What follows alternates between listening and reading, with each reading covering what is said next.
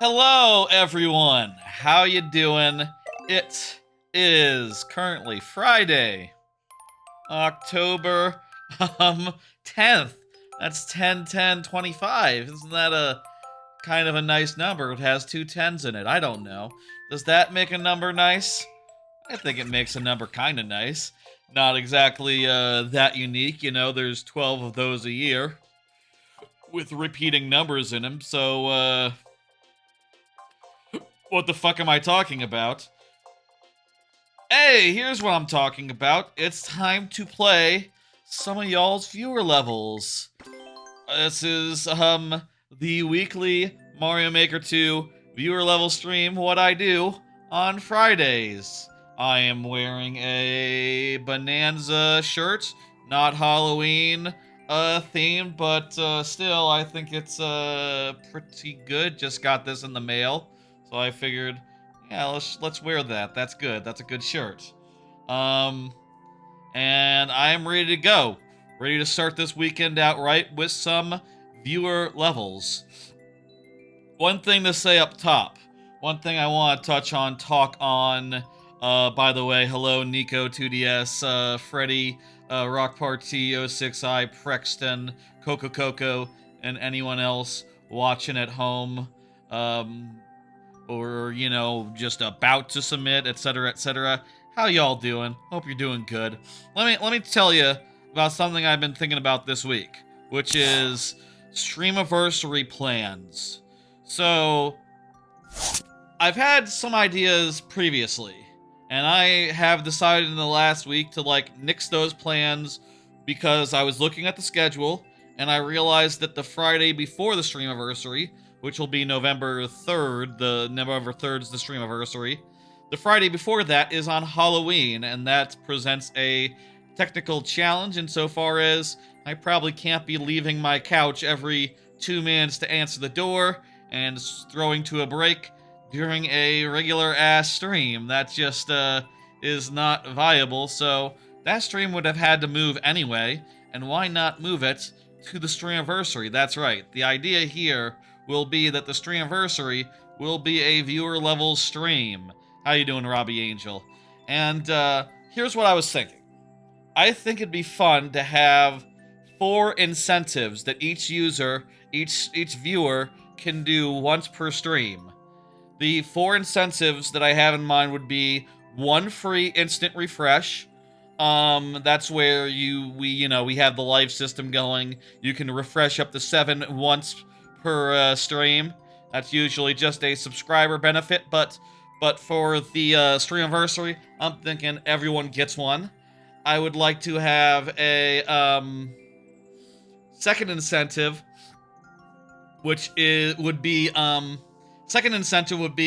a second level after your current level that I only get 3 lives on, let's say. So, I finish your level or I don't, I get another level. You get another level once per stream, and I only get a couple of tries on it, It's a limited thing, but kind of a fun bonus. Third, I was thinking, what if there was sort of a gambling aspect to it?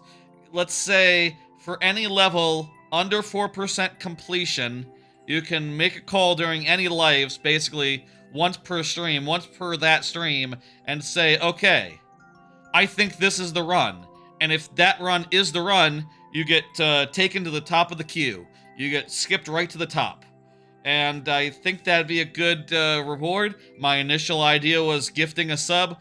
That's potentially expensive, so let's go with skip the line. I'm thinking skip the line is a good incentive for that. And as far as number 4 goes, here's what I have right now. I think it'd be cool if until such time as I beat the level, the current level that I'm on, I have to switch characters every live. Would that be cool and fun? Would that be a good 4th incentive? I don't have any other ideas for the 4th incentive, I'll say, so hey, here's the thing. If you have a better idea, let me know.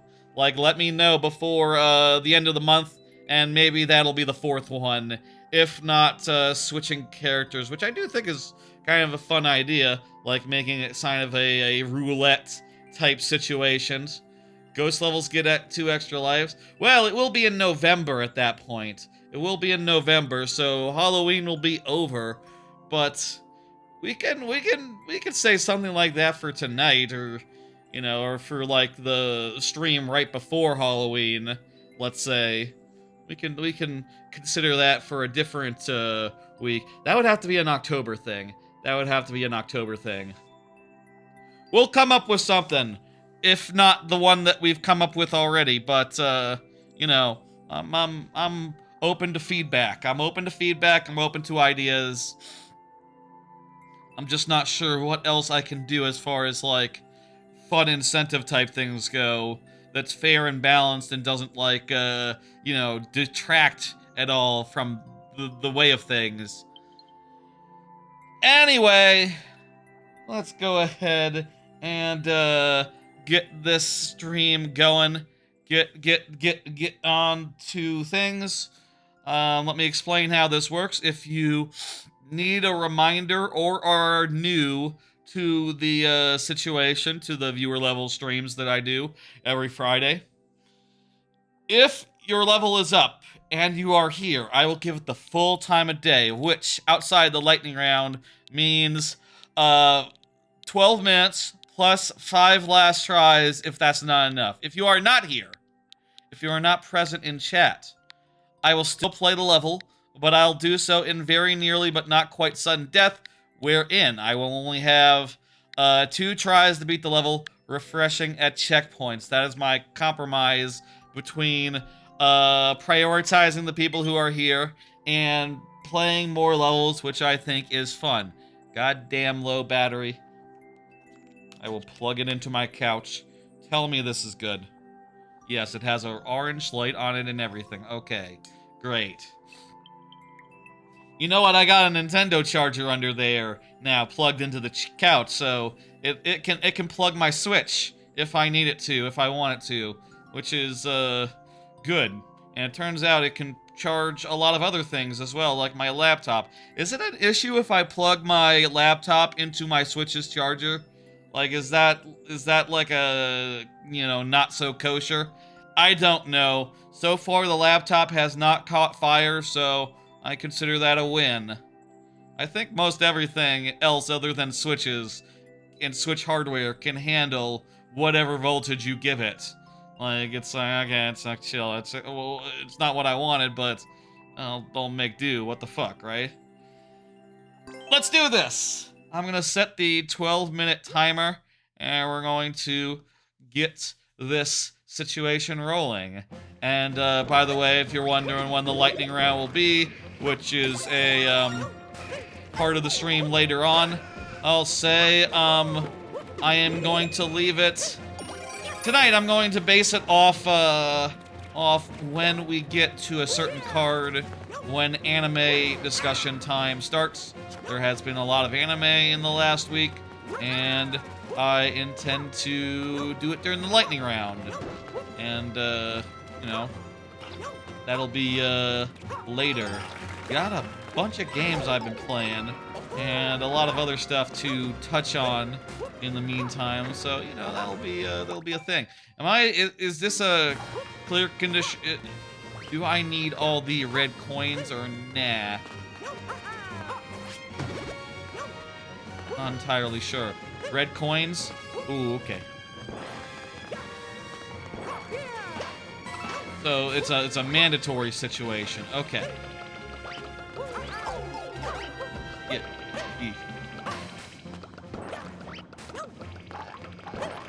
Anyway, I'm excited for that. I'm excited for a bunch of honestly, I'm excited for a bunch of streams that are coming.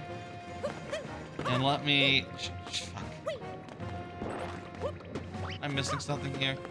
Maybe I need to be a cat again. Okay, yeah, I can see now that this is a repeating checkpoint situation. So you can, refresh after you get X coins. Alright.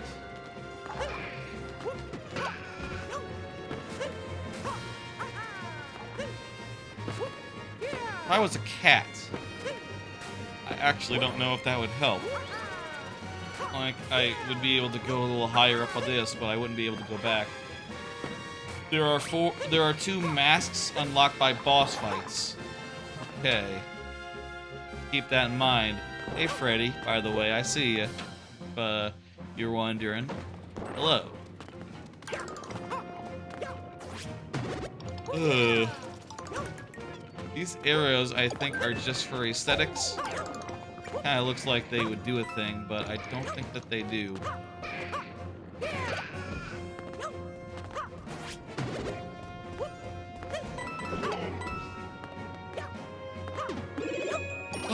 Anyway, hope you all had a good week. My week's been okay. Not the hottest week, I guess. I don't know. Last week I mentioned I've been having some, I stopped taking some stomach medication and have been dealing with a little bit of heartburn. I got some over-the-counter stuff that, you know, probably is safer in the long run. If it's over-the-counter, it can't be that bad, right? And I started just, like, taking some in the morning to help with that. And so far, so good, I think. I don't know.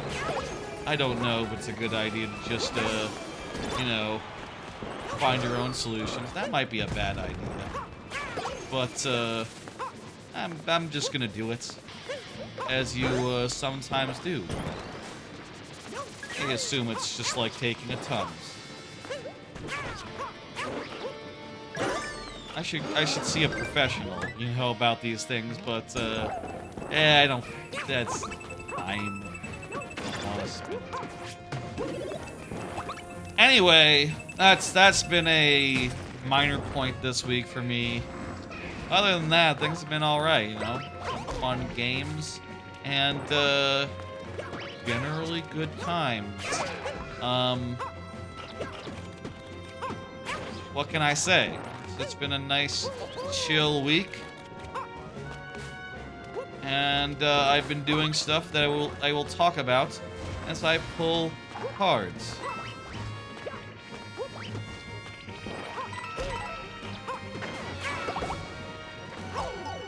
Yeah. Not 100% sure how. Maybe I'm supposed to use the propeller hat for that one, for this one, rather than the bullet bill hat. Funny that these are like based on boss fights because, you know, they will expire if you die. Or, you know, even if you were to checkpoint, which I didn't, but, you know, still. Yeah.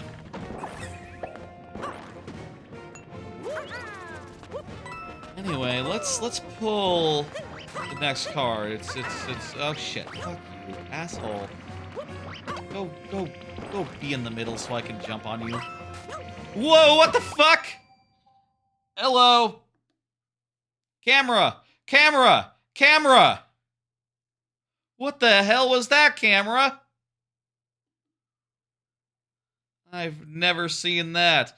The webcam just had a epileptic shock, it looked like. It just started freaking out there. I've never seen that before. Weird. I hope it never happens again. Maybe I should switch the other camera in. I don't know. This camera's been working great ever since I got it, but it does have to go on a long cable to, like, get to the where it is on top of the thing from the computer. Maybe it just loses power sometimes or something. That would be my guess as to what the fuck that was. It just powering down and powering up and powering down. Go, oh my god, oh my god. If it happens again, we'll take a break and, geez, can I switch the camera to the other camera? that help? I don't see why not, unless it's a cable issue. In which case, I could do some crap. Never seen that before. I have seen it just like quiver before. That's been happening a lot. So I guess that's like a more advanced form of that. That's weird.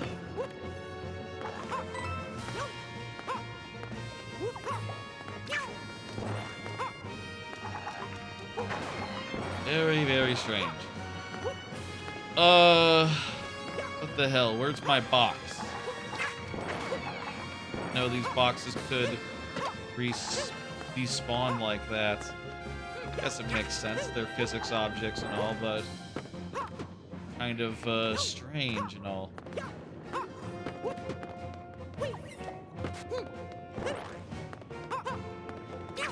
Ah! I needed that box not to be alive. Son of a bitch! Keeps despawning my boxes.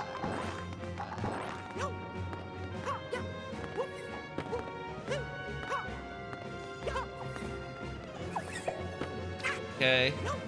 Now I can get to here. And I think this will be for the better hat.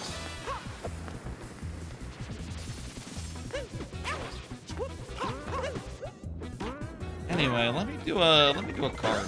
Do a card real fast while we're fighting this boss. Again, just to reiterate the stream plans, October and November. Dreamiversary is like the big thing right now I'm thinking about as far as like viewer levels type stuff goes. You know, that's in that'll be at the start of November, but there are a couple streams that are going to be hitting this month. Next week, Baby Steps, middle of the week, on Wednesday. That's that game where a guy really needs the shit and he walks funny because it's like from the makers of like QWOP, or I think it's from like the guys who made QWOP and other such games, you know. Shh. Okay, well, we can get it. I think it's from the same guy who did like that Getting Over It game. And as such, it is one of those games where you just try to walk real good and up a really hard hill, and it's a pain in the ass, and parentheses, humorous. So that'll be fun, I think. I'm looking forward to that. That'll be next Wednesday. 2 Wednesdays after that, I'm going to get the Outer Worlds 2, and I'm going to pay money for it because I don't have GamePass anymore. But, you know, I really did love the Outer Worlds 1, so there's no question in my head that I will absolutely get Outer Worlds 2 and play the hell out of it. Like, no question there, that's going to happen. And what's more, the first stream's worth of it is going to be on stream, so that's fun. Hopefully it'll be like an interesting start and not like a really slow start that I might as well have done off stream. Yes, that's the those are like the 2 plans other than the streamiversary. I have given thought to like, well, what if like after things what about if after Halloween candy stuff, what if I did an impromptu stream, like, late at night, in costume? Would that be fun? It might be. No details on that as of yet. No, promise, even. But I will say, I will think about it. Odds are good I might want to just prioritize the streamiversary and have that all ready to go rather than stressing over another stream a couple days before. Seems like the kind of thing where I might, you know, I'll say, like, those incentives for the streamiversary, I want to be able to get them on YouTube as well, so YouTubers can also join in on the fun. And I want them to have like a one-time use chat command to activate them. I'm not 100% sure how we'll do that yet, but I need to look into that sometime in the next month so I can, like, make a bot or something that handles that. You're not doing Extra Life? Not this month. In November, there will be an Extra Life, I'll say. And I'll also say the plan right now is, it actually just came out. I'll say I have been low-key considering, as an idea for a stream for a while, some sort of ukulele-type content, which is a game that I really did not like the first Fuck me, I just lost three coins. That's too many. Damn. Damn it all. End timer. 5 lives. Here we go. I am planning on doing Extra Life, I'll say. The other checkpoints. Gotta go through the pipe to get it. I'll say I am planning on doing Extra Life. That'll be in, later in the month. I'm thinking probably around Thanksgiving. And the plan for Extra Life will be, I will play Ukulele and give it a good honest go and see if it's any good whatsoever now. People are saying it does have meaningful improvements that fix meaningful issues. I don't know if they fixed all the issues, and also I feel like just a fresh start would have probably been the best possible thing for it. But I will give that a go, and also for incentives-wise, here's the 2 ideas I have for Extra Life incentive. Ready? The 2 ideas. Here's my red coins. The 2 ideas that I have are, 1, I want to have the option for viewers to let me have a better game to play. And for, like, I don't know, probably an increasing amount as this gets redeemed more. But for, let's say, $20 for the first couple redemptions, and like 30, 40, something like that for the next 4, I will switch from ukulele and play a world's worth of Banjo-Kazooie, so we can have a good game for a change. That said, if you don't want to give me a good game, if that's against your, you know, you see me playing a game that I famously have hated, and you think like, ooh, let's, I don't want to take that away, I don't want to give you a relief, you can actually do the opposite. For a higher amount, you can say, okay, play a level's worth of Sonic 06 for the Xbox 360, the worst Sonic game that ever was. You can redeem to get that instead. Those are my 2 plans for redemptions. What do you think? Good ideas?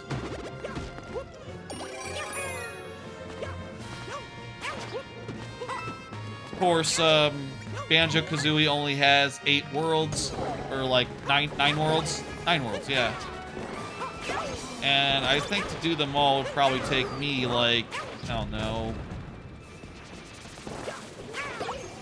couple hours, 5 hours. It'd be a long stream. It'd be a long stream, to be clear. So, like, if we do multiple, you know, worlds of the thing, it will be fine in the end. It'll be, like, 12 hours total. We could do a couple hours of either, any, and it'll be a good time. Seems fair? Nice. Okay, yeah, those are the 2 things I want to talk about as far as Extra Life goes. I am curious. The reviews of Ukulele does sound like, okay, they did, like, do some things that probably would help a lot, like, oh, you know, they added a map.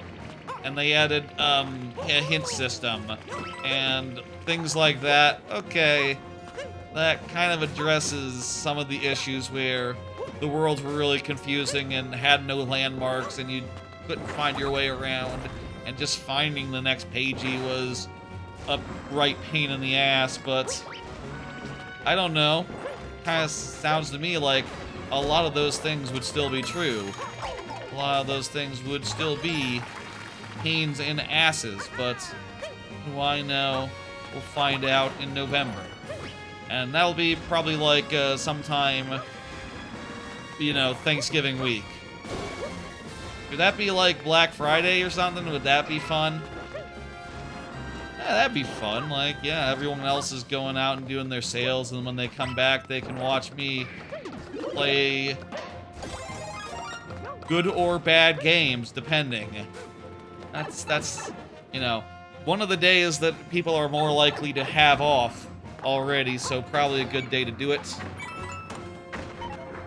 I mean, that would take the place of a viewer level stream, I guess. We always would probably normally do a Black Friday stream on Black Friday. But, I don't know. I should go buy a checkpoint so I can,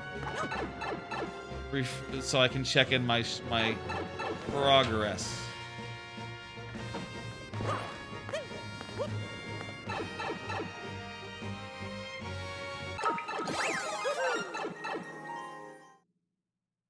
This level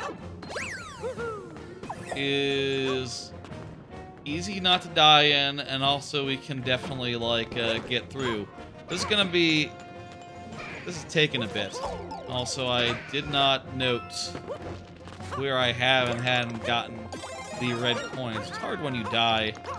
You forget where you've been and not been, or rather, post-death even, where you've been and not been.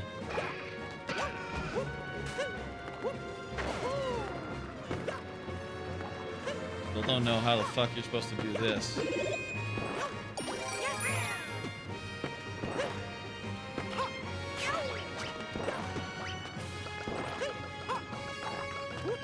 Anyway, got one more stream business related card left. Just trigger it now. You were thinking of making a task comments map in the future? How do you mean? Like a level that has comments where is not feasible? That's an interesting way to do. Do I have to like guide? Here's an idea.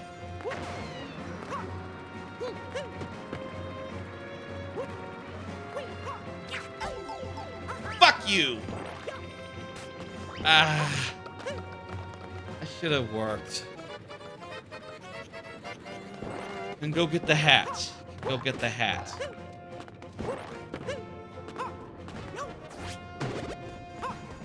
That's the answer here. Just damage boost up here, and it'll be perfectly fine because I'm so good at the game. Ah! Oh, no. I'm so good at the game, I will not die.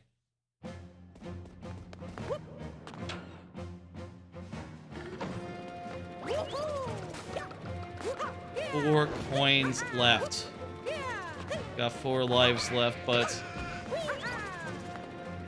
I think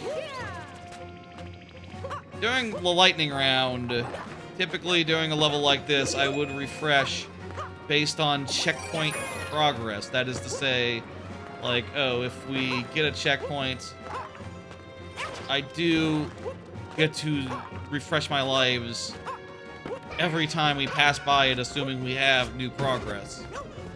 But that might be a touch overpowered in this particular case, considering that, no, we already did spend 12 minutes on the level, you know. Fair is, we've done our time, I guess.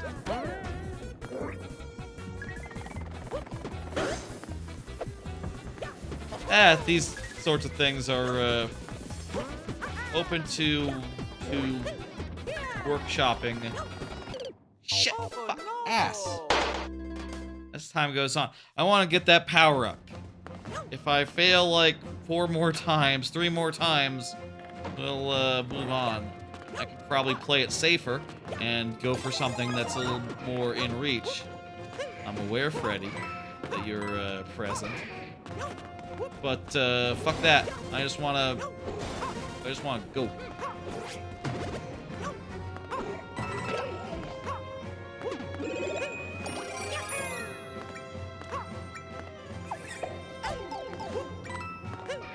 Anyway, card.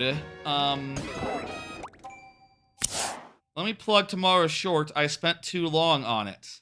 That's right. So, as I sometimes mention, I spend a good amount of time going through old content, trying to play YouTube's content game. You know, the one where they like you to make the short form content as you know, as you see fit, as it makes sense. And I've been, you know, plugging away at that in as much free time as I can allocate per week, which is to say not nearly enough to like actually catch up. And as a result, I am just frequently choosing older streams to clip up and clipping them up. Like yesterday, I finally got around to the first Astrobot and the first Metaphor streams from last year. So that's fun. Before that, and this is where the next short comes from. Tomorrow's one, I did the Metroid Prime 3 randomizer stream, and in particular, I clipped up a whole big chunk of that stream that was pretty good and pretty long and pretty frustrating. Basically, when I was playing that randomizer for the first time, I think that was last December, I went to Skytown. Before I got Boost Ball or Space Jump, I started the seed without the double jump ability, which you usually start the game with. I particularly modified the settings to basically go double jumpless, which turned out to be a mistake because so much of the game is built around double jumping, and like, as I was exploring around Skytown, I kept on running into literal soft locks that I had to work my way out of and figure out, like, okay, how the fuck do I get around this? How the hell do I, you know, jump across this 2-jump gap with 1 jump? And or like, oh, I'm stranded out here on a random platform that usually you'd use Boost Ball to get back from. What the hell do I do now? Also, we did get a checkpoint, so we refreshed the doodads. That short, covering that whole City of Softblocks situation, is going up tomorrow, and I think it was probably one of the hardest, like, edit situations I've ever had as far as the short stuff go, because, like, my process for shit like that is basically, you know, when I have a lot of content that might go into a short in a non-linear fashion, I just sort of clip up everything that could go in and then trim it after the fact in YouTube. And when I first exported it, it was 8 minutes long, and a YouTube short maxes out at 3 minutes. So I had to cut over half the stuff. And then after the first edit, it was 4.5 minutes, which is still, you know, 1.5 minutes long. So I probably spent like 1.5 hours just stressing over which words to cut, what parts to cut out. And like I'll say, like, just for the record, if you know, I'll watch it tomorrow or whatever, you can all watch that old VOD and see the full 30-40 minutes of me getting trapped and lost and shit, if you please. I think I had to cut out like half the softlock situations because they just wouldn't fit within the narrative within a 3-minute span. So that was oh god. There's two hidden. There's two in the vertical world and one in the hidden pipe in the main world now. Interesting. It's a cool hidden world. Hey, Marble Run. Who in the subworld? Do I need to look here then? Okay. We should go back to the hidden world. I liked seeing that. I don't know what the fastest way to that is. Is this it? No, I don't think so. Ugh. Anyway, that short will be going up tomorrow. I do think it's best to... I do prefer, generally, my process is pretty shotgun, as far as just, like, I clip up as much stuff as I think I might need or want to be clipped up eventually, and then I export, like, half of them to YouTube Shorts, and then post, like, one a day, which is to say a lot less than what I make. You know, basically, I have, like, hundreds in the can ready to go if I so choose. It's just that I typically choose to post the ones I think are best for a given day when I'm feeling like, which isn't to say that everyone is, like, really good, other than it's just to say, like, well, I thought it was good enough to post, and then the algorithm does its thing, and basically what I'm saying is I spent way too fucking long on this tomorrow one, and I would like it to not get buried by the fucking algorithm. I don't know how well Metroid Prime 3 does, algorithm-wise. Maybe the algorithm hates Metroid Prime 3. I don't know. Kind of thing is always a, fucking crapshoot. Like many people, I find the algorithm to be mostly a, what's the word, a pain point, a stressor, a weird, irrational thing that just seems to pick and choose winners versus losers. Like, I feel like, generally, I'm not sure that,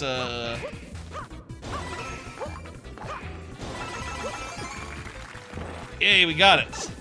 I'm not sure if, like, there's ever any difference between, like, one video and another for, like, smaller channels, other than, like, no, the algorithm chose to smile on this one, it chose to frown on that one. You know, I definitely feel like since becoming a YouTuber, I more acutely understand, like, when people talk about, okay, you know, the difference between a good algorithm and bad algorithm is like a 10 times multiplier, you know, and for the bigger people where that's money, yeah, I can see how that would be fucking annoying and fucking something that you hate, you know? Like, 100%, I get it. For me, it's nothing. It's just, I like big number. I like, not even big number. I like medium-sized number. It's like, yeah, give me a number. Any number. I'll take any number, honestly. I see a number, I say, man, that's doing number. Look at that. It's a non-zero number. How about that? Wow. Got a couple. Good. Okay. Algorithm didn't just show it to 0 people today. Wonderful. Anyway, short form content is... I don't know if YouTube cares anymore. I don't know if, like, they're really looking for this sort of stream clip. I don't know, man. I know it's, not the stuff that I see promoted. I see in my feed. But, whatever. Whatever. Do the stuff that I think is best. I think is, you know, my stuff, my style, etc. Just how I like it to be. Is this a... Okay, I think I technically need the hat, but let's try it. Just damage boosting. Yeah, damage boosting worked!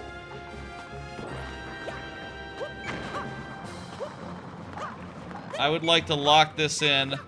Lock in this progress.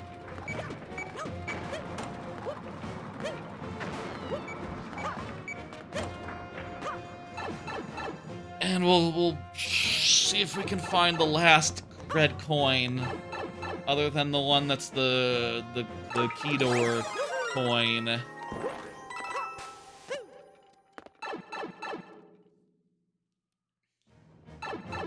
I'll say as far as it's another door, excellent. Okay. I think we might need, if I had to guess, we might need the other power-up for it, but... Oh, hey, there it is. Let's find out. Maybe we can damage boost this one as well. Oh, probably not with one. Bit of health. We probably need two.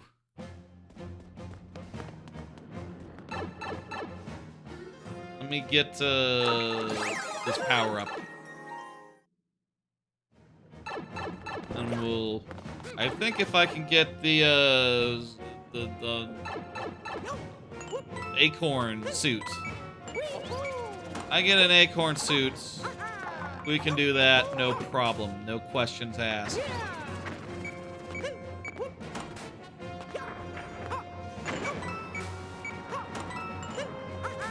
Anyway, I'll say, just apropos of nothing, just one final thought on the short form clip. The clipping that I do.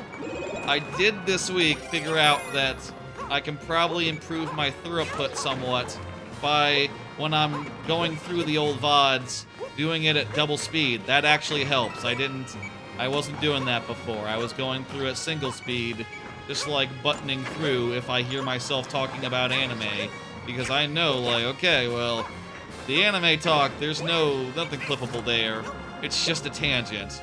I listen for tangents and go, okay, tangent, tangent, tangent, no, no, no. Funny moment. Okay, there we go. Let's get that. Get that, isolated.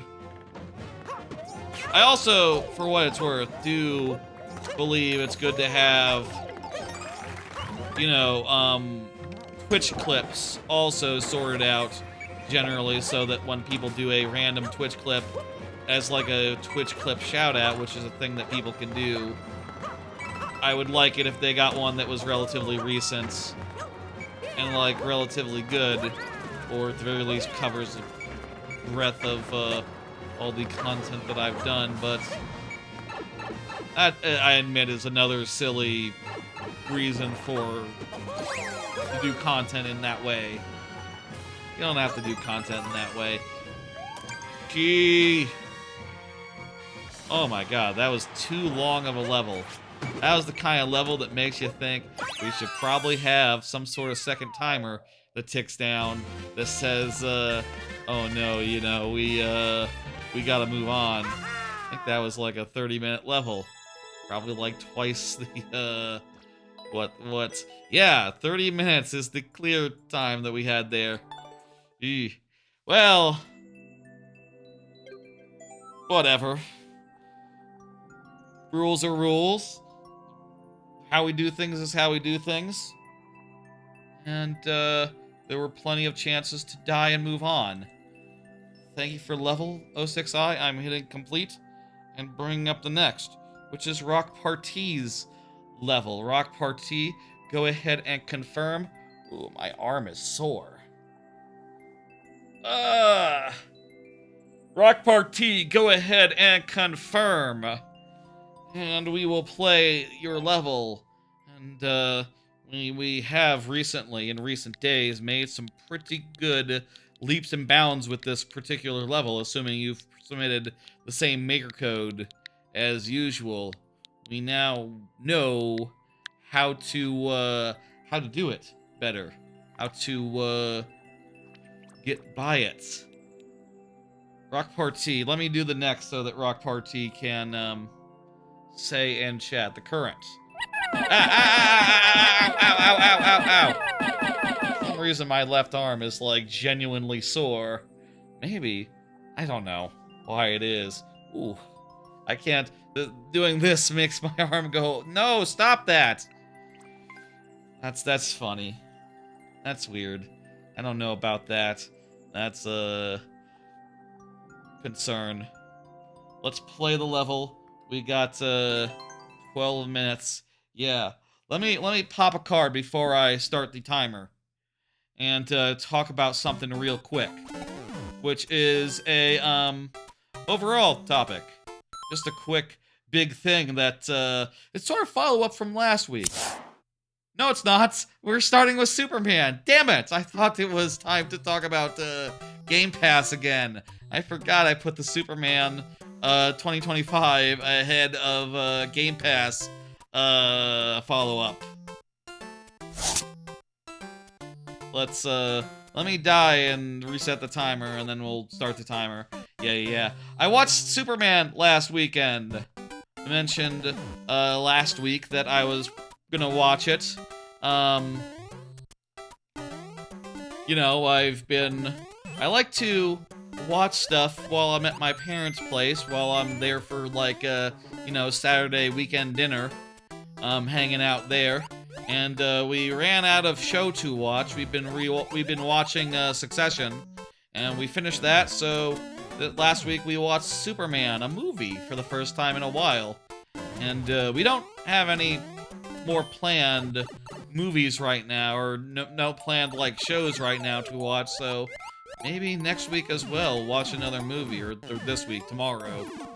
I don't know. I'll say Superman was a lot of fun. I really enjoyed it. Thought the Superman guy was a very wholesome dude, and probably the right take for Superman, as I understand it. I mean, I'll say I don't really know that much about Superman. I probably watched, like, the Justice League show or whatever when I was a kid. I remember Martian Manhunter being kind of a cool dude. I remember things like that. So I definitely did watch some of whatever Justice League show existed, but really enjoyed the movie. Liked Nathan Fillion as a Green Lantern dude. As what's that guy's name? Guy something? As Guy. He was a good Green Lantern. The bowl cut was a lot, but I liked his attitude. Very fun fuck up type character. Really liked the dog as just like a persistent element of the movie, just dealing with the super dog situation. That was a lot of fun. Had some good heart, and the action was pretty solid. I don't know that I love the Lex Luthor.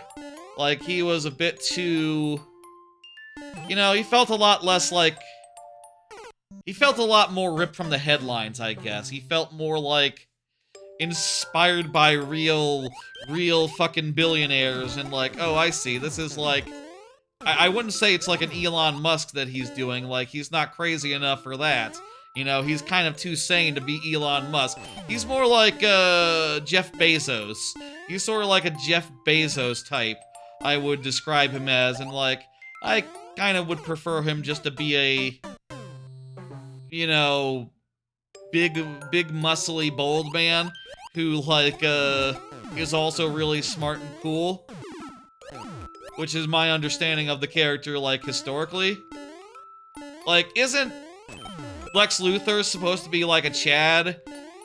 Isn't Lex Luthor supposed to be like a Chad? I don't know. I feel like in this case he was the, what's the other one?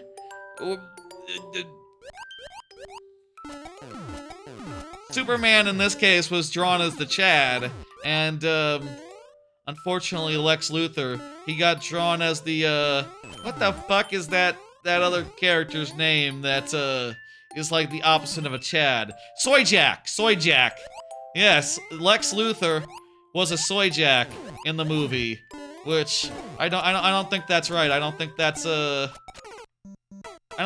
how Lex Luthor should be. But also, I didn't really care, and it was fine. You know, like, yeah, it's fine. He was menacing enough. He had enough muscle on his side to make up for him being a bit of a soy jack. And it wasn't as bad as the Batman, which I really strongly didn't like. I really didn't like the Riddler as a QAnon guy. You know, they basically turned the Riddler into, like, Jigsaw in the Batman, which is not right. The Riddler should be having fun. The Riddler should be like, was he David Tennant? I forget. Did they get David Tennant for the Riddler? And that was the Riddler he turned in? Or did they just not get David Tennant?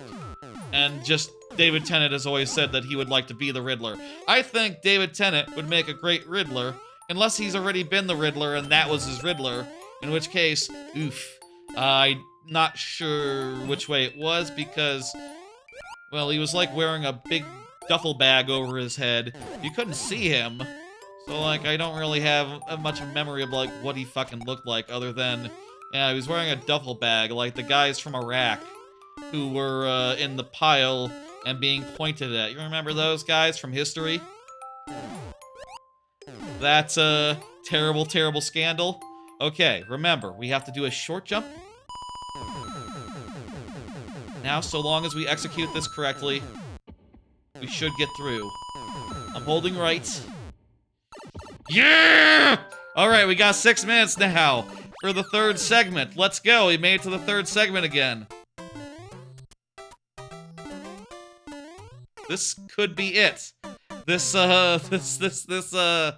stream could be the last we see of this level. Let's hope. I'm hoping. We've been working at it for months and months and months now. We pretty much got the first couple of screens clocked. Now we just gotta work out this, which I'll say has been coming pretty fast. It's not as hard a screen, I think, as the other two were to figure out for the first time. I said it is difficult, for sure. Precise, you need to get some speed, some height, some etc. Yeah. Superman was great. I'll say, I'm not entirely sure we have a plan for, like, what to watch tomorrow. If anyone has any movie suggestions, what are on, like, Netflix, relatively recent, etc., on Netflix or, HBO, got, like, most of the streaming services that are relatively major. Okay, I think we gotta get over that, get over the blue plat after that, and then basically home free. If anyone has any movie suggestions, I am open to them.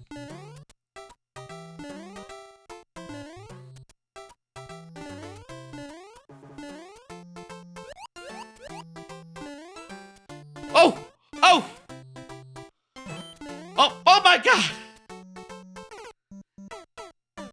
One jump away. Maybe also some timing. Like, maybe we have to, like, get there sooner so that... Maybe we have to go through some of these sections faster so that that platform will be at the right place at the right time. It is unclear. I do not know. It wouldn't surprise me with how the rest of this level has been.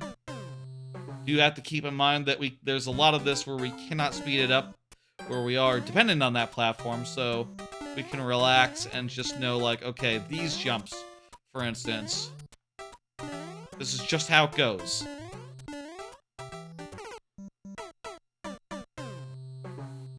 Whew. Let's go. We could do this. We could do this tonight. We could do this right now. This could be the end of this level.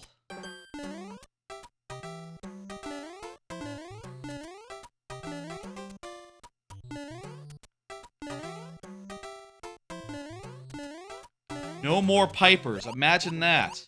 A world with no more Pipers. No more war. It's close, close, close! Imagine, imagine!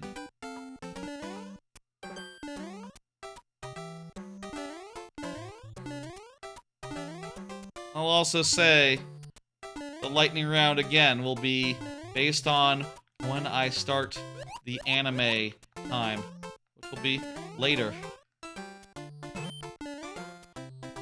Smaller jump there. Let's look at that carefully. Is this timing good? So here we are. We need to do a short jump. I think the timing is right. I think we just need to do a oddly short jump there. Like, literally as short as you can do. And I think we can do this. This has been a level months in the making. We've been at it for goddamn, like... We've been at this level for like 3 months. Like 4 months since... I don't know, like May? April? It's been like 5 months since we started this level.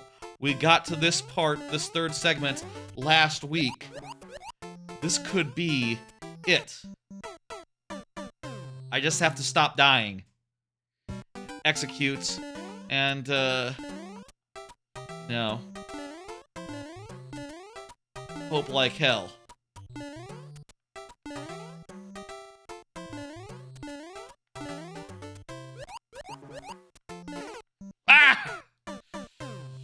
Timer's getting worrisomely low.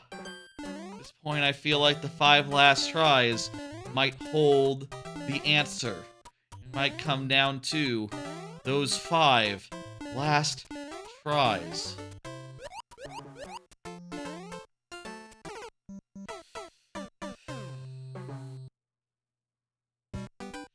So close. A minute left on the clock.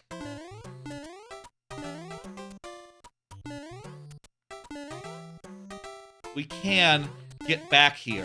We know this now. But I would like to finish it. It's a very short segment. Very short bit. I got it all down except for the last 2 jumps.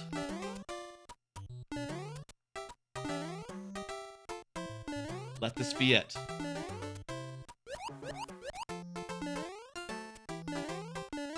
Oh.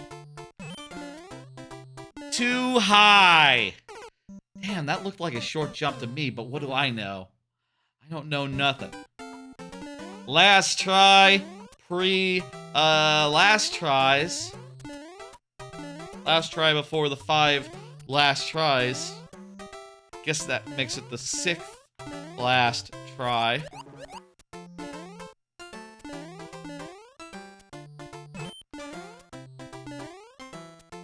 I feel like we might need to speed part of this up. I feel like speed might be key.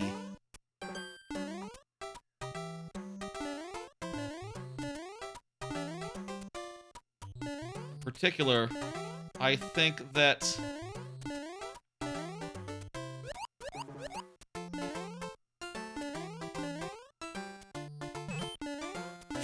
oh my god!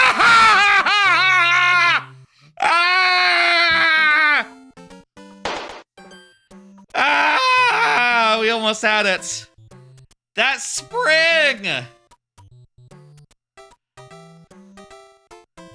3 months in the making. Thwarted by a spring. We have 4 tries left tonight. Or right now, anyway. Let's make them count. We have 3 lives left, folks. And then we will have to move on. You scared me? I scared me. Blame the spring, please. Please. I put it all on the spring.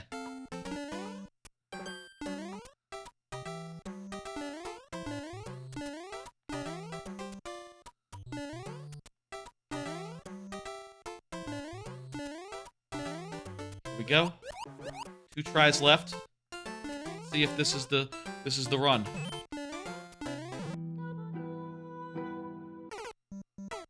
Springed again! I was sprung again. Last try. Let's make this the one.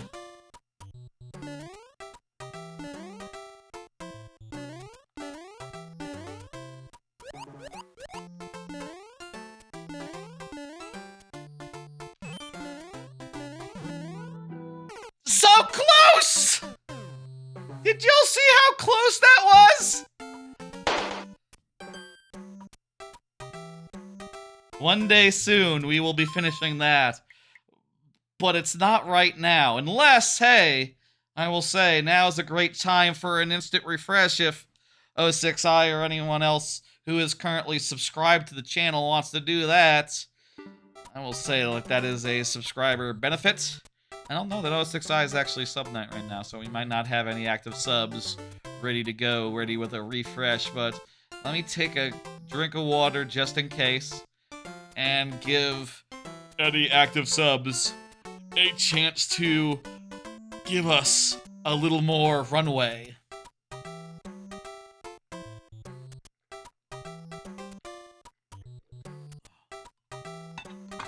Next up is Freddy, by the way. Freddy, if you want to confirm.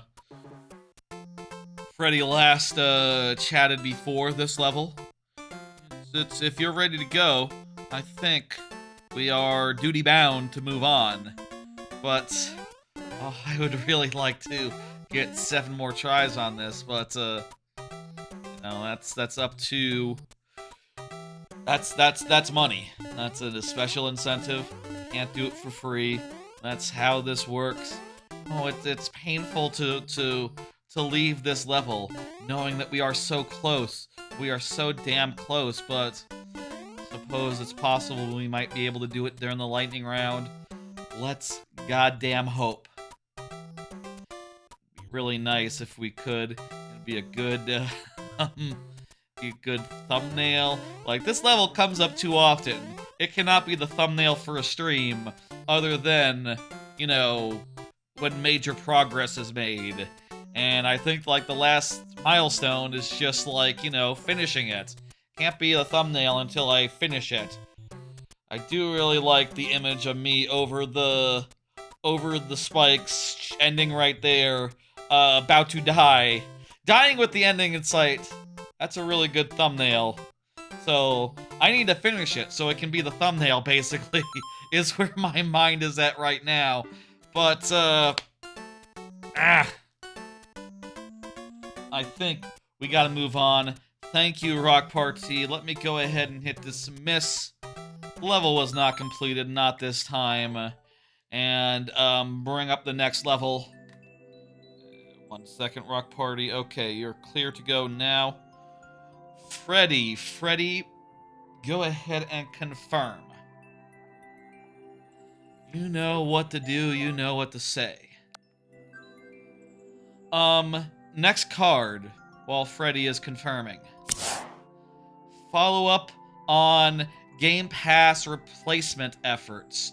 I said last week that I canceled GamePass, as many did, when the price went up to $30, and I was kind of interested in getting some games that I had got through GamePass, and over the weekend, last weekend, I started looking and getting as many as I could that were on sale.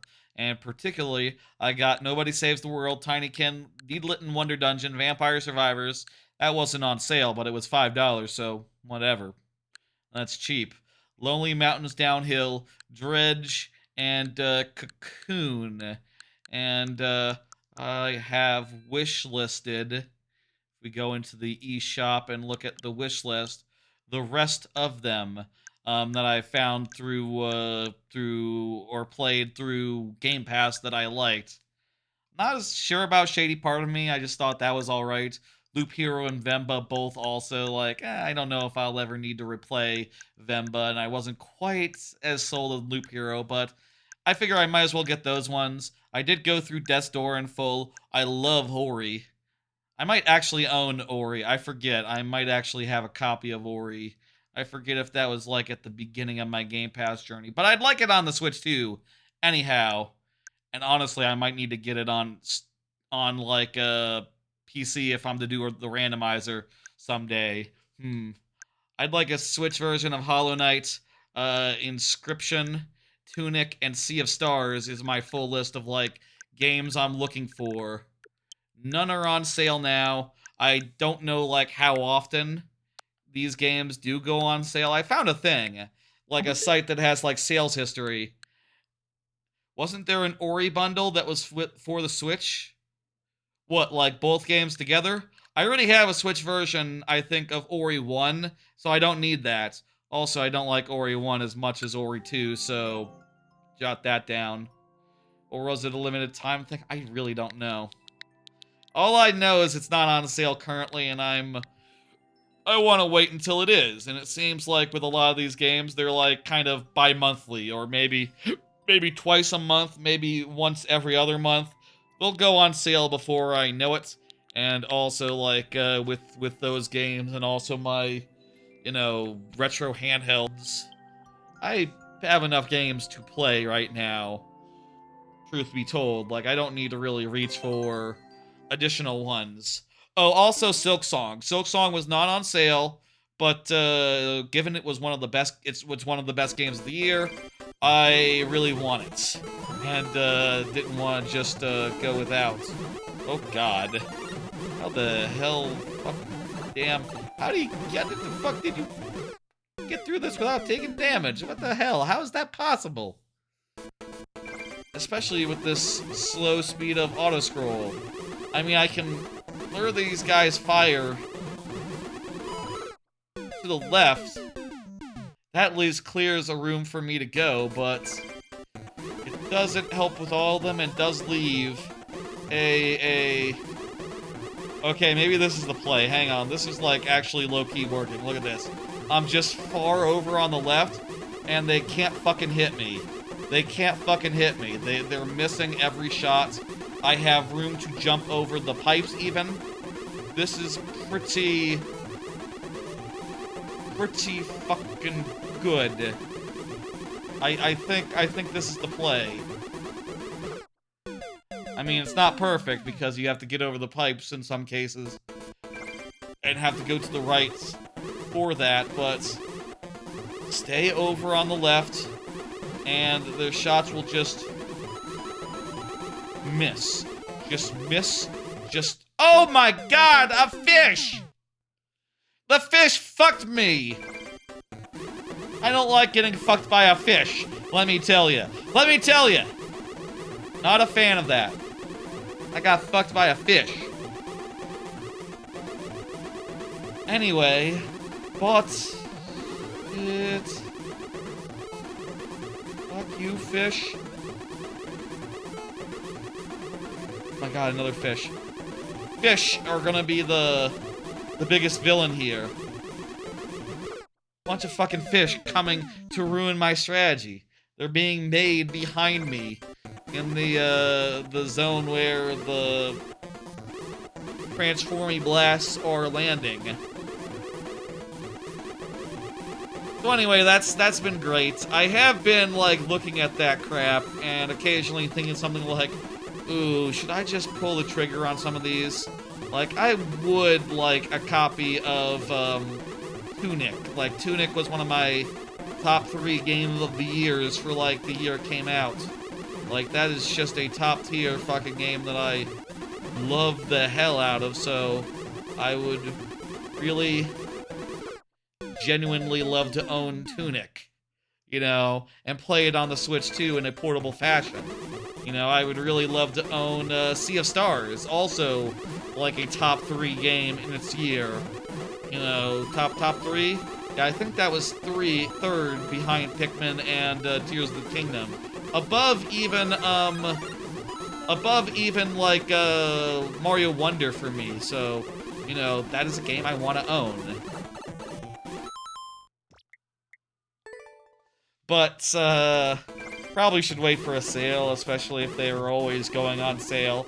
I'll say, like, when you put it all together, right? Like, over the years, I have played probably, like, 20 games on Game Pass first time that have been, like, worth, getting, etc. Probably just comes down to, like... Probably really just comes down to, like, $5 a game, $10 a game, tops. Maybe 15 if it's, like, a really expensive one, and it's on a decent sale. Like, that's not bad for the price to, like, reacquire all the crap you were paying, like, hundreds of dollars a year for. So, that's nice. I'll say there are a number of games that are not on Switch 2 yet. You know, like, that are not on Switch 2 yet, like Avowed, and, let's name them. Avowed, Blueprints, Claire Obscure. I would buy Doom, The Dark Ages again. I think I'd like that on Switch. There are quite a few bigger games that were on Game Pass, like retail-type games, that I would absolutely buy again. I say buy again. I would absolutely attain, but, you know, far as I'm aware, they're not on Switch. And, like, hey, Frog Bood, how you doing? They're not on Switch, and, honestly, I am not, like, in such a rush to replay, you know, some of these games that I would buy them on Xbox. You know, of them, like, Claire Obscura is kind of the biggest issue because I didn't finish it. So, like, I'm still on I just got to Act 2, where I was at in that game, but, hey. But, I don't know, I figure I could, what the fucking hell, man. Yes, you can add a level, please, go ahead, add as many levels as you like, so long as so long as you'd like to add one at this particular juncture. You can add more, like, as the stream goes on, you know? Like, as the night, keeps on trucking. Yeah, this one is a nightmare. We have 6 more minutes and then 5 last tries after that, so, you know, we'll be seeing this for a bit. Or maybe I'll finish it. I feel like I got a strategy that's kind of working. It's kind of working. The strategy is kind of working.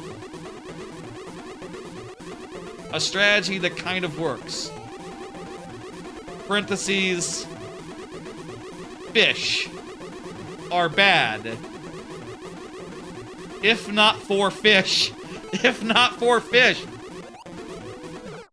Fucking fish. Fish.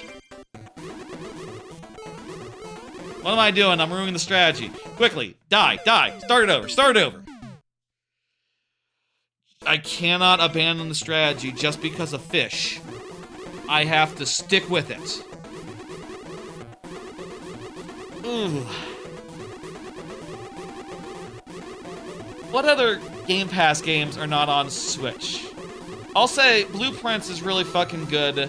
I would really like to have a copy of Blueprints, but with Blueprints, I feel like it would be such a good Switch game. You know what I mean? It'd be such a good handheld game. You know, to just do runs on handheld mode while watching YouTube or something. Like, that would be, like, 100 times better than having to take up the whole TV screen as you would on, like, Xbox or PlayStation. Also, I'll say, like, even post Game Pass being dead, I still prefer... Oh god. I still prefer the Xbox version... Fuck, this last screen. Wait. Is the pipe shortcut in place? The pipe shortcut probably isn't in place. Oh right, it's bricks. Those are not pipes, they're bricks in this version. This is actually very bad. This is actually moderately bad, I should say. It's not very bad. It's just not good.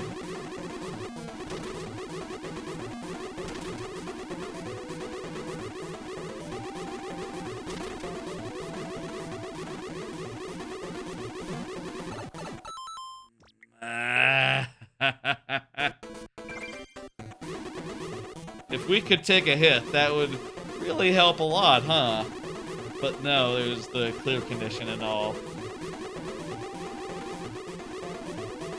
What other games do I have on my list? I made a whole list last week of, like, Game Pass games I want to reacquire. And I started, like, checking them. Fuck you, fish! I started checking them off. I can check off Silksong now. Yeah, just the ones I showed in the wish list. And as far as not on Switch 2 yet, I have Clair Obscur, Blueprints, Doom Dark Ages. I wouldn't mind Resident Evil 2. I didn't, do all of that. I would like to play Resident Evil 2. Though I might just buy that. I might just start with 4, actually. I'm thinking, let's play 4. I don't need to do 2. Thinking, like, playing 4 Remake might be fun. I don't know. And Avowed. Were there really? How many games were, like, Game Pass in recent years? I guess if I were to extend my list of games to consider, like, okay, let's consider a wider amount of games. Halo Infinite. Would I re-get Halo Infinite put on Switch 2? Probably not. I mean, I thought it was kind of fun, but also I didn't get very far. I probably got like, oh god, oh god, oh god. I didn't get very far into Halo Infinite. I probably got like...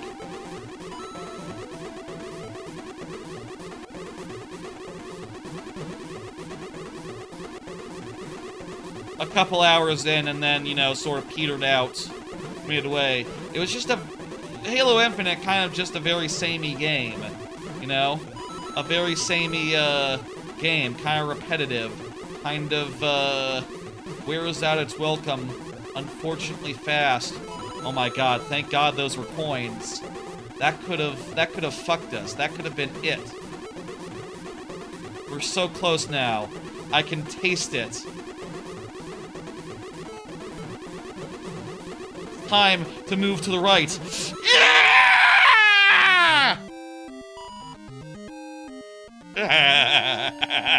We did it. Ha ha. Ah. World record. Yes. Yes. Also, first clear. First clear as well. Yeah. That was a nightmare. That was horrific. I had a good cheese, and that cheese worked,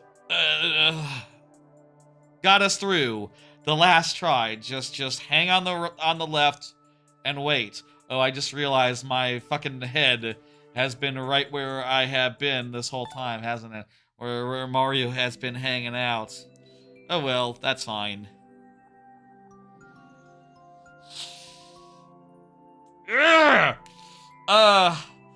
Let me go ahead and hit complete.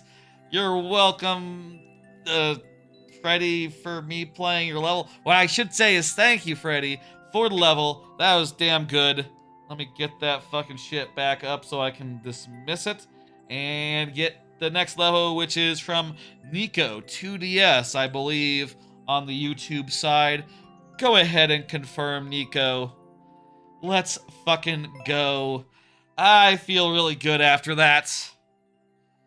That was a hell of a level. Man, if we can finish Piper's... I feel good even without Piper's being finished. Woo! Alright, let's hit the thing. What am I doing? That's not the thing. That's a different thing. It's now time to do another card. Yes, okay. I've been playing Tinykin. Is that the next card? I guess that's the next card. I need to check to make sure. I thought I would talk about Silksong first, but nah, apparently Tinykin is the first one up. Let me make sure that I didn't forget about... Okay, yeah, Silksong is in the list. Okay, good, okay, good. We gotta talk about that, but first, let's talk about Tinykin, which you can see is one of the Game Pass games that I recently reacquired. Tinykin. Tinykin is fucking great. If you don't know what Tinykin is, It is a 3D platformer that's kind of mellow and good with real Pikmin influences. You basically run around a tiny big world collecting the Tinykin, and with more Tinykin, you can do more things. And, as you're collecting them, you spend them to, you get exploding ones, and you throw them at, exploding things, and you spend them to open doors and stuff, or you get ones that can carry stuff, and once you've collected enough, they can, move objectives around and weigh down switches and stuff like that. And the best ones are these green motherfuckers, where when you hold down right trigger, they just stack into a ladder underneath you, and the more green Tinykin you have, the higher up you can climb, which makes it so that the levels have fantastic verticality to them. That's a G, not a 6. Let me correct that. Fantastic verticality, where you're just, constantly shooting up as high as you can do, and platforming from there, and as you collect stuff, you can go higher and higher in each world, until you can basically just, get to the fucking ceiling, basically, and that feels really good. It's so fun to run around and explore.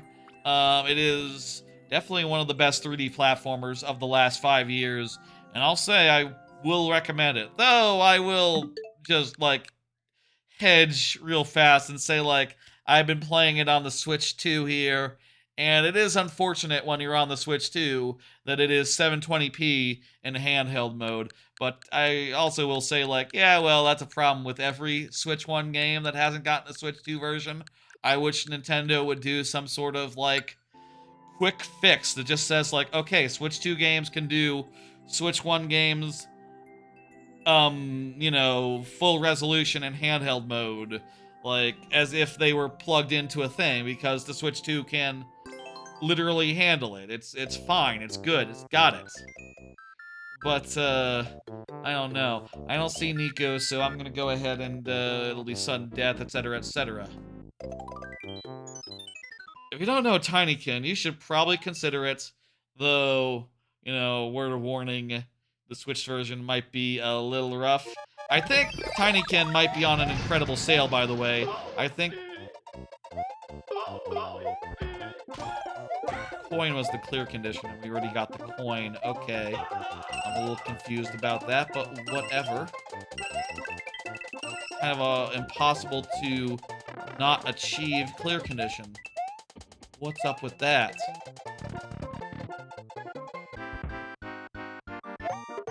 There's a timer here. It's a tight timer. It's a 100 second. So you could just take too long, but it's short level, so, easy one. Oh, it's a remake of, I'm not sure, another game or another Super World that Nico has done. Unclear. Thank you, Nico, for the level. I think that'll do it for Nico. That was an easy one. That was a nice one. Let me go ahead and hit complete and bring up the next one. Yeah, Tinykin's fantastic. Would recommend. It's on a really good sale right now. I wish it was updated for Switch 2. I feel like every Switch 1 game... I wish every Switch 1 game was updated for Switch 2. It would really just improve handheld mode drastically and look a lot better when in handheld mode, and I like to play the Switch in handheld mode. Switch games are almost better on the Switch 1 handheld mode than Switch 2 because, it's not pixel perfect. On Switch 2, it's kind of maddening, right? The 720p just looks a little fuzzy, looks a little wrong. Yes, I agree, there should be an option. They really need to patch that in. I don't know why they haven't. My understanding is that on the down low, on the illicit scene, they got that already. You can do it on a Steam Deck. You can do it on a Retroid Pocket Flip 2 if you were to be so degenerate as to play your Switch games on a non-Switch device. There are options. It's been proven. It's known. I feel like there should probably, maybe there's a reason not to do that. Prexton is up next, by the way. Go ahead and confirm Prexton. Maybe there's a reason not to do that, if you do that, There's sometimes features that only work while you have access to USB ports. They'll get all screwed up. I don't know. But I do know you can plug in a USB port on the top of the Switch too, so, you know, even when in handheld mode. So, is that a good reason? I don't know. I suppose there's also things like the touch controls versus motion controls in like Mario Galaxy. I'll say, in my experience, the motion controls are a lot better than the touch controls, like for Yoshi and for Starbits. So, yeah, I prefer to just stick to motion, honestly, even in a while handheld. That's why it should be an option with a disclaimer. I mean, I think what it just needs is some sort of hack, some sort of like across the board hack where it's like, okay, if your game was targeting 720, just do this toggle real fast if you think that you're just good to go for 1080p. If that causes any errors making making it upscale properly, then you know, it should be on the developer end, I think. Hey, Prexton, excellent. Prexton is here. Fantastic. Let's go. Let's set the timer. I think put it on the developer end, honestly, and make it so that developers all opt in. I mean, if developers are out there like offering sales every month, they probably are not like just sitting on their laurels, you know? Like Tunic goes on sale every month or two, right? Maybe every 2 weeks. I'm hoping it goes on sale soon so I can buy it. But it goes on sale frequently enough where it's not like they're just sitting there doing nothing. Like, they're watching money come in. There's like an incentive and crap to update it for Switch 2. And also, like, you know, maybe there are people other than me who are reacquiring their Game Pass libraries now that they don't have Game Pass. And, that should be a pretty... I wonder, like, if all these games that have been on Game Pass for years, I wonder if they're seeing a bump.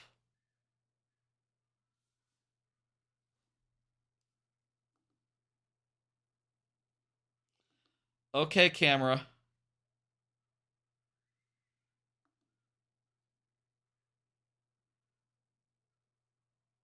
Camera, what the hell is that? Hang on. Let me look at this real fast. Hang on, hang on. Let me mess with some cables. I'm gonna stop the timer. I'm gonna throw to a break. That's some fucked up shit. The webcam is not supposed to do that.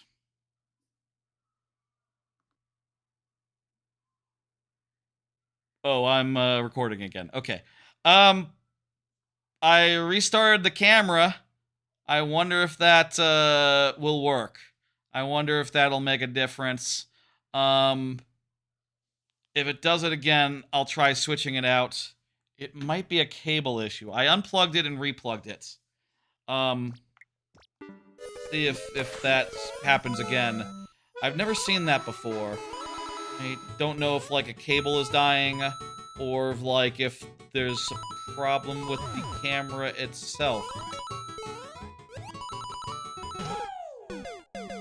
Very concerning. I hope y'all don't mind the camera just, like... Maybe I should, on the VOD, like, go ahead and do a quick edit so that you don't see, like, the camera just spastically shifting left and right. Like, that might be an epilepsy concern, honestly. That might be an epilepsy concern. Oh, also, the camera controls are currently, inoperable. Whoopsie daisy. Let me get the camera controls up real fast.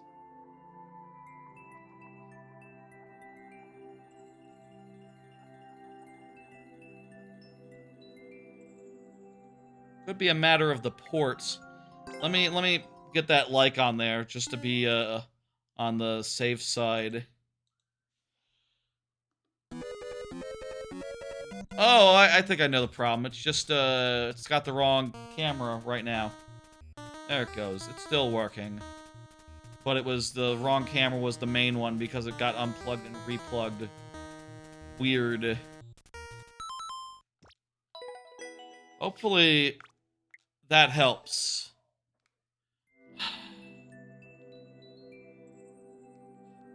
I will say I've been noticing, like, some weird issues for a while now.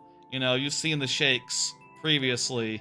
You know, it's definitely been shaky for a while now, but they've been momentary shakes, never just, like, extended spasms. That's new. And very concerning. Yeah, I think I will just, like, blur that out on the VOD, because that is an insane error. And also, you know, seems like it might be a risk. Thank you, Prexton. Let me hit complete and, bring up the next level. Coco, you are up. It might help. Let's hope. It's fixed, I'll say. My camera just has, like, a... If you're wondering what's going on with my camera has a, it is the Insta360 Link, which is a camera with a little bit of a, it has, like, an arm and stuff where it can, like, pivot and follow me, which is good, except when it, I guess, dies, in which case it just starts, like, pivoting all over the place. And, that ain't right. That ain't right. It's not like it's falling or something. It's literally just on top of my preview monitor, just, like, fixed in place. Part of the problem might be that it does have a very long cable to get from the preview monitor to my computer, so maybe it's losing power or something, or losing connection briefly. That would make sense, but, hope it's not the case. Let's do another card. Been playing Megabonk. That is the hot new Vampire Survivors type game. I played, like, a couple rounds of it every night, except for last night, for the last few nights, and it's been fun. It's sort of a 3D Vampire Survivors where you're running around, you're doing the vampire surviving, killing enemies, choosing an upgrade every, that's a 6, not a 5. Or, wait, no, that is a 5. I thought it was an S for a second. I think it just quivered, but that happens. 2YN, 6JF. Coco. This code did not work. Does not work. XT5, 2YN, 6JF. You're gonna have to correct it, or else, I don't know what we're gonna do, Coco. Unless I can find your maker code in my, history. That's what we'll have to do. Hang on, let's look real fast. In light courses. Anyway, Megabonk's been fun. It is good to, like, run around. If you don't know Vampire Survivors, that's a game where you run around and automatically kill, like, waves of dudes while doing an automatic attack on every, like, second or two. And over time, you, like, reduce the cooldown. You get it faster and faster and faster and get more and more weapons and more buffs. I'll say that like, Megabonk is a very cool one of those. But I'll also say it does have some issues. Like, the main one that I would call out... I'm trying to check to see if, like, maybe it was the maker code. Hang on, let's check. Nah, that's a completely different code. This is Coco's profile, so let's see if we can find something that looks very similar to this. I'll say, I do have a problem with Megabonk. And it's the fact that when you start the game, you can only get 2 weapons. And it does get, I believe, up to 4 weapons, but you basically have to play hours and hours and hours to do enough quests so that you can unlock that many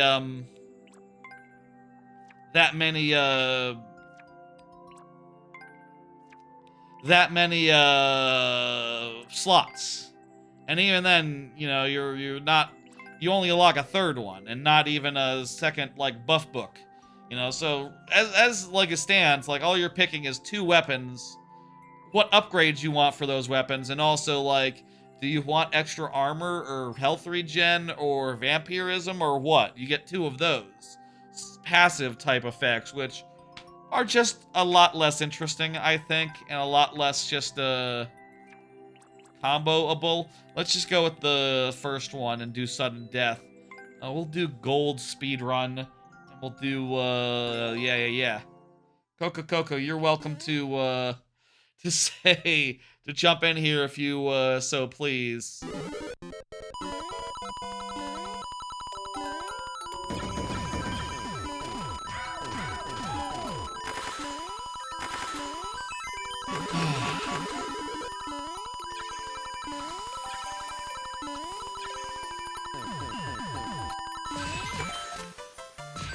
Nice, first try, let's go. That feels good. I like that. I like it when it goes that well. Woohoo. Yeah. Thank you, Coco. Mega Bonk is really cool and good. I have issues with it, but it is also a very fun turn your brain off game. I wish it was available on Switch. It is currently just a PC game, which makes it, you know, harder to just do while you're watching YouTube. You sort of have to put it on your main screen or, you know, well, I guess you could play it on a laptop in theory, but you kind of have to give up your, at least with my setup, where I watch TV off the computer, on the TV, I kind of have to give up my TV to play Mega Bonk from the couch. I can't just do it on a Switch 2. I don't have a gaming PC, handheld PC, so... Ugh. Whoa. Thank you for the level. Let's go. It's alright. It's cool. It's good. Feel like it might be not quite on the level of Vampire Survivors, but it's still pretty fun. And like with the right 2 weapons, like you choose bad ones, it's gonna be a bad run. You choose good weapons like the revolver or the banana, and it's like, oh, this is gonna be really good. Or the garlic equivalent. Garlic equivalent is pretty damn good. Another card. Been replaying Silksong. That's right. Probably the biggest casualty as far as like save files go is that I just finished Silksong relatively recently, did 100% on Xbox, and now I don't have Game Pass anymore, and I don't want an Xbox version if I'm going to pick a version. It's going to be the Switch 2 version, so I am back to square zero as far as Silksong goes. So I've been replaying that, just sort of trying to mainline a bit. I've been trying to just, like, hustle and bustle to the, like, you know, been trying to, like, mainline a bit and go for for completion, for just, like, any percent. I know there's, like, an achievement or whatever for getting it under, like, 5 hours. I guess there's no achievements on Switch 2, so there's really no point in, like, really trying that hard, actually, come to think of it. But I know there's a thing for doing it in 5 hours. I am probably already at 5 hours, just, like, having gotten into Act 2 and gone and gotten all the power-ups you can get in Act 2, but not done any of the main objectives of Act 2, if you catch my drift. Though I did first try the Cogwork Dancers. Is this a spoiler to say the name of a very talked about boss? I don't think so. I think that's fine. I'll say I've been, like, kind of mainlining. I've been going fast, and I'll say I haven't gotten a lot of, like, tools this run. Let's try the hard first. I haven't gotten a lot of tools. I've gotten, like, 0 red tools so far, and I have you know, gotten like every item in the game as far as like the mobility tools go, except for Act 3's one, you know? You're trying a 100% Steel Soul run? I don't know I could do that. I would have died, I think, at I mean, I'll say I would have gotten past a couple of bosses, like I did definitely go through like Morwing. I did Morwing in one go. That felt really good. You know, having previously 100% and going back to Morwing. Morwing's not that bad, actually. He's doable. Wow. That felt really good to manage. But I died a lot on the, oh, what the fuck is that dude's name? What the fuck? You can do this? You can... Okay. That's new to me. That's cool. I like being shown things I've never seen before. Generally. As far as Mario Maker goes. It's good and cool, and I like it. It's, interesting. Yeah, I haven't gotten any red tools. I haven't found a single red tool. If I had found a piece of metal, if I had found some raw metal, I could have had my first red tool be the, you know, the flies, the cog flies, because I was totally in that neighborhood, you know, doing some stuff. And, if I had had the resources, I would have definitely, you know, done it.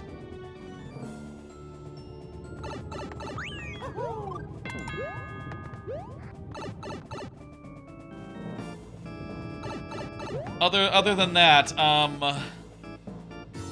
what else is interesting about my newest playthrough of Silksong? It's been fun. I've been going pretty much mapless. For the first, like, while, I didn't have a map at all, and then I bought a couple, and now where I'm at is just like, okay, I've gotten these sketchy maps. I've gotten, like, half the sketchy maps in the game. I'd kind of like to get the rest of the sketchy maps, and, like, maybe even, if possible, get to Act 2, or get to Act 3 without getting any quill.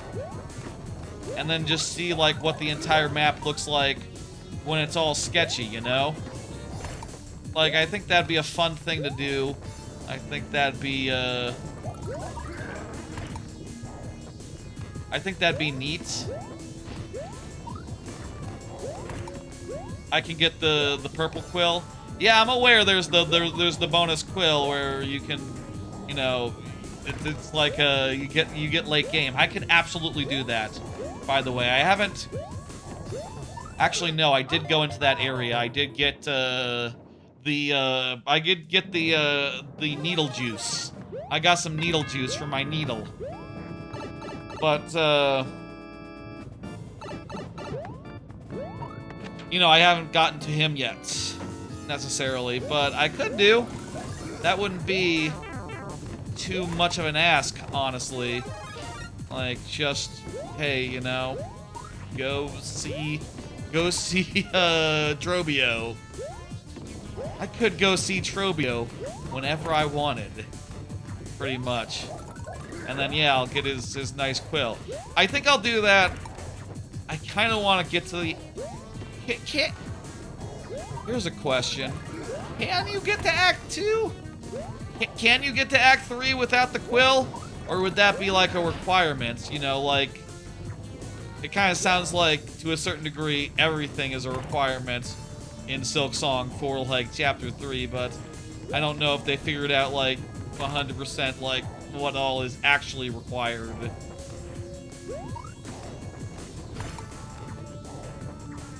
Have they worked out 100% of what's required? I bet they have, because, you know, there's like, it's most quests and fleas. Oh, okay. Like the last flea location, basically. Okay, then, I can do that. Actually, better to, like, make it fall the other way, so that it's, I don't have to pass under it. pass over it, etc. Be out of the way. How many hits do I have to do here? You have to send them the yeah, okay, yeah. You gotta get, like, nearly all the fleas, but not all of them. Gotcha. Well, I know how to make that easy. In all quests, you know, it's kind of self-explanatory. You just go and do the quest. Most of the quest givers are, like, in the towns. Not that bad. It's just something that you need to spend the time on. I'll probably get any, you know, the any percents sometime soon. Though I'll say with, like, my current loadout, like, I'm not sure how I'm gonna do, like, you know, the infamous high hauls. Like, am I good enough now where I can do high hauls without, power-ups, without, that? I don't know. I'm pretty sure high hauls is still the hardest part of the game. And, you know, the recommendation would have to be collect some crap and then go back to high hauls. Is there something I'm missing here? Is this not what I think it is?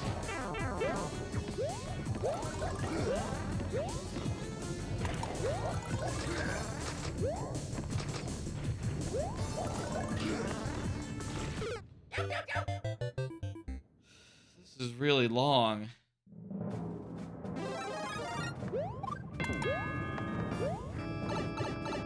Oh.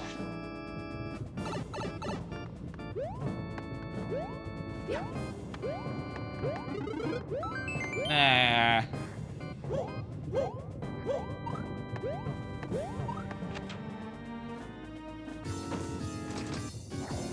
Anyway, that's been really fun. Silksong is definitely one of the best games of the year.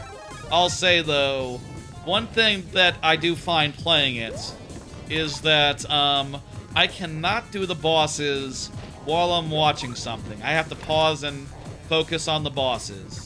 Which means that, when I'm playing and I'm watching something, it kind of can be a sort of herky-jerky experience as far as just like, okay, I'm playing the thing, I'm watching something on my TV, on my thing, and oh crap, well, I kind of have to pay attention now, so I have to pause my thing, unpause when I finish off the villain. It can be a little bit, it requires a little bit of attention. And, like, that's fine, I guess, you know, it's not a big deal, but, just something to note. Or I think, like, some of my favorite games of all time are just really easy to play, even while watching subtitled anime, for instance. Like, you can only barely play Silksong whilst reading subtitles at the same time. And I'll say, like, I'm sure a lot of people can't do that sort of stuff at all. I've just watched too much anime. I've gotten good at it. It has good music, though. I cannot think of a single song from it, honestly. Though I can't think of the songs that play when you do the needle in. So I guess I have been listening to the music. It's just that none of it really comes to mind. Not the most memorable soundtrack, I guess. Oh, hang on. I think I've figured out something here. We've been just like, I've been thinking this is survival, or just like, you know, hit the on-off enough times. I think this is actually something else. Like, look. That guy's there, so put this there. And fuck me! If this is what it is, then it's probably a pain in the ass, is what it is. Huh.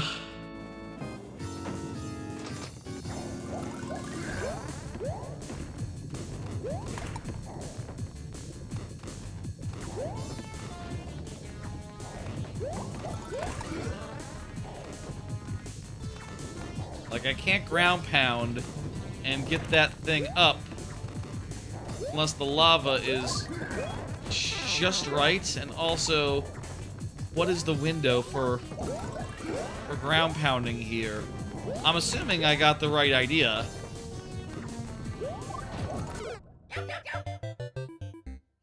Maybe I can, like, jump before I fall into the lava. Is this right? I think this is what it's wanting me to do, but oh my god. Maybe I'm thinking of it backwards. First off. Like, instead of doing it like that, let it go over, and then when it's on the other side, hit it with the ground pound.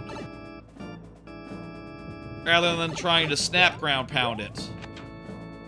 If that makes sense.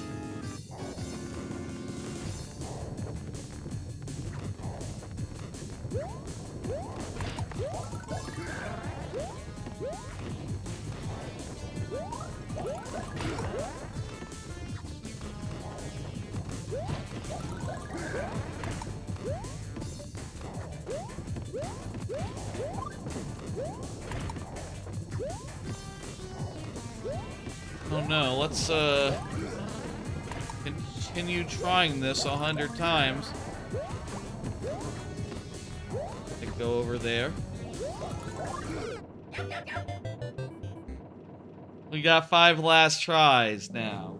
We have run out of time. And the timer, get the tries up. Let's do this. I think we have to actively kill the guy, but I'm really not sure how you do it. Like, this seems like it might be the way, but oh my god. You know what I mean? Oh my god. I don't know. Silk Song has been absolutely lovely.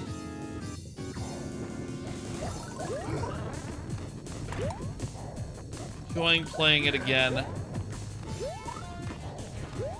me see real fast. How many cards do I have left until the lightning round?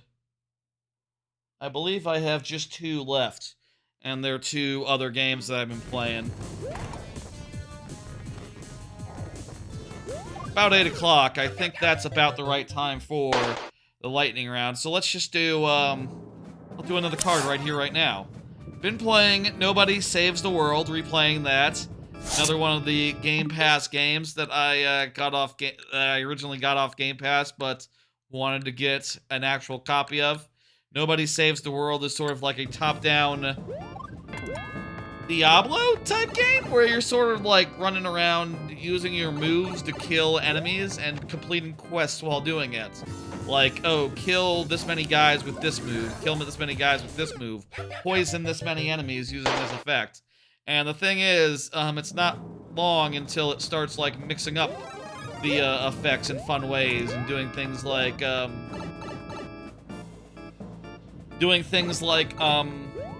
letting you mix and match the powers. So it's like, okay, we got your slug form, and now I put, like, the horse gallop on it, and now the slug can just move really fast and do its special effects without the usual drawbacks of it being really slow. And it's pretty cool as far as, like, a game where you just put together wacky-ass kits and defeat, like, waves and hordes of enemies in fun dungeon scenarios. Actually, we're out of lives. Anyway,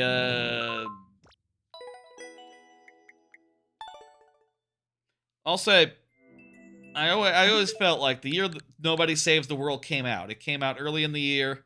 It was definitely high in my Game of the Year list. When Game of the Year time did come, feel like it is unappreciated, not as appreciated as it should be. Nobody Saves the World fucking rules. I'm not very far in it. I haven't gotten to the point where I actually start customizing the forms that you do, but it seems really solid on Switch. I'll say that much. And the resolution is pixely enough where the 720p resolution doesn't make much of a difference. And the same is true of Deedlit in Wonder Dungeon, which is a perfectly good, like, Metroidvania that is kind of more focused on, like, exploration than thing. Why does it show it as a cartridge? What do you mean? I think it just does this whenever with every game nowadays.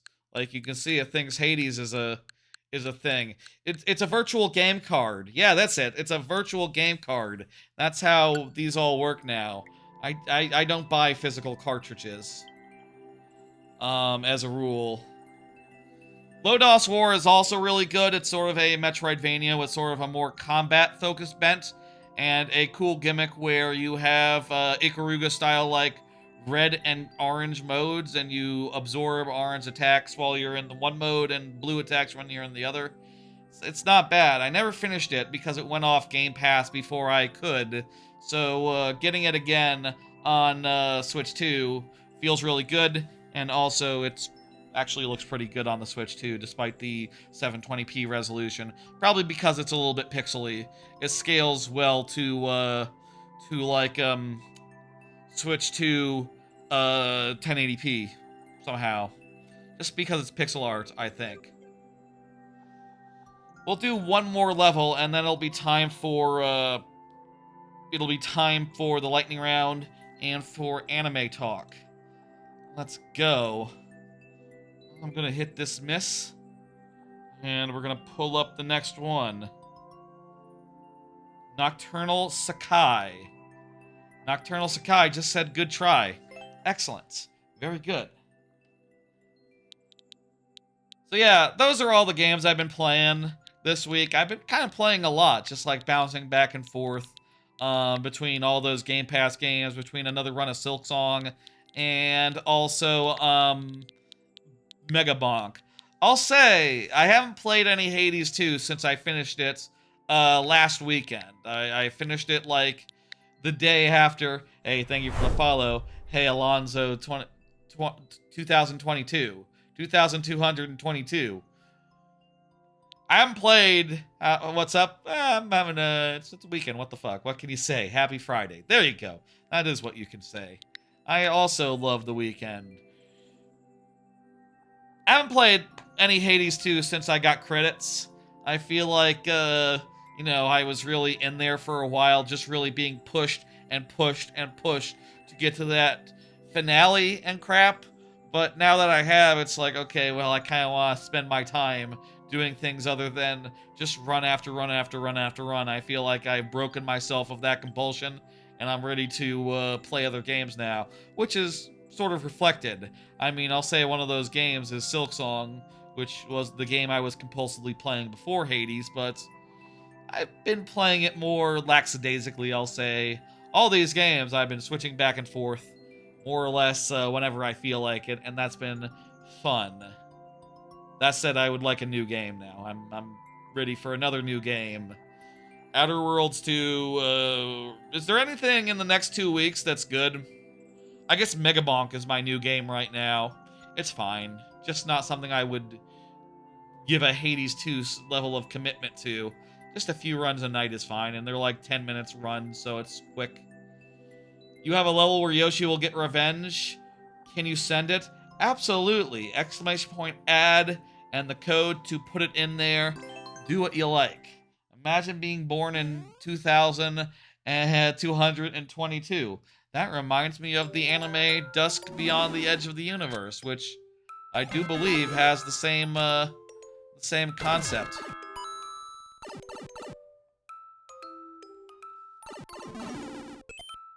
It's a weird thing to think about. You know, I think that thinking about the future right now is feels kind of weird. I don't know. I think I needed to, like, double hit that guy so he came out and got deployed. Huh? Oh, okay.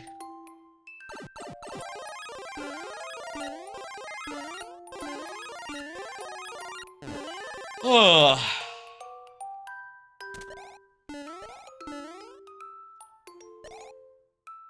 it's been fun.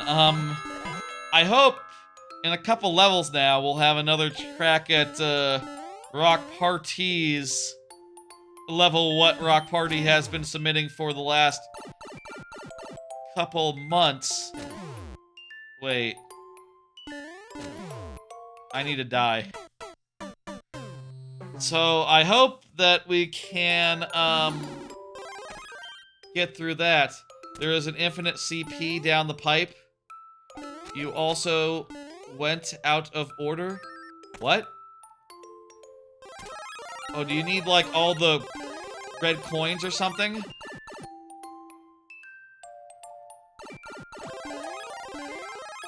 Oh, it's a red coin level. Okay, I didn't realize that. Honestly, let's start at the top of the subworld.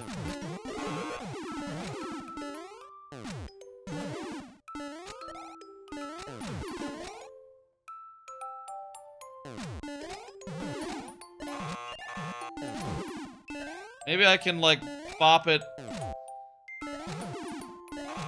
I don't get it. This one is confusing to me. I don't know what's going on here.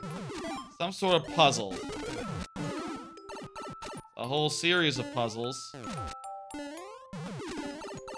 Right now you're in the last room? Does the order matter?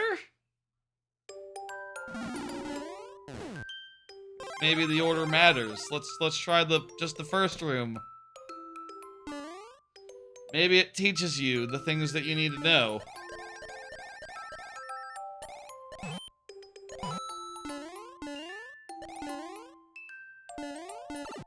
I need that power up. Huh. I don't know, man. I'm tired. I don't know what's going on. Oh, this is a... What? This is a one-way trip.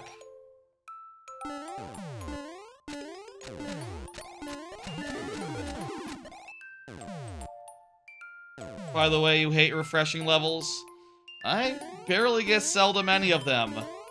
I don't have any strong feelings. I just don't get them. The coins show the order of difficulty to go in.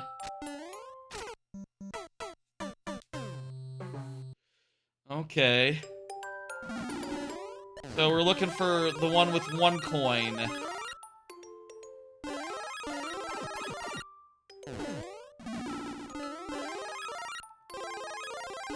I guess. Maybe. But we can't... I don't know. Ugh. Bit tired. Didn't sleep, too long yesterday.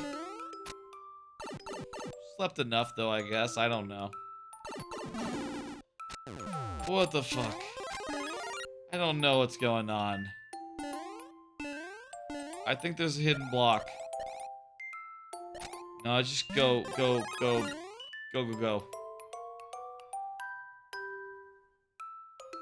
I need, like, a shell or something.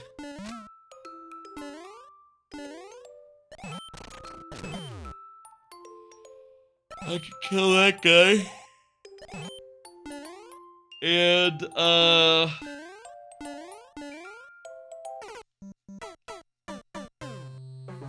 go back to the other CP. Oh, I'm in the other CP? I didn't realize. I thought I was in the original. Oh. Okay. Yeah, I guess that's how a CP works. Like, you end up at the last one you were in. So, of course, that would be, you know, the previous.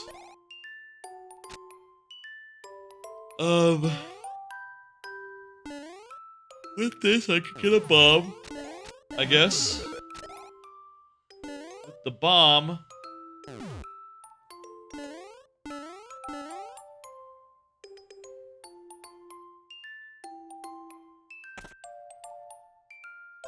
Now do what you did at the start. Oh, so like hit it twice, make sure it's stays in place. Now that'll. I need to die. That'll do it. Oh. Or I could try the second room. I think maybe this is like a thing where it slowly like ramps up room by room. Each room getting a little more difficult. Iterations on the same pattern. So once we learn like one secret, we'll learn the rest of the secrets. It is. Excellent. Cool. That activate the P. Now we gotta get in there and activate the P ourselves. Ah. Okay. Go up here. Get the on-off. Go through there. And, I think I got the red coin, so it's time to do the CP. And refresh our tries, if we had tries, but we don't currently. Because we still got 4 minutes left. Before tries come up. Okay.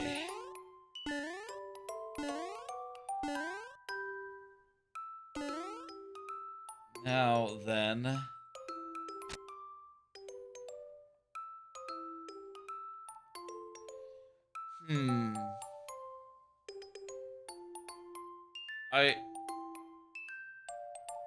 I guess it depends on, like, what's in here. Mushroom. Not sure how that... I think we need to hit it with our tail again. I bet the mushroom will, like, activate or something, you know. Oh, no.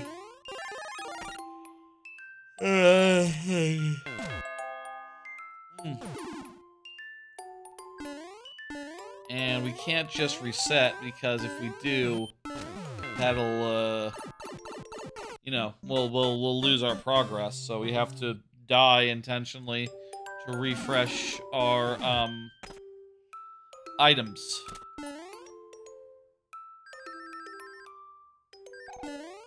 Okay.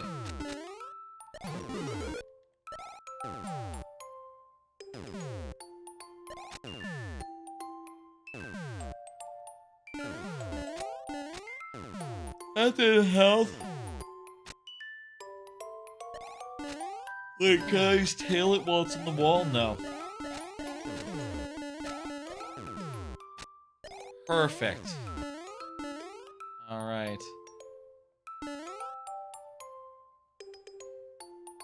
All good? Oh, wait a minute.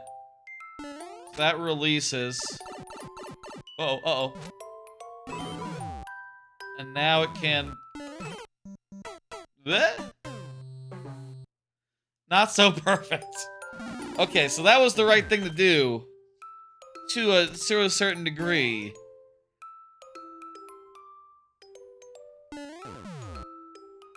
But, still fucked it up.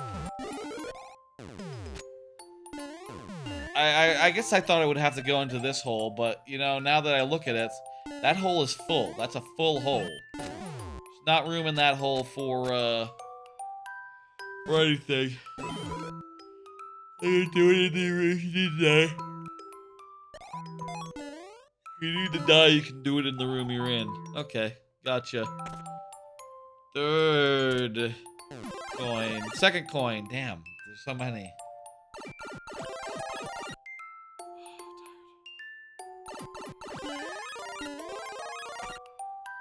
Third room. Wait, didn't we? I feel like we've done 2 rooms.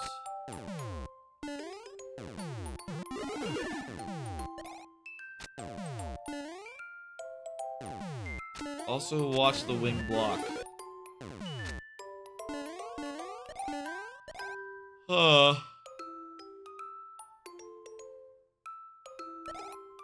what does that do? What does the block do for me? Also, what about this? Make another wing block. This no longer gets crushed.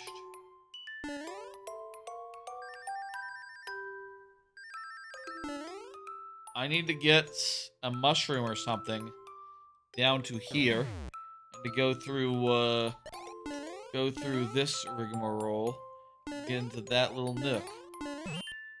It's late for this run, for this this one. Timer's up. Let's do 5 last tries then. Oh. Third one.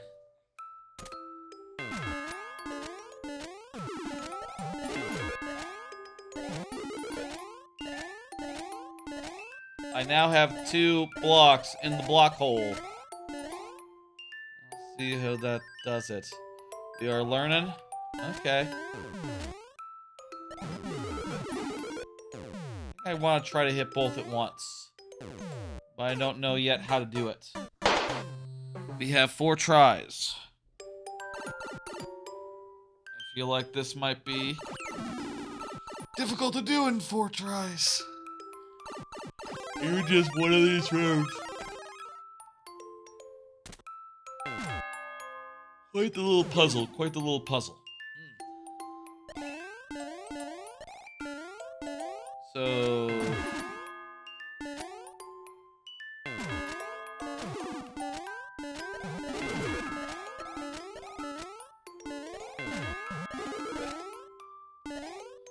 Alright, now I got 2 mushrooms in the mushroom hole. Alright, that released the mushroom. Hit them both at once. That seems to be the way, but not like that.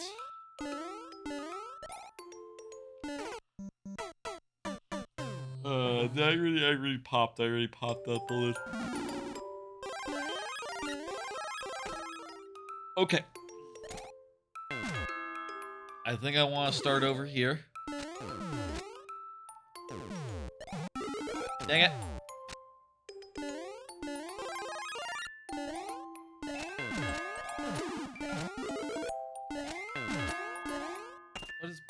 What does hitting both at once do?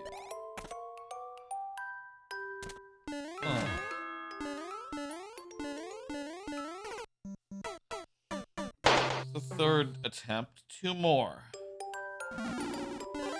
Very much is not the way. I'm not on the right track. Do you remember what did you do in the last room with the shroom? I hit it twice.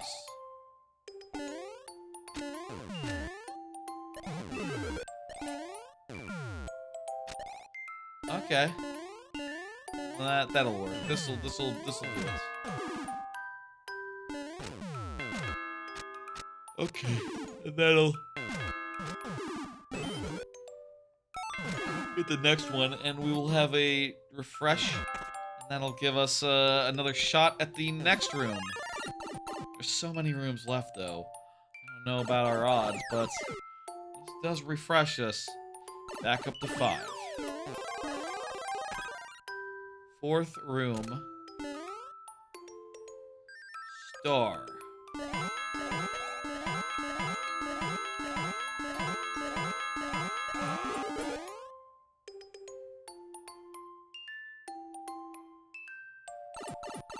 Okay. Need a boo ring up here. Not good. I think what the boo ring does is it makes sure that you go through this room with precision. You need to not hit the 2nd block and always hit the top block. You can just get a leaf again? Oh shit, I didn't think of that. Okay, right here. There's a star.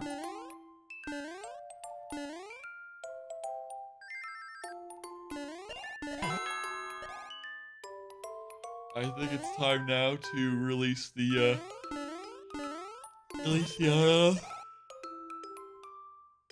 And what does that do? Oh, an on-off in the wall. Turns that off on. Very good. Same trick, same trick. Okay, okay. Not too bad. We gotten through the top 4. But there's actually 5 left. Jesus. Also, I think technically this one is number 5. Damn it. This one is number 5. Let's go this way.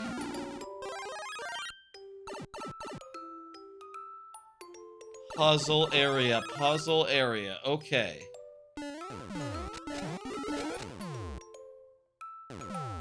I can release the fire flower.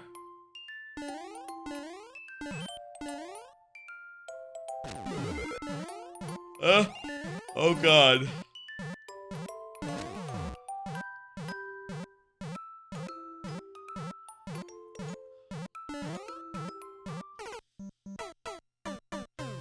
Okay, I think I have a good idea about this one. I got an idea. Okay, here's what it is.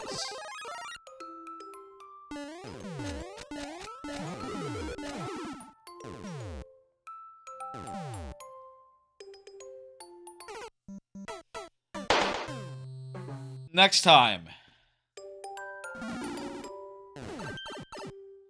I got a good idea. Here it is. Let's go do it.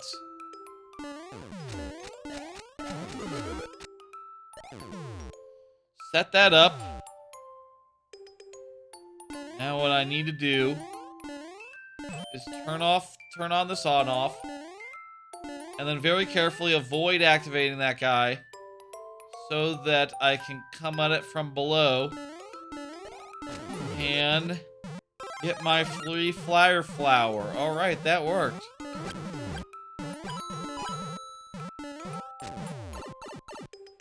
We are making this work.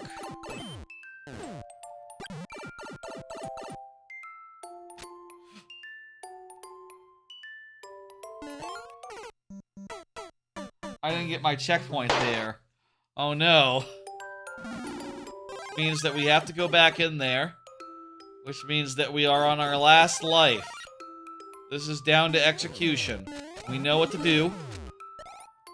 We just need to pull it off again.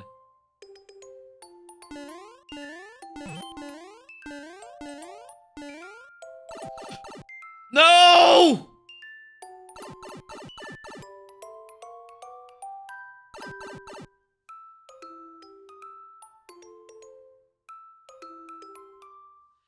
I had it! That's the last try. Thank you for the level. But, alas, alas, alas. Thank you. That was a long one. Oh, next time we get it, once you know it's not so hard. Yeah, once you start figuring it out. If only there was a way to do those linearly with checkpoints in between, but I don't know that there is such a device that can, like, you know, do checkpoints in between levels and also, you know, serve them up one at a time in order. But, yeah, thank you. Let me go ahead and, hit dismiss. Marble Run. Marble Run is the next level. Marble Run. Go. Yeah, I tried my best, but don't think so. Is that what I said? I say some things sometimes. Eloquently. I'm very eloquent, I bet. It's possible I once saw a contraption that does 5 rooms, though. Interesting. That's interesting. Probably need a vertical level? Maybe. Yeah, and also the checkpoint part might be the hard part. Doing checkpoints in between parts of the level. Marble Run, you are up. Go ahead and confirm. Let me put in chat for Marble Run a current so that Marble Run will know. And also, folks, let's see what this next card says. This says it's time for the lightning round. Nowish. Right now, in fact. And also, it is also time for anime, and I will have to pull three pulls to get through it. That's right. It's time to talk about anime, and also time for the lightning round, which here it is. Let me explain the lightning round real fast, which is what I do up front at the top of the lightning round. During the lightning round, I will only have 5 tries to beat each level that comes my way, 5 tries refreshing at checkpoints, and 7 under the following circumstances. 1. Super worlds. 2. Clear rates under 1%. 3. First person who is here when their level comes up. Marble Run is up. I don't see Marble Run. I'll elaborate more about the anime in the meantime while I'm typing in the code. So, we are going to go through all the new anime that came out in the next week, and I'm going to talk about each in turn, which I liked, which I don't like, etc., etc. I will say I have decided to take the editorial decision. I have decided to make the executive decision. Let's call it an executive decision. That sounds fancier. I have taken the executive decision and taken the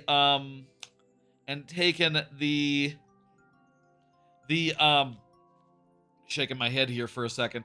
I have decided to take the older anime that are returning this season off the table as far as discussion goes. They do not get cards. There were like 6 of them. They were, as good as ever in some cases, or it's back. It's it's whatever.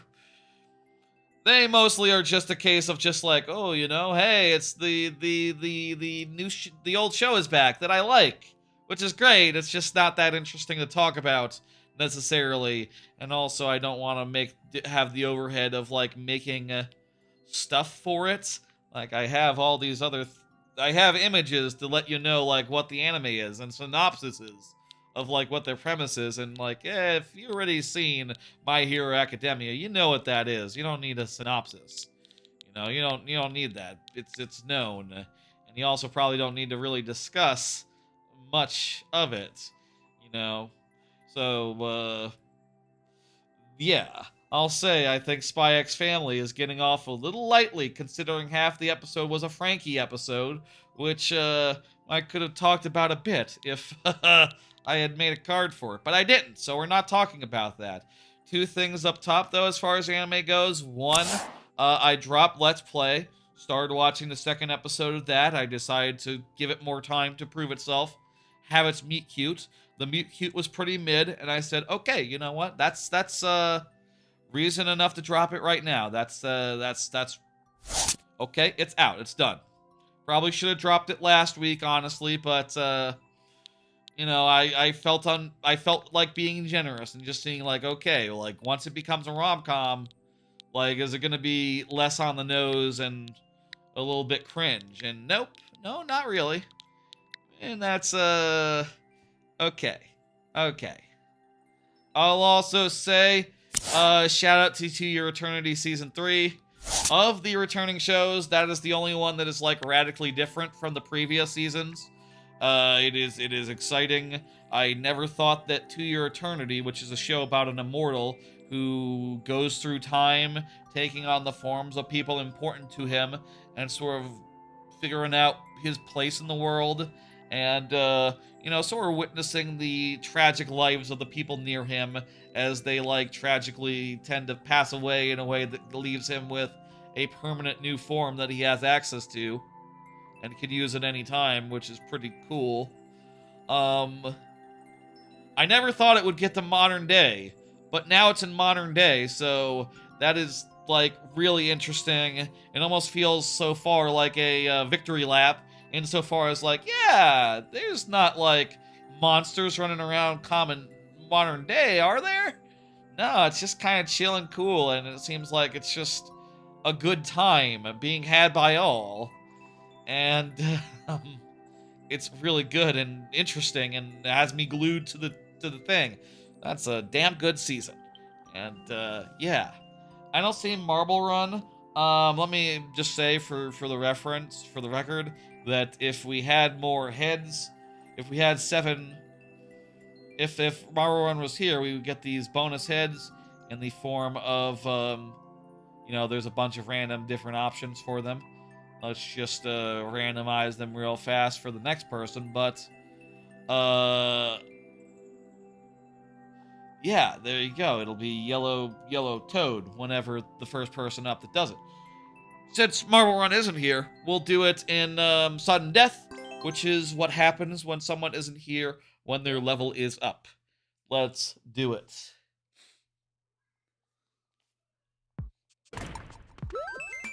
Reach the goal after grabbing all the coins. Okay.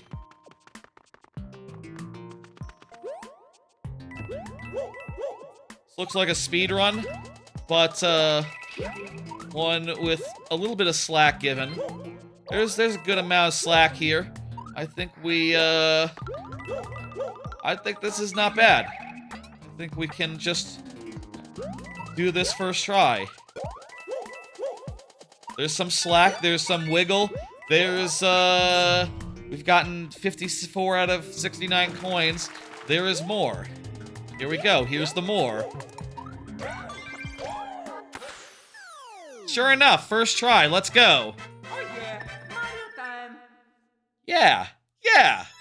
Thank you, Marble Run. I appreciate it. That's right, Trebucket. It is first try.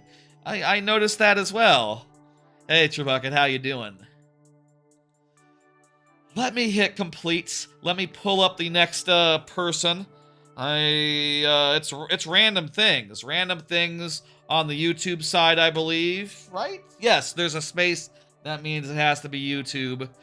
Go ahead and confirm random things. Go ahead and confirm for me. I appreciate it. Meanwhile, let me do the first 3 pull. Let me explain what that means. I guess I didn't say what that means earlier. That means I pull 3 cards at once because you know, we got 21 anime to cover. We're gonna do it in 7 pulls. Ready?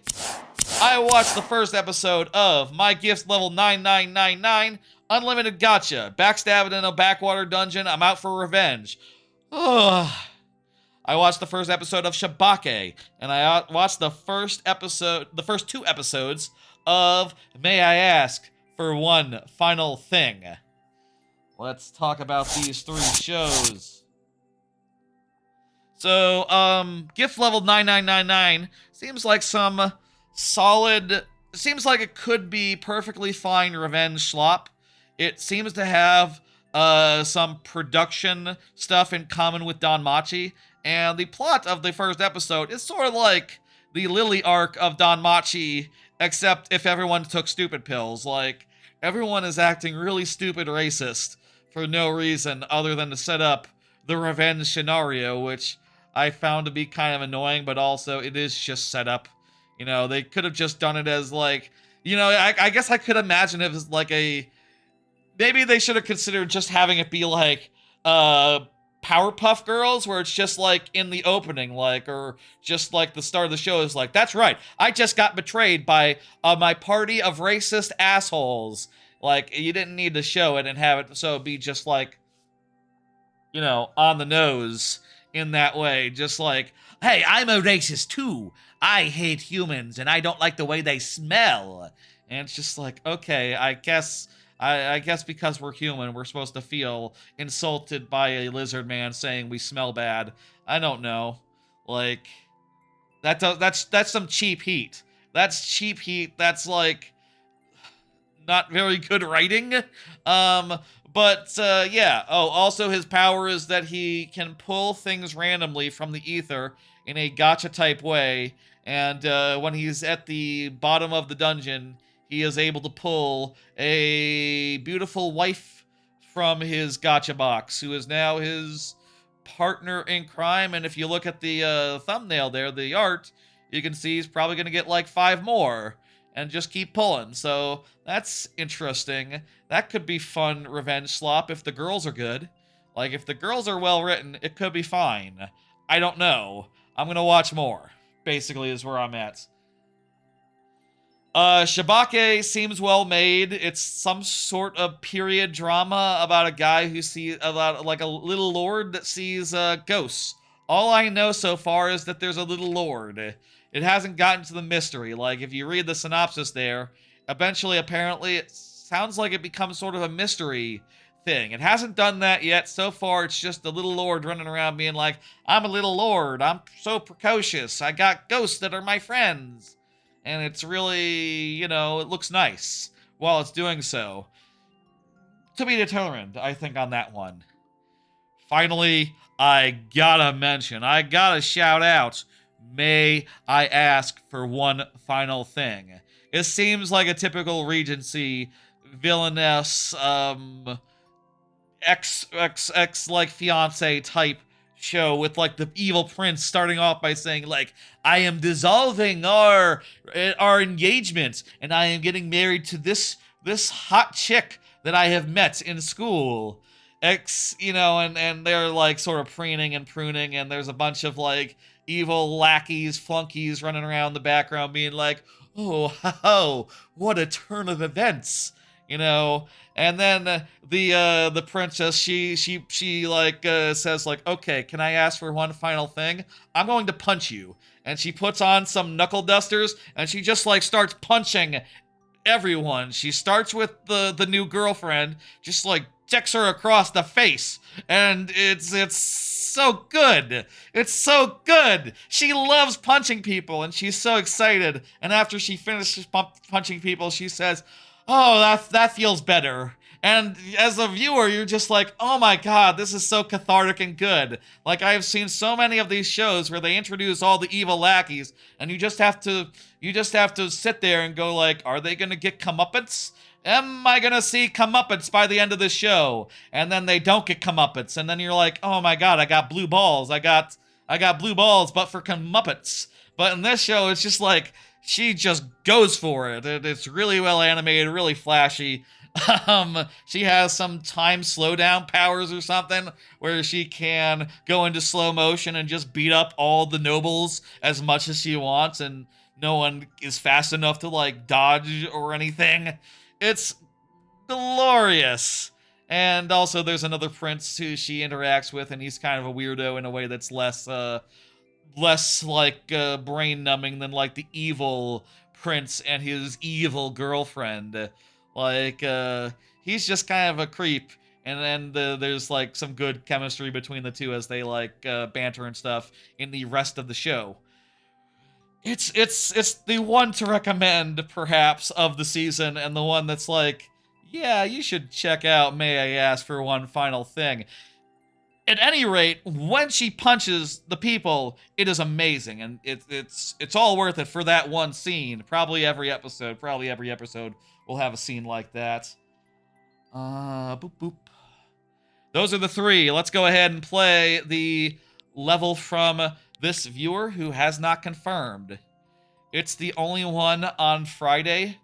I think the Don Machi but Super Pills one is also on Friday, as is Shibake. But I don't know if those ones are any good yet. So yeah, no, I think that's correct. Yeah, that's like the main Friday show. If you're looking for a Friday show. Is there another? When does Sanda air? We'll talk about that in, say 1 episode's worth. Is Sanda a Saturday morning show, or is it a Friday morning show? I don't really know sometimes where the divides are, because I tend to watch Friday stuff like after the stream, and sometimes just like after I go to bed, you know, in the morning. You didn't like the eyes on that show? We'll talk about it. And you're not wrong. But it's we'll talk. You're not wrong about the eyes. The eyes are very different, but we'll talk about it.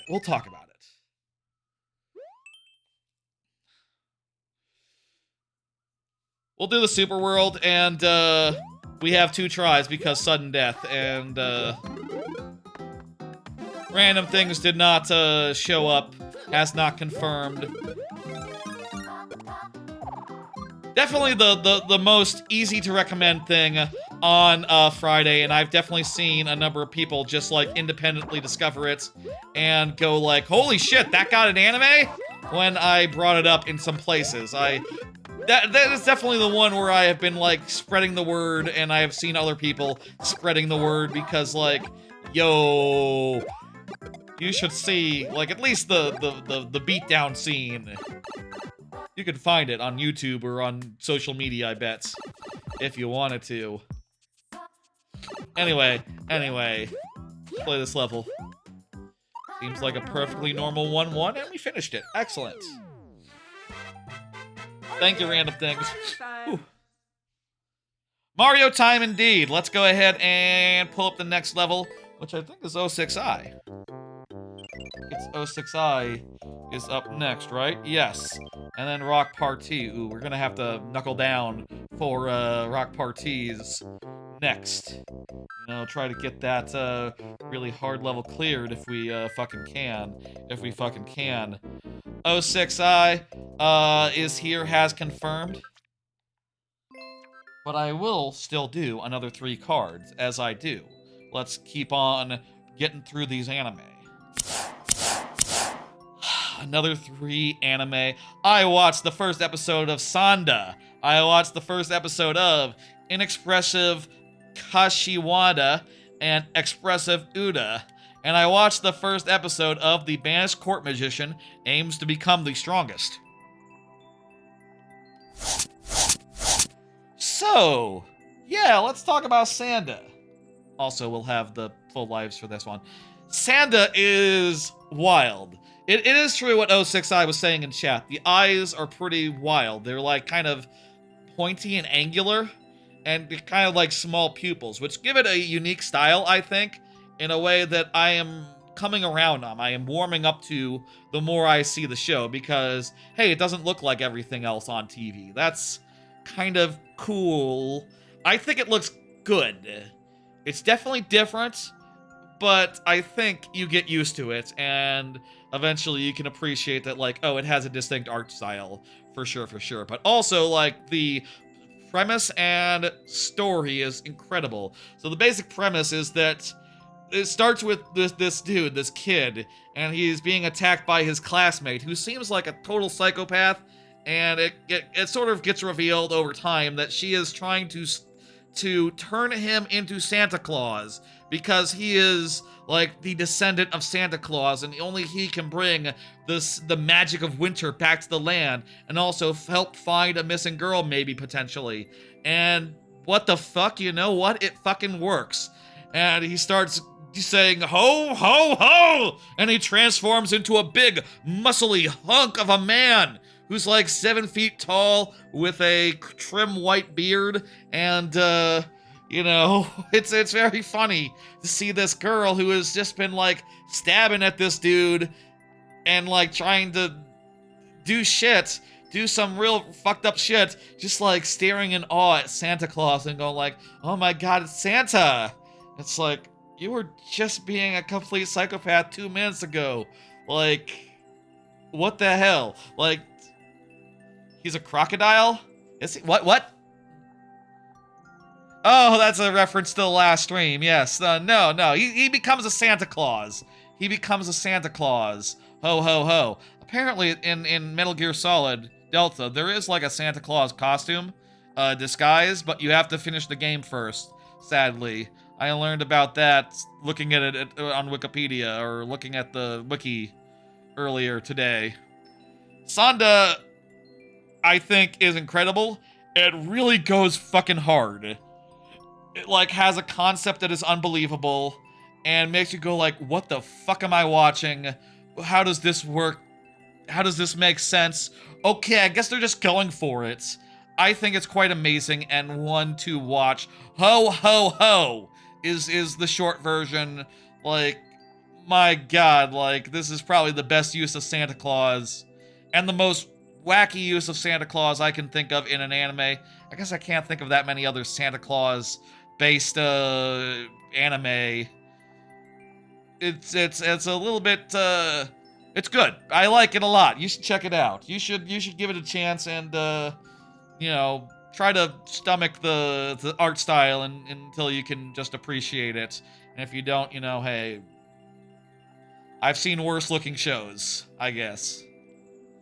Inexpressive Kashiwada and Expressive Uda is a cute show about a girl who no-shells everything. She has no reactions, and a boy desperate to get her to react, but always fails because she no-sells everything.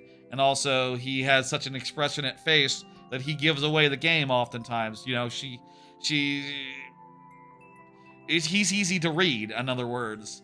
I think that she is very cute and fun as a character, and I don't know if I like him so much. Like, he's a little bit of a jerk in a way, but I think their dynamic works, and it seems like a perfectly fun show similar to, like, somewhere between Aharen and Teasing Master, which I think is good. I think that's at least a 4-star, and actually I want to watch it. So I'm going to watch it. And Banished Court Magician aims to become the strongest. The setup is all fucking tropes for no reason other than to justify a longer title. Like, there's this whole fucking intro where he's like, okay, I'm gonna go become a court magician, and then the first thing that happens is like, oh, you're fired from being a court magician because we're a corrupt nobility, and we don't respect the common people when they cast defensive magic.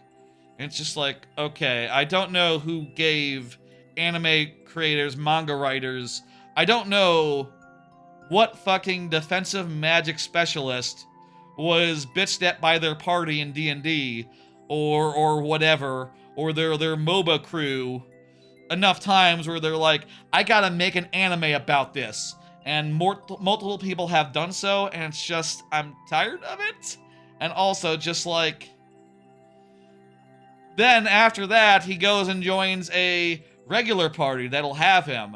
And it's just like, okay, that was pointless then. This is just, you're not a court magician anymore. You're just an adventurer. And it seems like you had no reason to join the evil prince's party other than to be kicked out. Which does, I think, raise a good idea of like, there should probably be a show where the premise is the guy wants to be banished. Where the guy is like, okay, I know this guy, he got banished, and then he became like a potion shop guy. And I want to become like him so I can have a really good life. Or this other guy who got banished, and he got a really swell crew of hot ladies. And that was all because he got banished. And this other guy opened a restaurant because he got banished. I want to get banished. You know, it's really wide open for parody, honestly. And, yeah, it kind of hit all my pet peeves, I think. Like, I was just sitting there going like, God damn it, this is stupid. This is all tropes. This is just contrived as all hell. And it seems to be just a setup for the sake of making the title of the anime and then doing something else entirely different. What an annoying thing. Look at the name of the legendary party. That made me laugh. Lasting period. I don't know if they know. Do they know what that, the ways that you can interpret that in English? I bet they don't know. I bet they had no idea. But, yeah, it makes you think. Okay, this is it, right? This was a maker code, I guess? No, I need to enter in the thing. Right. Need to enter in the code. I was still on the, previous maker ID. Yeah. Sanda's really fucking good. Kashi,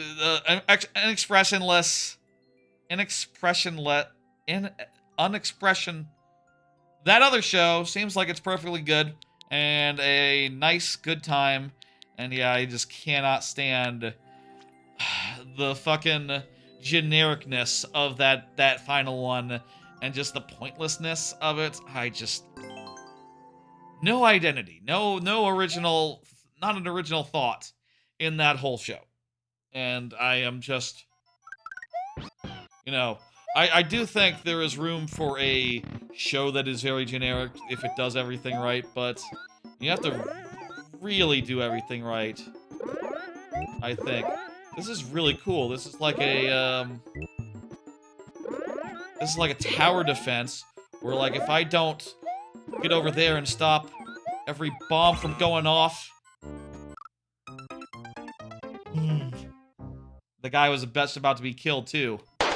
If I don't stop every bomb from going off, I will be dropped to my death immediately.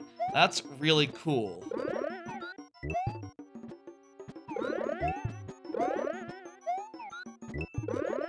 Let's do it this time.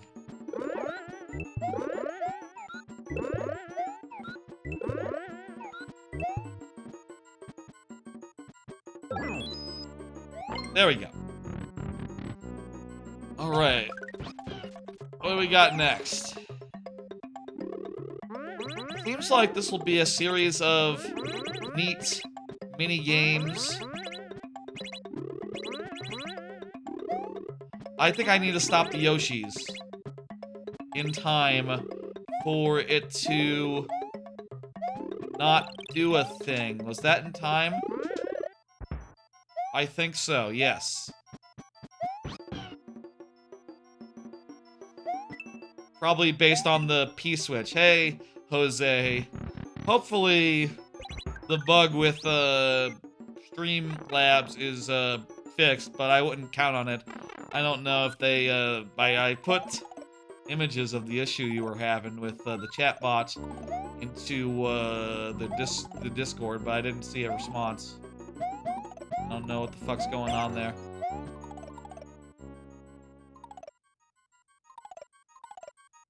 A little confused about this. I'll accommodate if the bot doesn't detect that. Give me a second.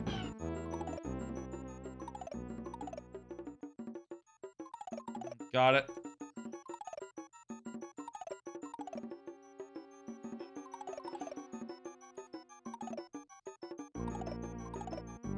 There you go. Well, remember that when my name comes up, that's actually you. Damnedest thing. It's the damnedest thing. How do you do this? Could it be something like I just have to not take damage? I think I can do that.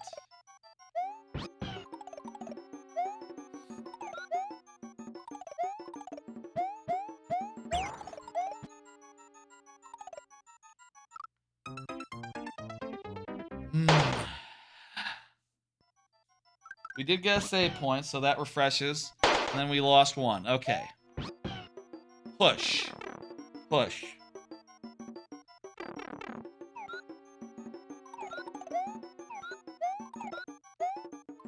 What do you mean push? Ah, push Yoshi. I see. I thought I was trying to, like, jump on Yoshi's back while he was, like, underneath.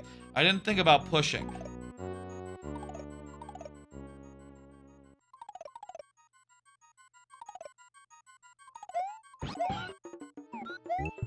Cool puzzle.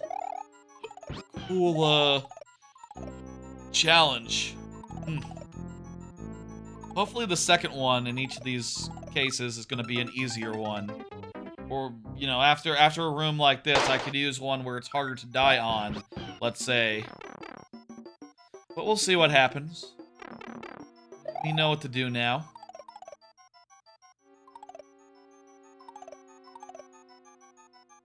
I'll say in general these days, I feel like I end up walking away from more anime in the middle versus just like outright downright thinking, oh, this is dog shit. I hate this. I don't want to watch it. Which does mean I end up with too many, and I definitely need to be a little more selective maybe, but I do end up feeling like I should give things more of a chance, more of a, you know, things in the middle, watch more of, etc. I need to drop the Yoshi into the thing here. Very nice. Very good puzzle. Also hard to die on. I like to be generous.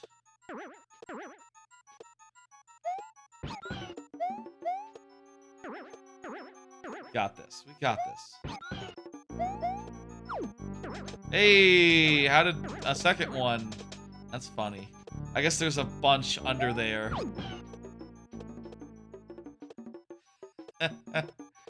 Oh shit. One is not good enough.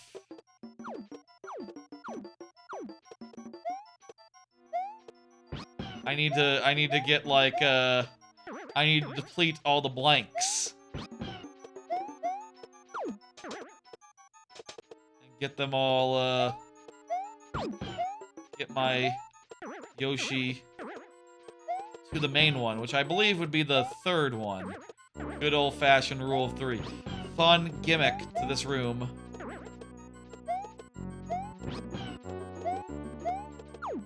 And now I can get me a ride and bust open the wall.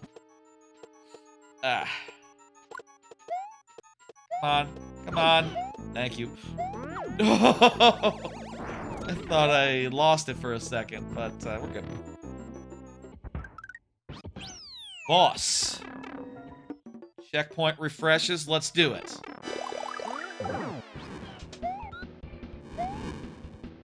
It's fun. Just need to send the fire back, basically.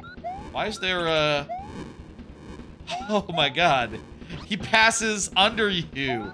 Wow. I was wondering why there was a second thing on the other side, but when the conveyor belts are going the other way, Bowser will pass under... Oh my god. Oh, good! And you'll lose Yoshi, parentheses, for a moment. This is pretty easy, then. We'll be able to do this. So long as I stop missing.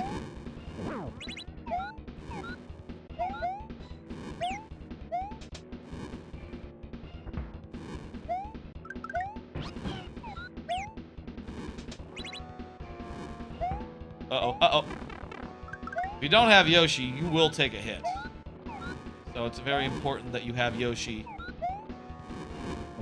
At the very least, you are on Yoshi, so you will absorb the hit with Yoshi.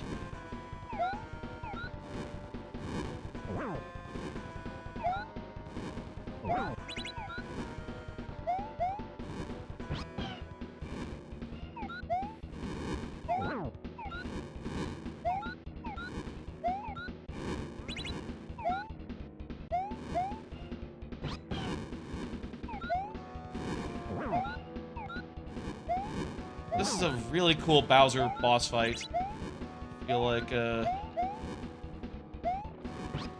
know, it should be very much... I feel like this Bowser boss fight is just like... You could do a lot with this sort of setup, right? Like, you could... Fuck. Damn it, we're really far in the fight there. You could do a lot with this setup, right? You could have it so that, You could have it so that, You could have it so that, like, there were other ways of jumping that you didn't use Yoshi. You could have it so that there were the different weapons that you were using to, like, damage him. You could have it so, like, oh, you have to climb up or something. Like, there's a lot of potential here as far as just, like, yeah, no, just moments of vulnerability when he's at the sides. I guess there's a question of, like, what could you hit him with while he's in this zone? How many projectiles go through walls like Yoshi's do? I agree. This is a really nice boss. How you doing, Robert? Robert Corwin.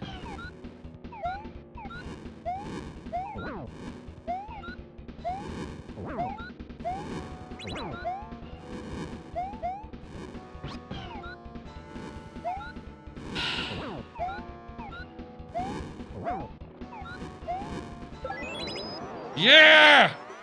Good boss, good boss. Very good. Okay. Just had to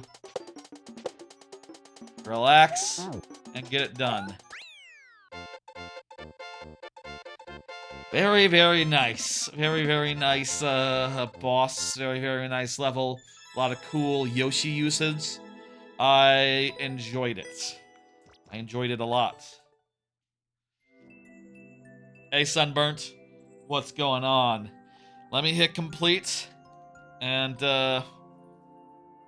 Rock Party is up next. Rock, please confirm. This is, I do believe, the next chance we have at Piper's. This could be it. If we can get through, it's gonna be tight. It's gonna be tight and hard. It's gonna be tight and it's gonna be difficult. But yeah, you don't know if I've ever posted your one level in here?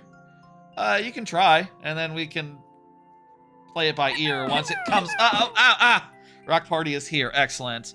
Let me also do another 3 cards. We gotta do a 3 pull, keep the anime train rolling, talk about 3 more anime, and I do believe some good ones. Let's see. Like these ones are pretty good. Watch the first episode of Touring After the Apocalypse. Watch the first episode of My Friend's Little Sister Has It In For Me. And I watched the first episode of SIVIS, The Sound of Heroes. Talk about these 3 in turn. Touring After the Apocalypse seems like a lovely little show about 2 cute, fun girls riding a motorcycle around post-apocalyptic Japan. It's all grown over and crap and a little bit dangerous from, like, you know, in the way that Apocalypse might be a little bit dangerous. And there is a little bit of action that sort of speaks to that, but, hey, Lord Bowser, thank you for the raid. Appreciate it. Let me give you a shout out there, Lord Bowser. Give me a second. I'm just telling the folks about an anime that I watched. 3 of them, in fact. This seems really nice and chill. I think it's a lot of fun. It's kind of pretty. It's very pretty, the show, I think. It's a very pretty type of post-apocalyptic show. And yeah, damn good time. Here's a shout out for Lord Bowser. Look at that. The shout out thing works. Hell yeah. It was broken a couple weeks ago, I think. Broken the last time I tried it. Last few times. You finally made a level today? Excellent. Can't wait to see it. Touring After the Apocalypse. I think it's great. I think it's very good. Kind of a chill, mellow type thing with beautiful environs, a little bit of, like, historical facts about, like, you know, the first episode is set in Hakone, and they talk about Hakone and its pirate ship and other things of that nature. I feel like I could say a few more things about Hakone since I've been there, and I know, like, oh, you gotta check out the summit. You gotta check out the summit, actually, while you're there, but pirate ship is a good thing to mention. I think it's very good and mellow. My Friend's Little Sister Has It In For Me seems like a fun, over-the-top rom-com that's clearly heading into harem territory. There's a bunch of girls in this dude's life who are clearly on an intercept course. You can sort of see in the art, there's 3 of them. I think there's 3 of them. So that's cool and good. And the main girl is a menace, who is aggressively horny, and that annoys the main character, which is hilarious to her. I think that's a good dynamic for those 2. I think that's a good dynamic, and I'm thinking it's a good one of those. It's a good over-the-top, wacky harem situation. I don't know when Nintendo will sit on their laurels and release Mario Maker 3. Sometime soon. I think next year is my thoughts. Finally, SIVS, The Sound of Heroes. I just didn't like it very much. I didn't care about the boy band with girls in it, and then it became like a sort of low-rent Persona 4 type thing where they're fighting monsters inside the TV or something, and it's just kind of like, I don't know. Monsters look lame. I don't think they're very cool as like characters go, and I don't care if the dude wants to dance in front of people. Like that doesn't really work. That doesn't really, like, sell it for me. I was just kind of nonplussed by this. Not impressed, and that's reason enough to cut it. I'll just go ahead and... Okay. Let's play that Rock Party level. Let's get back into Piper's. And let me just set this up. For anyone coming in from Lord Bowser's stream, from anyone... Well, first off, obviously, we're in the lightning round, which is a whole thing. That's a fun part of the stream. Don't worry about it. But also, this level that or at least this maker code, and specifically this level, is one that Rock Party has been submitting for a while now, and I've been trying to beat it for literal months. Literal months been trying to beat this one level. And we've gotten to the last area as of last week, the last screen, and we've gotten to like the last jump as of this stream. So this could be the end of Piper's if I'm really good. And, you know, it is the lightning round, so I only have 7 tries to do it, bearing any Twitch subscribers instantly refreshing. And also, checkpoints also refresh us for what it's worth. So, I'm gonna try to get this done. Maybe I should focus and try to make the best use of all our lives.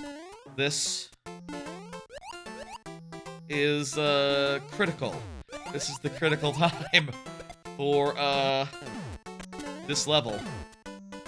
It might have been. I don't know. I don't know the history of the level. Honestly, I did not look into it. Oh, this is Grand... Oh, I guess GPB is Grand Poo Bear. Yeah. I didn't realize that. I didn't know what GPB stood for. I've heard of Grand Poo Bear. He's at, like, Games Done Quick and stuff like that.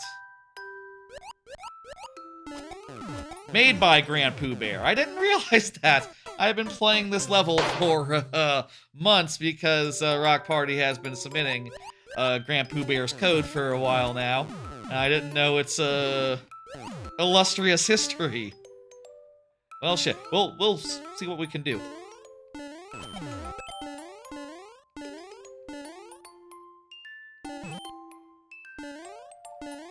Literal months. I just had no questions about the origins of this level. You know, I knew it has a lot of likes and stuff, so I must have been a popular dude. But I didn't think about it, and I didn't ask questions. To me, this has just been a hard level. You know, one of the hard levels. This is fucked. Wait, no. The timing there was weird because the platform was delayed. The camera is definitely shaking, but it's not doing any of the violent shakes it was doing earlier after unplugging and restarting it, so that's nice. I should probably try replacing the cables or something. See if I can fix that with power or something.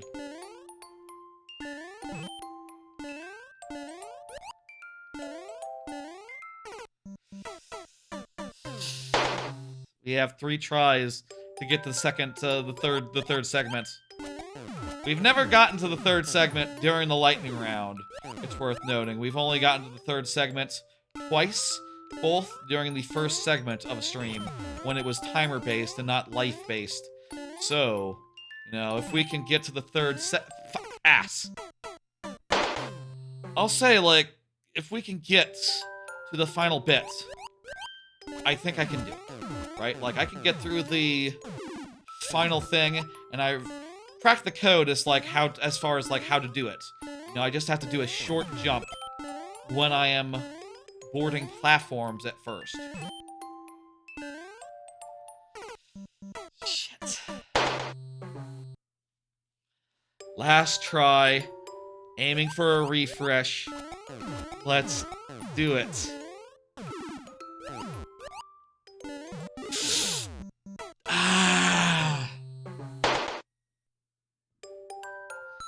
Dang.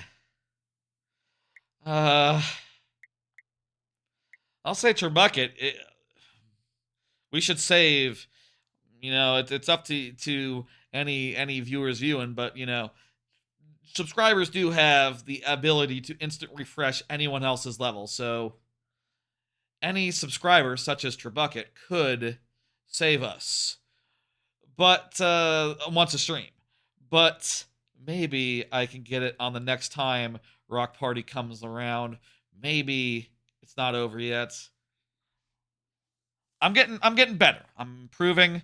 We're getting to it reliably outside of the lightning round, but inside it is still difficult to do in 7 tries. Ugh. So close. One of these days we're gonna get it. Like, if not today, then next Friday. And if not next Friday, then Halloween, the anniversary stream, maybe. We'll see, we'll see. I think we gotta hit exit. Thank you for the level. I'm going to go ahead and hit dismiss, and we'll bring up the next.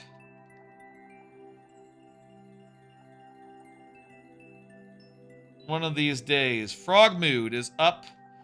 Frog Mood.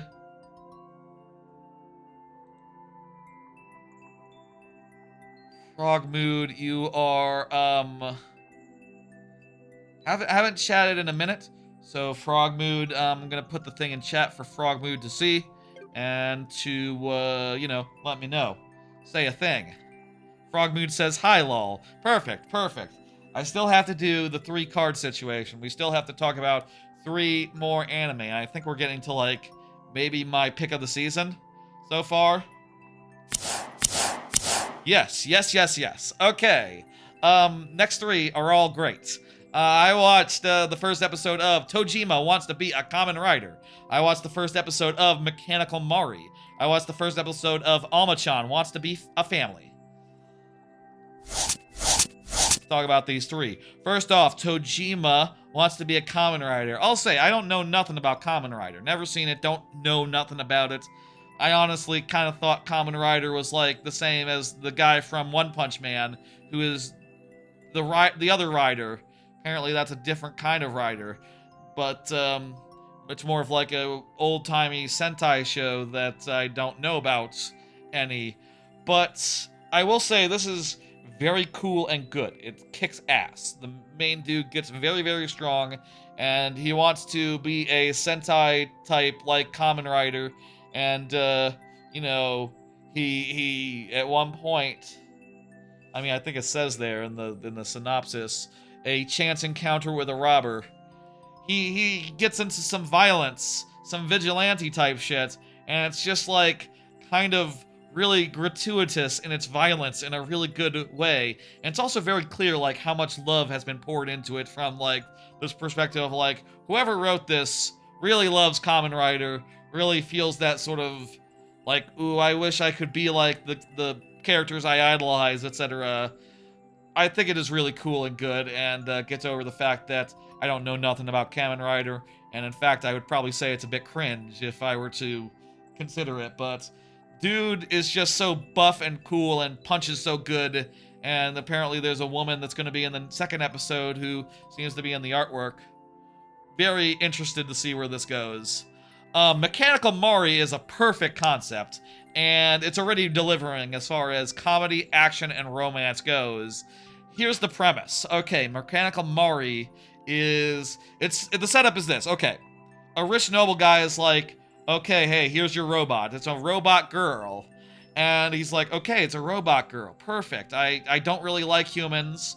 It's sort of like a fancy Regency type thing. Sort of similar to May I Ask for One More Thing, or like Silent Witch from last season, insofar as it's set at like a magic, maybe not a magic high school, but like a prep school for fancy lads, sort of.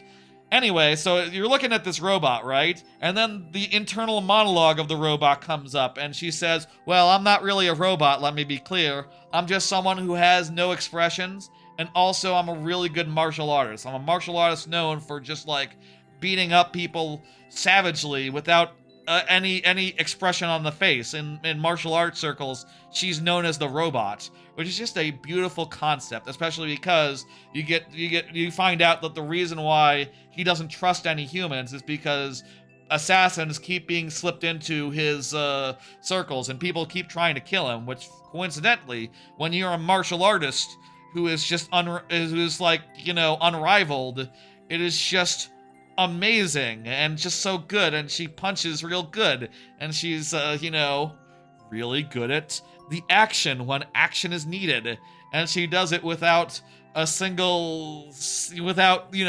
kayfabe, and sometimes even when she's not interacting with with the prince or his entourage. She doesn't break kayfabe just without thinking, without even trying, even though in her head she's like, oh my god, this is high stakes. This is really going to be hard.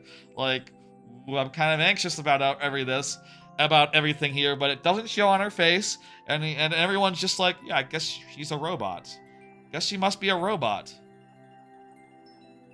Huh.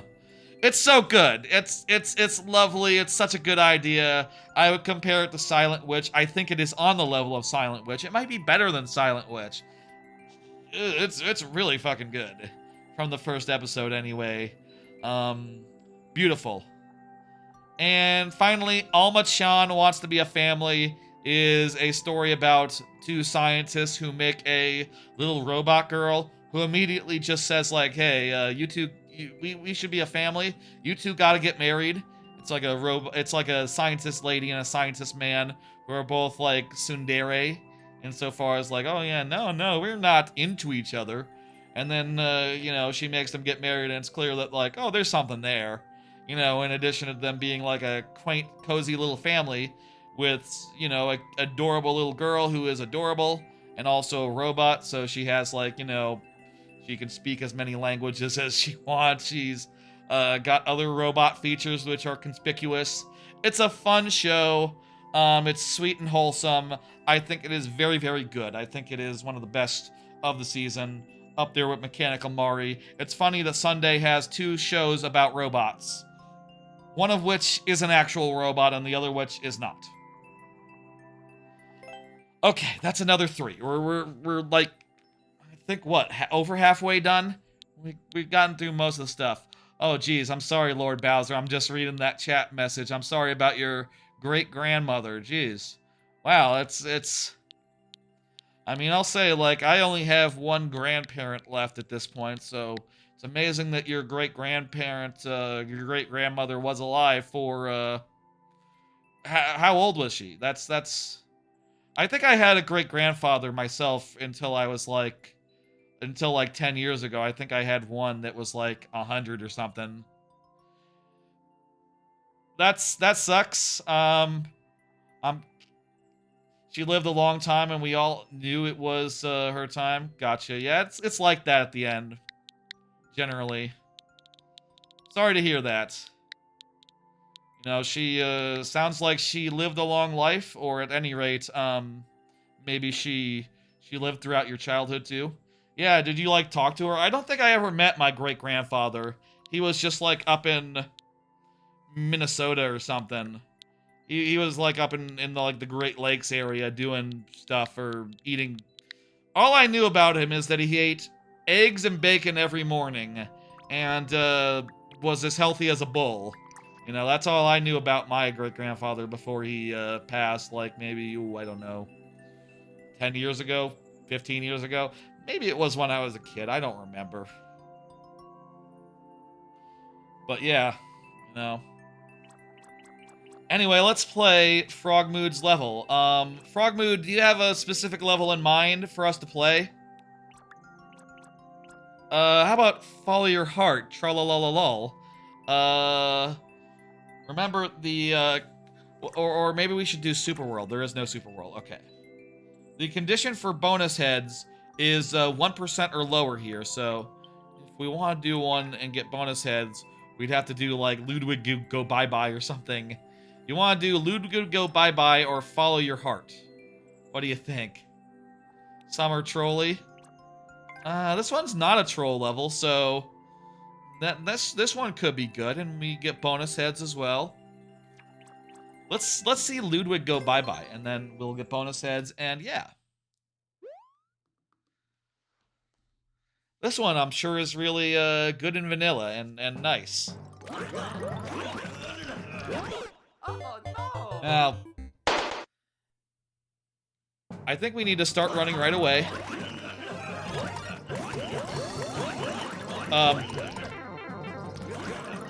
I can't crawl. How the hell do you get through this? I don't know how you get through this. Wow. Okay. Some of these lives are going very fast. Others are like, ah! There's a star! Hang on, there's a star. I found a star. Hang on. Hang on. Oh no! I think... Can I even... What can I do with that star? Oh no! I think I want to get that star. Oh no! It's hard to get that star. You're wheezing? You haven't made levels in years? You're embarrassed? Sad. Kill all the Ludwigs. Oh my god, there's a clear condition of... I didn't even see the fucking clear condition of clear all the Ludwigs. Yeah, I guess you need to get the star. But even then, how would you get past the, Even then, like, how would you get past this, little block here? Like, you have to get past this, and that'll turn you into a big, and you can't get past that as a big without turning small, and for that, the star would have to expire. I don't, duck, slide, jump? Maybe, yeah. That's like a thing. You can get some momentum and, like, slip through. Huh. No! Welp. That was fast. That was a fast one. Thank you, Frog Mood. Let's go ahead and hit dismiss and bring up the next level. I think I maybe got 2 more anime pulls left. I'll say it is 9:20. I think when we're out of anime, I don't have that much more to talk about. Don't have that many more cards. And we got enough levels where I could totally, you know, cover whatever is left in last call. So after after that, it'll be those were tries. You don't know if they were good tries. I like them. I like those tries. They were good for me. Were they good for you? Were those tries good for you? Were they good for me? Were they good for you? Parentheses, the tries. There's like a VOD title in there somewhere. You workshop that in chat, I guess. Were those tries good for you? Question mark? Something else. There's totally a VOD title there. There was also a bit where I was talking about a strategy and fish earlier. And if we could clear Pipers, that is definitely VOD title status right there. I don't know. You'll be the first to beat it without the star? Maybe. Let me do another 3. Freddy, you're up next, by the way, so let me put that in chat so that Freddy can see and Freddy can confirm. Freddy on the YouTube side. You can tell because you can't have emotes on the in names on Twitch. That's just not a thing. Let me do another 3 while we're waiting for the confirmations. I watched the first episode of Dad is a Hero, Mom is a Spirit, I'm in a Reincarnator. I watched the first episode of Hands Off Sawa Ranaide Ko Tetsashi-kun. And I watched the first episode of Plus Size Misadventures in Love. So, Dad is a Hero, Mom is a Spirit, I'm a Reincarnator is an isekai. It's just an isekai. So far, it's just kind of an isekai where the main character is a cute girl. And I'll say there are good things about this main character that I like a bunch. She is cute. She is also a little more mature than she would be otherwise and uses that to, like, get the better of her like, slightly immature dad, which is a decent dynamic, I think, and so far as how much we've seen it so far.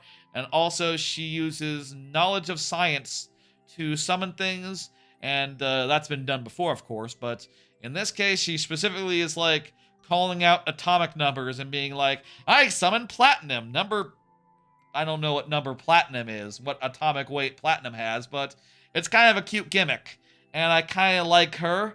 The parents, they're kind of not doing it for me yet, but Dr. Stone, if it was an isekai, I feel like that's giving it too much credit, but I don't know that she's gonna like change the world at all. The story hasn't gone anywhere yet. Like so far, she has just like she has just like went to meet the ex-girlfriend of the dad, which is kind of not a great arc because it's just like, oh, the ex-girlfriend is a real nasty piece of work. She's real nasty and large and like abrasive. And it's like, okay, I don't see why we have to have this baggage here. Whatever. It could be good. I'm gonna watch more. To be determined. Hands Off Sawanade is a really horny concept for an ecchi show. It is an ecchi show. It is fan service. It is a short anime. The basic premise is that this dude is a sports doctor and he is dorming it up with 5 hot sports girls who need his massages to feel good and to, like, get the stiffness out of them. And by the way, yes, it is an ecchi. Yes, they do have scenes of like gratuitous nudity and horny misunderstandings, and also even in cases where they are fully clothed, like, yeah, when he does lay hands on them, it does cut to reaction shots that do show it, and they show it all. They show it all. It's uncensored. You see nipple. I don't think, I say you see it all. It's from the top up, from the top up, which I don't think I can think of an anime that shows from the bottom down. You know what I mean? Like, I don't think there is one. Not even Nukitashi from last season broke that particular taboo. Like, it's all nipples all the way down.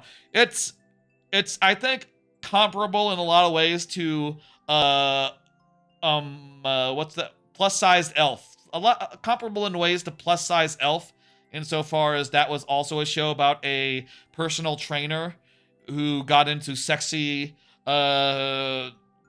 situations with his charges, except they are all in shape, and it is maybe a little better made and a little less trashy. Just a little bit less trashy, but no less gratuitous. So if you like that sort of thing, it's good. Be warned, though, it's for people who like nipples and want to see them and are... I don't know how to couch this. It's all nipples. That's right. You got it. Finally, plus size misadventures in love. This one was one I had a lot of mixed feelings on.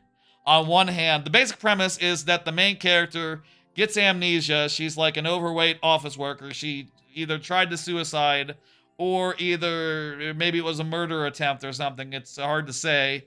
But she got amnesia, and now she has a much more positive outlook on life, and really looks back on her, depression and self-hatred in a really, like, oh my god, why was I like that? I'm cute as a button, type feel.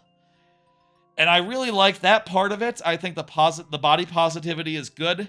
And coincidentally, by the way, this has got review bombed on Crunchyroll as a result of the body positivity. And like, chuds are really, really up in arms about it. But I'll say, as someone who is overweight and generally body positive, there was a lot I didn't like in it. Like, for instance, how it kind of trades in cheap fat jokes for no reason. Like I said, and like I wrote down there, cows moo at one point when she does things. And there's a part where she gets stuck in a door. And also there's a part where they're like at lunch and she's like, oh, I'm just going to steal everyone's food, haha. And it's just like, oh my god. Like, I am there for body positivity and all that, but this is a caricature. It'd be like, in anime sometimes where they got like the character who is just literally a drag queen, or supposed to be trans, right? But more in the drag type way, where it's like, this is not what a trans person looks like. You know that, right? Like, you have not written a trans character. You know that, right? In this case, I feel like it's the same, where it's just like, this is like if you made an anime about the Persona 4 fat girl who is just like a walking joke, and you made it sympathetic to her, but it's like, she is not a real character. This is not how fat people are. And like, I'll say, like, if anyone were, I kind of feel watching this like, man, if someone made moo sounds while I did things, like, I would, they, I would be very angry with them. Let's say that, you know, I would not be happy. Like, this is not cool. That's not a good mix of elements, and it's so cheap. And I don't think the writers like her. Is the thing. Like, as good as her plot is, as good as her attitude is, like, it does feel like a farce. Like, oh, isn't this ridiculous? This hideous fat character is finding love and being positive, and it's just like, I'm pretty sure this is not on the level. Anyway, I don't have room in my watch list for a show I'm mixed on, and I think is like, low-key, you know? I don't have time for this. I had to cut it. I was very much like, should I cut it? And then I watched a few more shows and I said, yeah, this I don't think I want this on my docket. And it's kind of funny, I think, that you know, I dislike it for the opposite reasons that the chuds do. Like, I like the body positivity. I just don't like the fat jokes so much, and the fact that they're all so cheap, and, you know, they feel contrary to the whole thesis of the show in the way that really undermines it. In the same way some people would say, like, Persona 5 sometimes can undermine itself insofar as, like, how it handles the two LGBT characters, you know, in a show, in a game that's all about, like, you know, people fighting against injustice and shit, you know? It's like, okay, well, here's some actual underdogs, here's some actual minorities, and they're jokes. Kind of feels like that.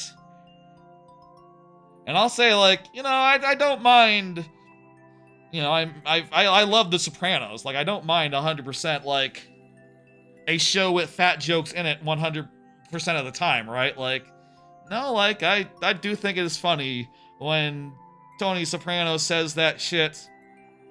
I do think it is funny in The Sopranos when like, Bobby Bacala gets out of his car and Tony says to him, he says, I think it's time for you to seriously start considering salads. And he says, what do you mean? And then Tony says, what do I mean? I mean, get the fuck off my car before you flip it over. And then, and that's a good line. That's a good fat joke. I appreciate that. And I think Tony Soprano is a very funny guy. And a very, you know, and a very good character. And, you know, in this case, it was just all cheap and, you know, it's not trying to be body positive. It's, complicated feelings again. I don't see, Freddy, so we got 2 lives then. Frankie, Freddy. I'm thinking about Spy X Family, I guess. Frankie. Freddy, go ahead and say. Oh, crap, I'm not gonna count that one. I didn't read the clear condition. This time will be the first time. Okay. Hello, Trainer Derek. Talking about anime right now, Trainer Derek. That's, like, the main topic. I think I have, like, 3 more shows left to talk about. Jesus, how the fuck? Maybe you have to, like, get this guy high up so you can actually fly. But, in the absence of Freddy, we can go no further. Those are our 2 tries, so... Yeah, Freddy, you got a second longer to confirm. Meanwhile... Whoa. I almost hit the button to clear queue. I don't even know what button that was. Hey, Trainer Derek, how you doing? All right, let's hit the button. You're coming up, Jose, I think in a few. Let me go ahead and hit dismiss. And yeah, sorry, Jose. The chat bot isn't recognizing you, so I don't think any chat commands will work for that. If you do like a Nightbot command, does that work? Can you try like a Nightbot command for me? I'm just curious. Are all your commands not working? Can any YouTube bot see you? So like if you did for instance Discord, exclamation point Discord, would the bot be able to see that? Would Nightbot be able to see you? I'd appreciate it if you tried that out just for a little bit of troubleshooting type stuff. You hear me? You got it? Okay, let's go ahead and hit this miss and bring up the next one. Yeah, there's a weird bug going on with Jose in the YouTube chat. The chat bot just don't see him and can't respond to his commands. I don't know what's up with that. I think it once did. I saw you in like the list of users that the chatbot remembers, and even with the same name, with the punctuation and the letters and everything. So I don't know if it's based on your name or if the character's in it. That would surprise me. Hey Alonzo is up next. Hey Alonzo. Let me go ahead and put that in chat so Hey Alonzo can see. And we'll do 3 more cards. Was Chitose the last one that I watched? I think there's... Honestly, I can't remember right now. Let me just check my things real fast. Yeah. No, there's 3 more after this. Okay. Right. Okay. I watched the first episode of My Status as an Assassin Obviously Exceeds the Heroes, a mangaka's Weirdly Wonderful Workplace, and Chitose is in the Ramune bottle. I don't know what a Ramune bottle is. Hey Alonzo, please confirm while we're talking. My Status as an Assassin is sort of one of those isekai where the entire class gets isekai. It's pretty basic, but it's well executed. I think it kind of proves that like if you do a show like this well enough, like a pretty basic premise isn't a problem.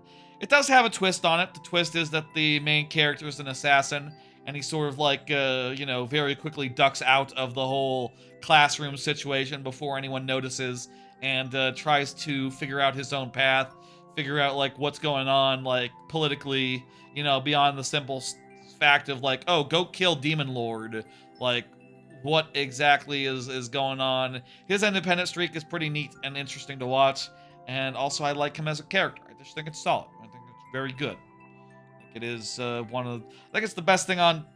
This is a Tuesday show? I think this is the best thing on like Tuesday or Wednesday or whichever day it's on.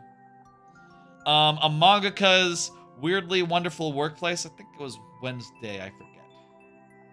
No, I think Tuesday. These are Tuesday shows. Mangaka's Weirdly Wonderful Workplace. Monday. Was it Monday? Shit. Okay. Main character is a bit neurotic. It's a workplace comedy about mangakas and the editor. And she is a bit neurotic. She almost has like a Seinfeld style, like, oh, how should I do this? Can I send an email at 2 a.m.? Like, how does that work? Is that okay? And she sort of argues back and forth with her friend, which is, I feel like it goes on like maybe a sentence or 2 or 3 or 4 or 5 too long. But, no, it's kind of cute and good. I like the characters. They're cute looking. And I feel like there's a Yuri angle between those two in the center there. The mangaka and the author. I guess I look down at the genres and I don't see romance in there, so I don't know, maybe that's not it, but I definitely feel like there's something going on there, like girl wise, which I like. I think I like this one, and it's like one of 2 shows it's like one of 3 shows on Monday, I guess, and I already dropped the plus-sized romance one, so this is like the second best. finally, I think this is Tuesday. Chitose is in the Ramune bottle. This was a 1.5 length premiere. And it sort of spends a lot of time setting up that this dude has. It starts off with a really artsy-fartsy, like, intro where the guy's just like, oh man, you know, one day I'll look back and I'll remember high school as, like, the pinnacle of my life, you know? I'll look back with warm feelings. And then pretty soon, as you start to meet all the girls who are into him, and it's just like, oh, dude, you have a harem. I didn't realize that. You kind of slow-rolled me there. And, he has very cute relationships with each of them, each of them seems to be a bit charged. He flirts with them a good deal. They are all well-established characters who have good character designs and stuff. And, eventually he is tasked to, like, do something with a shut-in incel-kun, which I'll say I did really appreciate how incel-kun, like, literally... Some minor spoilers, by the way. He literally was like saying as they were talking, like, "Oh, what the fuck? You're the guy with the harem. You brought a floozy with you?" And it's just like, oh, he's acknowledging that this is a harem. That's very funny when like no one else is in this world in this thing, and he keeps calling him like man sluts, which okay, you know, I'll say like some of that is some incel shit, and definitely he gets up to some incel places, but you know. It is kind of funny after a whole episode of being very serious about this dude and his harem just having one guy be like, fuck you! Fuck your harem! Get the fuck out of here! You're coming to my house and bringing a different girl every day? Like, what is this? What are you doing? And, I feel like a twist is coming. Like, the way that this description sells it, I feel like the twist might be that Incel Kun steals all of his chicks. I feel like that is the direction this is going to go, but then again, look at the art of the show. Incel Kun's not in it, so how can he be the secret main character? How can he be the secret, you know, harem stealer? Like, I don't know. I don't know what else the show is doing other than that, if not that, but it's fun. It had a really good ending at the end of the first episode, 06I saying that, yeah, that ending got him. Yeah, it's a really good ending. And, it's good. Also, if you watch it on Crunchyroll, bear in mind there's like 20 minutes after the end of like the voice actresses running around or something. It's just 30 minutes long. You don't have to, it's not an hour-long premiere. Don't worry about it.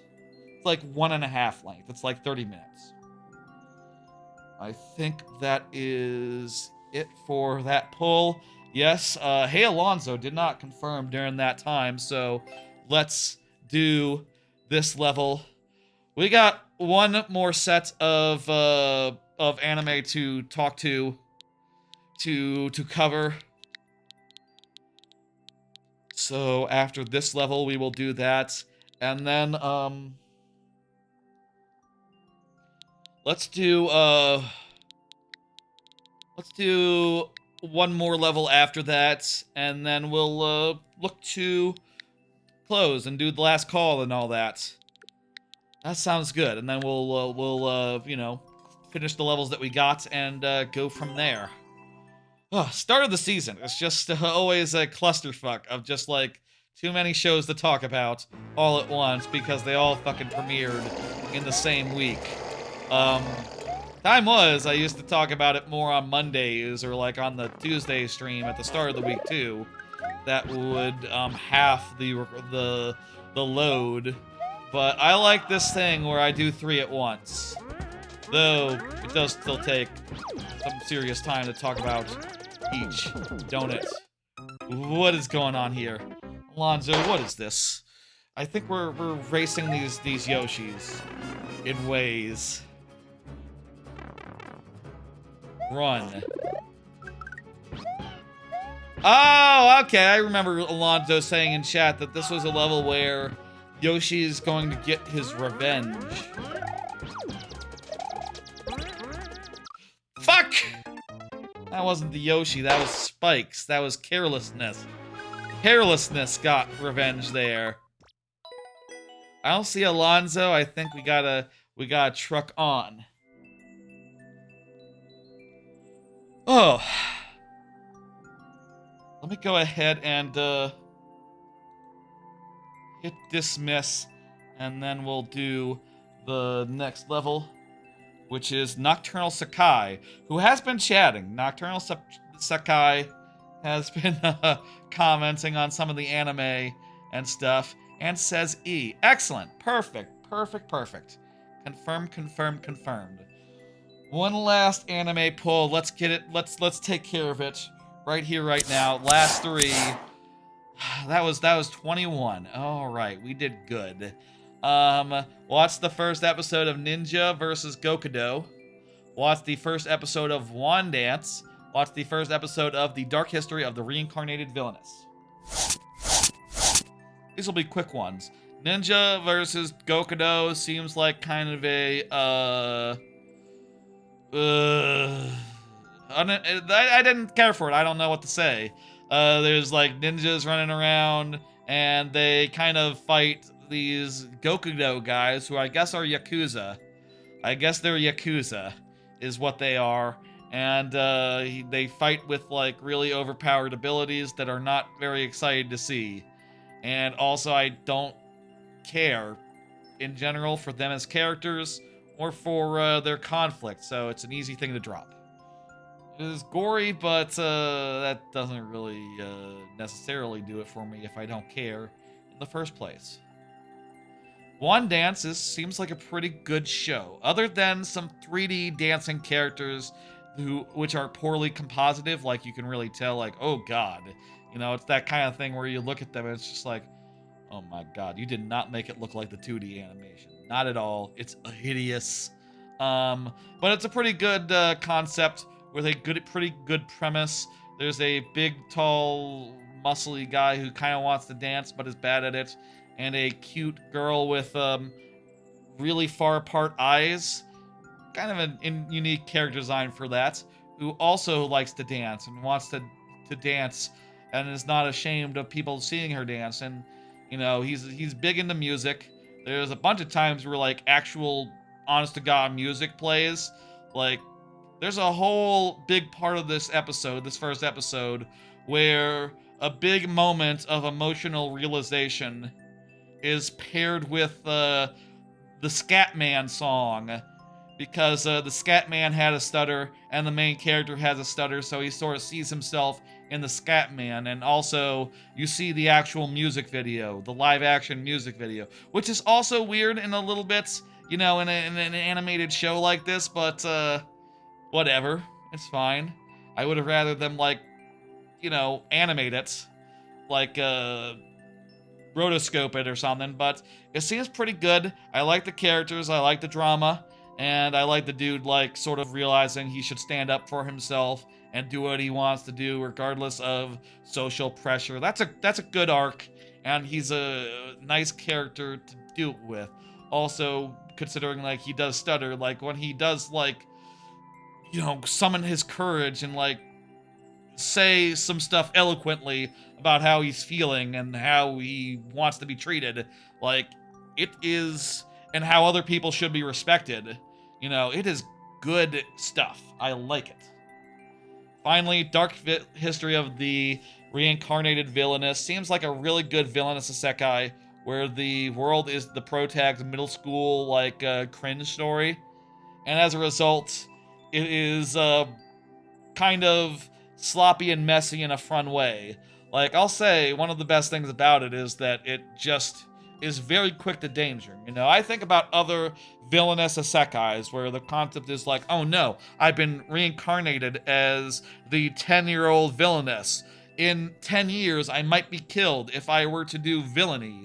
Whereas in this one, it's just like, oh god, I'm the villainess. They want to kill me like tomorrow. You know, it's just like, they want to kill me right now, actually. This is a whole pickle. And also, it's kind of cringe because it was written by her 10-year-old self, like 10 years before she gets isekai'd. It's pretty good. It plays things fast and loose, and it's kind of fun. I like it. think it's a really good villainous isekai. Though very much just, you know, a villainous isekai. I think we went around the loop, so that's it for anime. Woo! Let's play the next level. And I'll do the next one by Jose. I'll do the next one by Jose as well. And then after that we'll go to the lightning round. Yes. Yes. We'll go to sudden death and then close the queue out. Very good, very good, very good.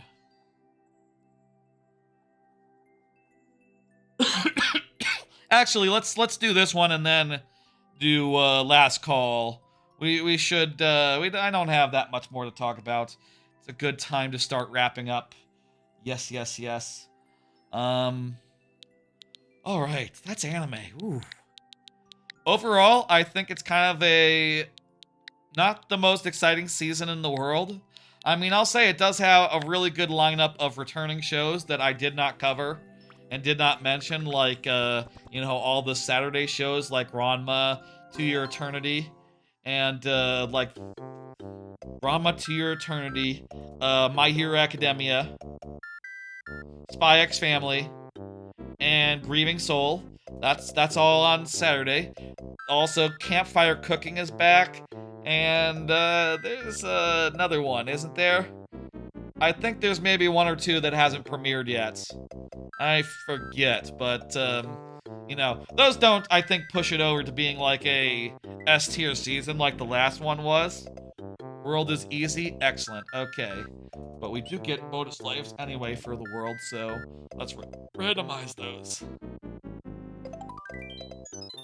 I think this season is alright. I think it has a few standout shows like Mechanical Mari and maybe Punch Princess as well. I feel like that one is just remarkable.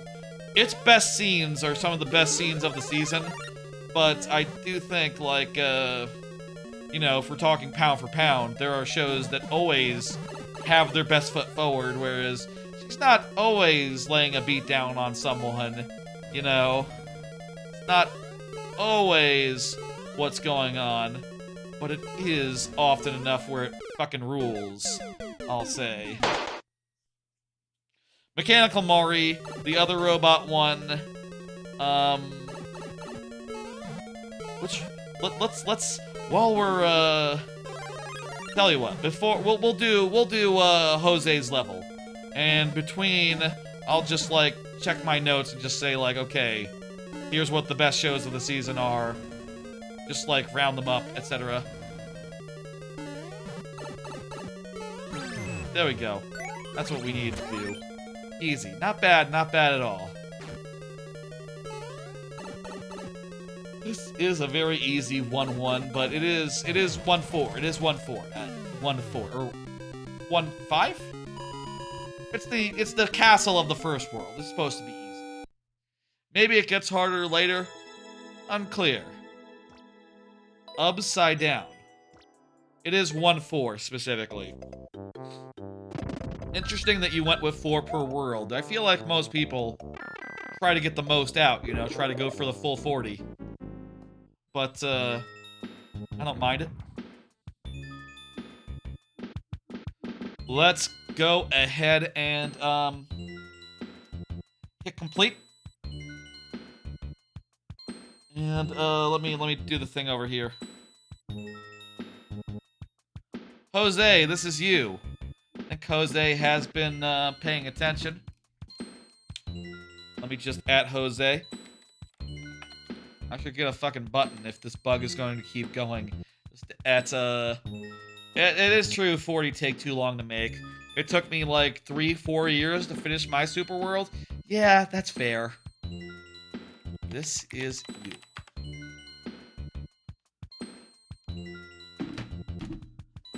To sum up, like I said, I don't think this is the most strong anime season in a while. In fact, I think it may be the weakest of the year, all things considered. Like, there have been some really, really strong seasons, the last few, especially last season.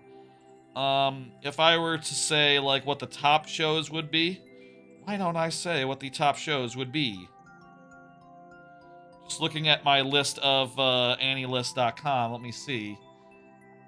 I would say Dusk Beyond the Edge of the World is definitely up there. I would say maybe This Monster Wants to Eat Me is also up there. I'm gonna say Campfire Cooking, the new season of that is really good. It's off to a great start. Chichose, I think, has some real potential. Uma Musume, Cinderella Core 2. Yeah, that's gonna be great. Alma-chan Wants to Be a Family, Mechanical Mare, those two are definitely top contenders. Ranma 1/2, To Your Eternity Season 2, or Season 3 of To Your Eternity. Season 2 of Ranma 1/2, 2024 edition. That's definitely up there. I'm gonna say Tojima Wants to Be a Kamen Rider is up there. Is My Friend's Little Sister Has It In For Me up there? It might be. Touring After the Apocalypse might be up there as well. We'll see. I think Sonda will be up there. And there'll be One Punch Man has yet to return. Ooh, I wonder if that'll be good or bad. That might not be good, honestly. We'll see. Yeah, I think that's basically all the, like, highlights that I would recommend without, like, hesitating and without, like... Those are the ones I think could be S tier at this current rate after 1 episode or 2 episodes or how many there's been. Not a lot. I tend to be more generous, tend to love more shows, I think, but it is a perfectly good selection, and I wouldn't mind a more quiet season, honestly. There's been a lot of really packed seasons where it's kind of just hard to cut anything because everything is just so good. You know, there's just too many good shows to watch.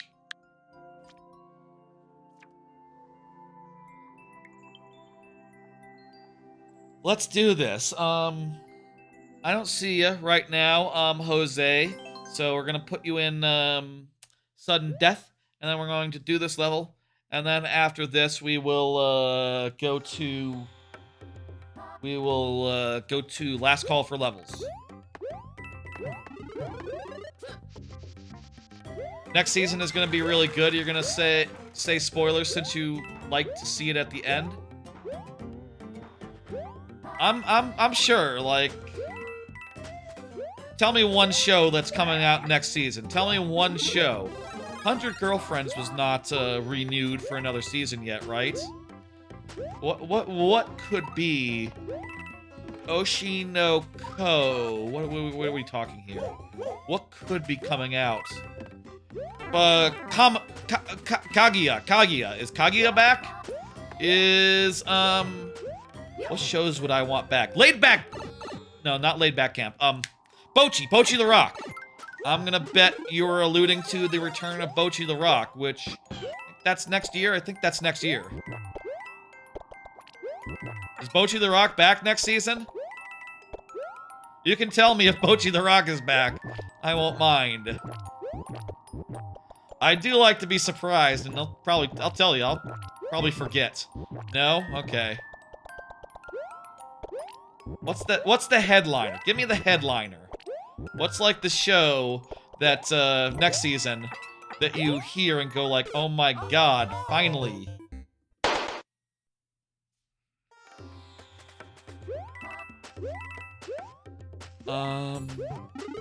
More Dr. Stone. I think well, there's 2 in particular, can't choose between them. Lay it on me. What are the 2? What are the 2 next season?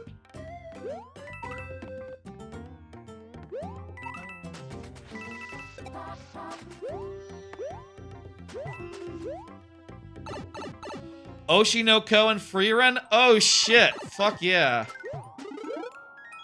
Those are 2 fantastic ones. I said Kaguya.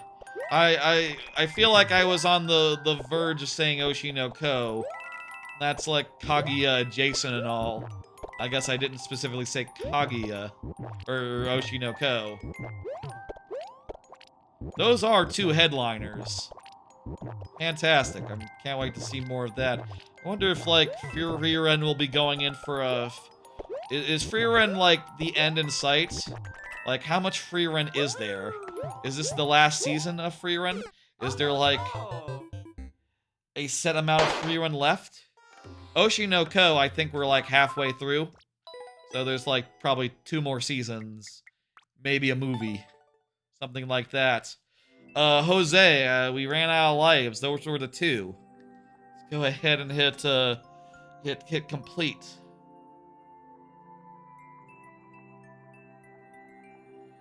Oshi no Ko is a damn good one.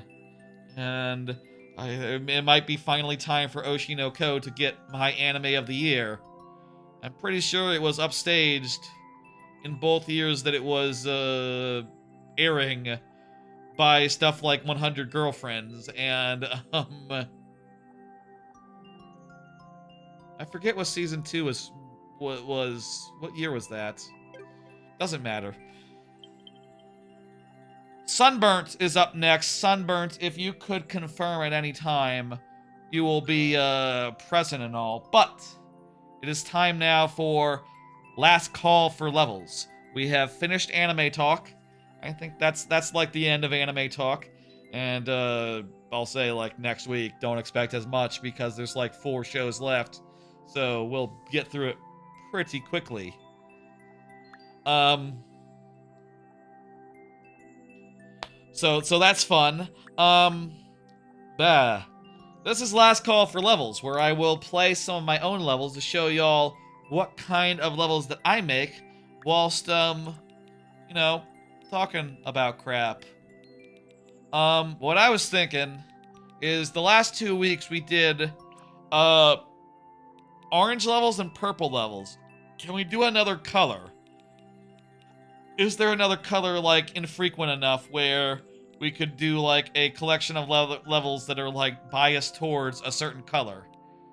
I feel like pretty much any other color, it's pretty common, like red, yellow, white.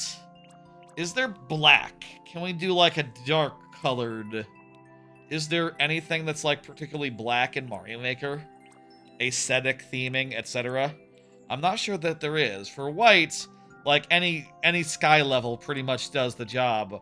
Or, like, winter as well also meets that criteria. But for black, I think it's just, like, the backgrounds of stuff. Like this is kind of a black. I guess you could call that black. Bullet bills are kind of black. Backgrounds are pretty much like the lion's share of it. Ooh. Okay, you know what?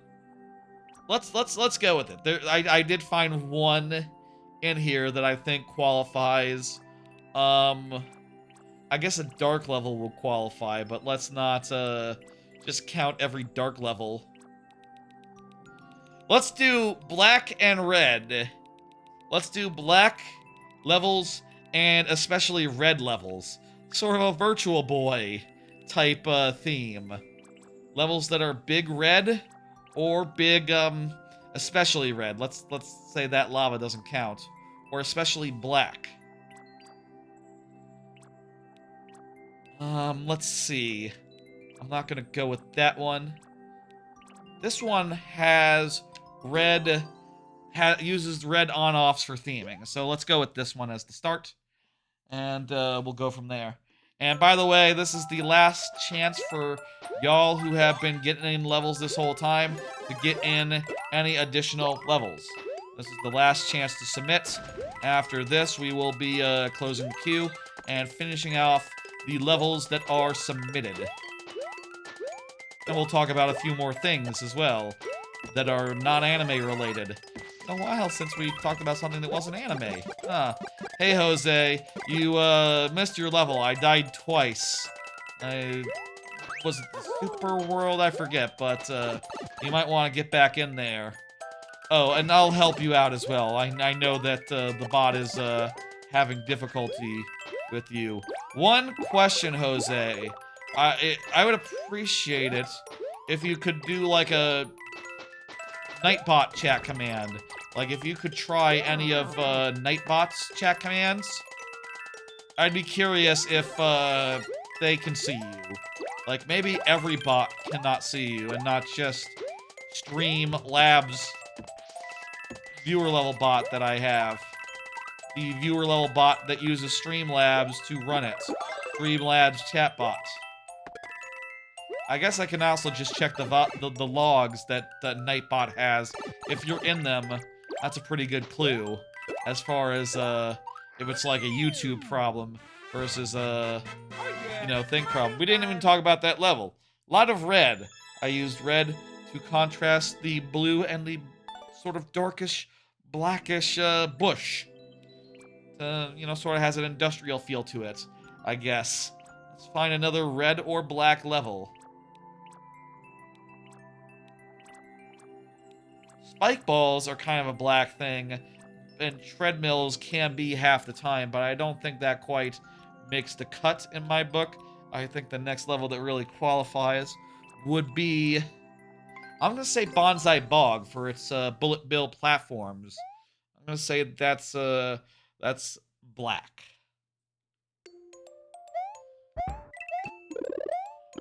Bullet bills are fun platforms. You know, they're solid. They can be moved around as physics objects. And also, if you let them be enemies as well, I think that's pretty cool. Oh, also, this has red vines and red pipes.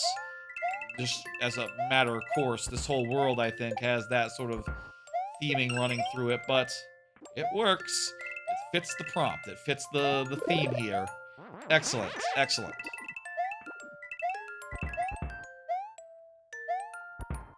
So yeah, get back in there. I will help you out if the bot, when the bot fails to see your shit.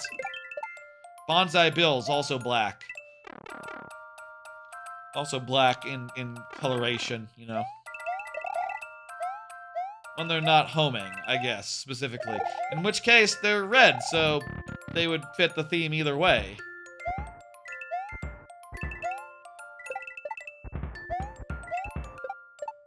Having these moving around through the muck is very convenient for level design purposes, though space-wise, I had to be efficient a little bit and do some stuff like this where I use the top half of the screen for one little segment, and I use the bottom half for this one. I really ran out of room here. You can see that the above this area is the previous area. Motherfucker.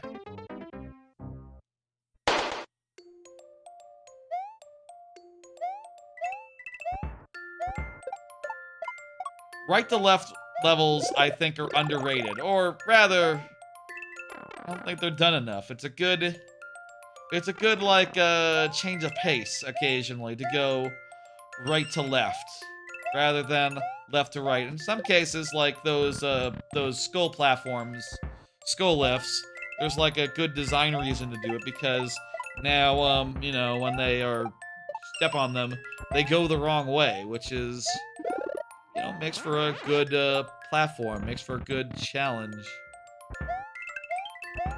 One thing that always frustrates me with this particular level is the fact that, like, you know, the way that the hover works in World can mess up your timing sometimes. Like, if you're trying to land on a dude to bump off it, you can end up, like, hovering an inch over his head. Kind of can mess you up, but that's just Mario World. That's how Mario World works. I sometimes think things like that Mario World could work a little bit better in that respect. I don't know. Can be awkward.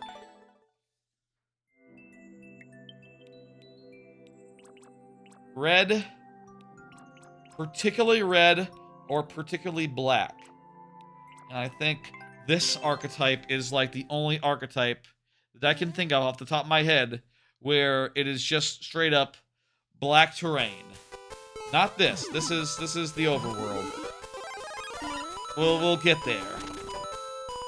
This level sort of has two parts, you see. First, this part on the outside, on the in this snowy mountain aesthetic bit, and then you go inside as well. A lot of the level is set up in ways where you are sort of encouraged to like wait a minute or like do some stuff with your spike helmet, break up some ice, things like that.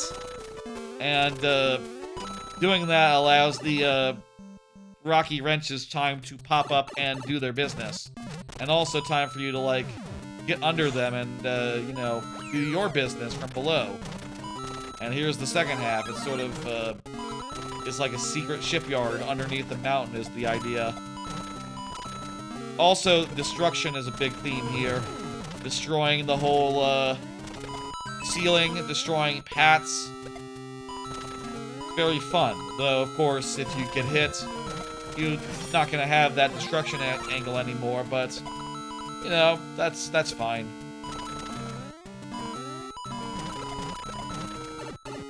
It's good aesthetic. It's a good, I think they did a good job with, like, the ship theme in Mario Brothers 1. You know, they didn't exist in the first game, right? So they could do whatever they wanted. And they made it sort of look like a cruise ship, more like a little bit more industrial and a little less made of wood. And I feel like that theming just really helps a lot to give levels like these a distinct personality than like their Mario 3 equivalents. Red or black? I'm not sure if there's any more black levels.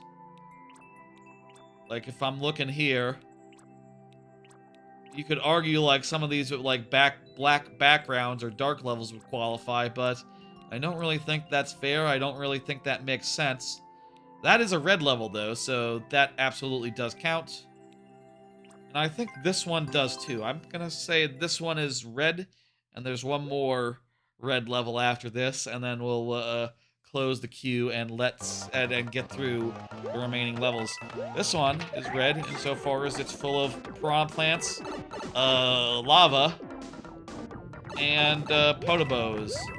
And also a good amount of like red pipes, on-offs, things of that nature.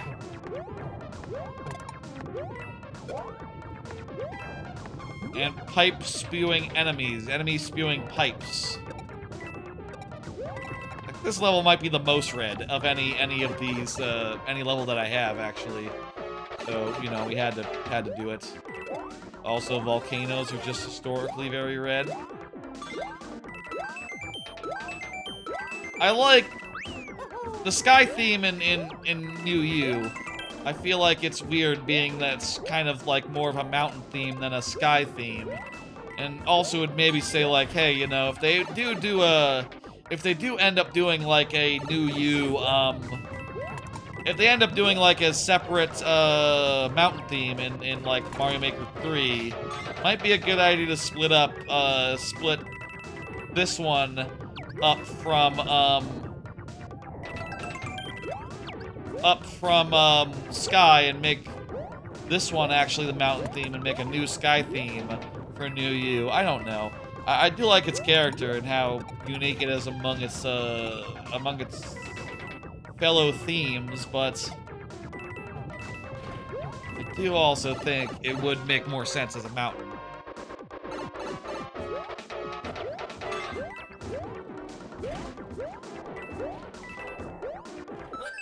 Good shit. Good shit. One more, and then we'll close the queue and move on. And as you can see, I make a lot of traditional levels of high quality. Ooh, they're nice. So something I should say why I do Last Call and the whole rigmarole. I like this recent theme of colors. I feel like we might have reached the end as far as like what I can do, because like green, there's too many. Just like any tree level qualifies. Also, it's funny. This is also a ship themed level. The other red level here. Just like the only black level that I could actually summon. It has red coins. It has a red coin sequence. It is very much meeting the criteria of a red level. Honestly, this one might be the most red. The enemies are red.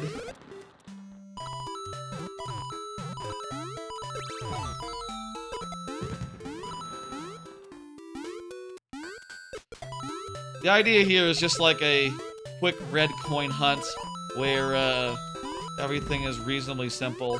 And like, you will have to backtrack if you miss it, but that's fine. That's just the cost of doing business, price of doing business, I don't know. Also, with the low gravity, it's kind of fun to like... Enemies are like in midair for longer than they would usually be, which makes them fun to target with the party ball. At this point, it splits into left and right, and you get an extra bonus for going the distance, and also a key. I had to do a revision to this level because the key was just too missable in earlier iterations. Even I sometimes would miss it. And I know this level like the back of my hand. Now it's free. You just get it. Way better, I think.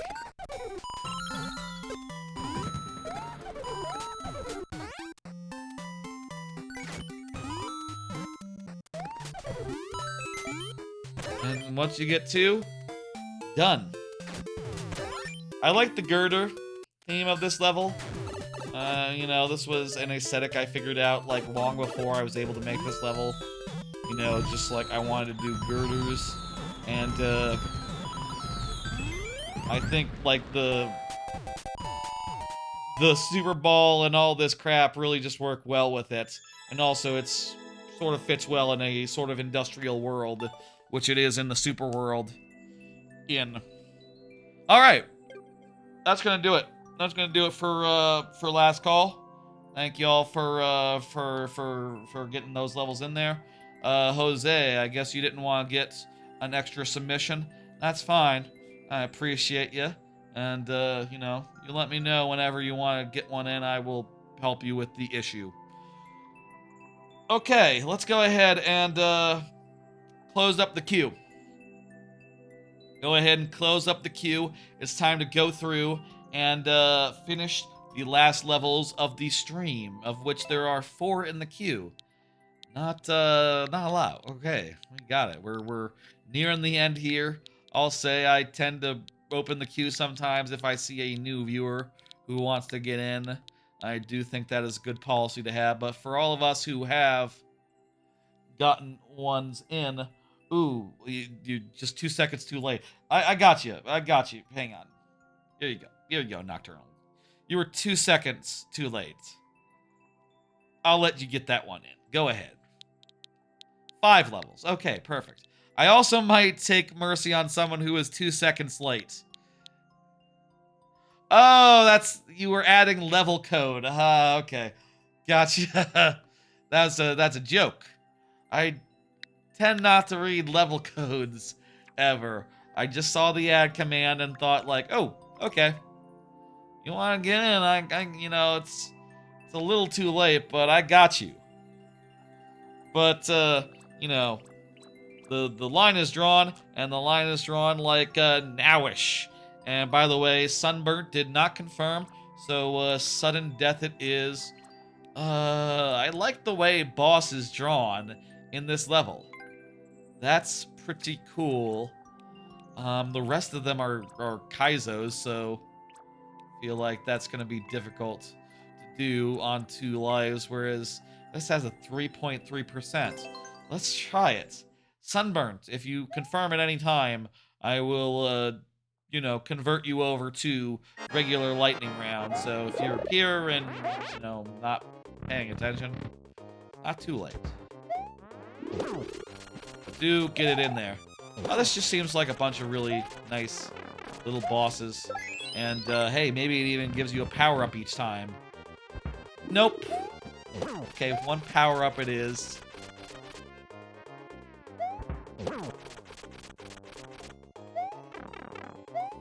How come sometimes it's 1 spin, and other times it's 3? I don't get that. Maybe it's something to do with how you, if you go under or something. No, it's just random. I like it when it's a shorter thing, though, let me say. Alright, we got a mushroom. Okay. Got a mushroom? Let's do it. This will tide us over until... I guess we can, like, spin jump to, like, get up on there early and try to just hope for finishing it. Gone so far here. Why are these... What's up with these bullet bill? I don't get it.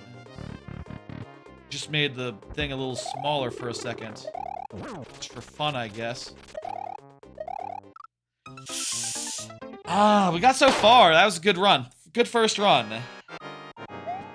By the way, I still do have some cards left. Would y'all mind if I pulled one as we fought these bosses again? I got just a couple left. I bought a Halloween costume. That's right. I have been thinking I would like to dress up for Halloween.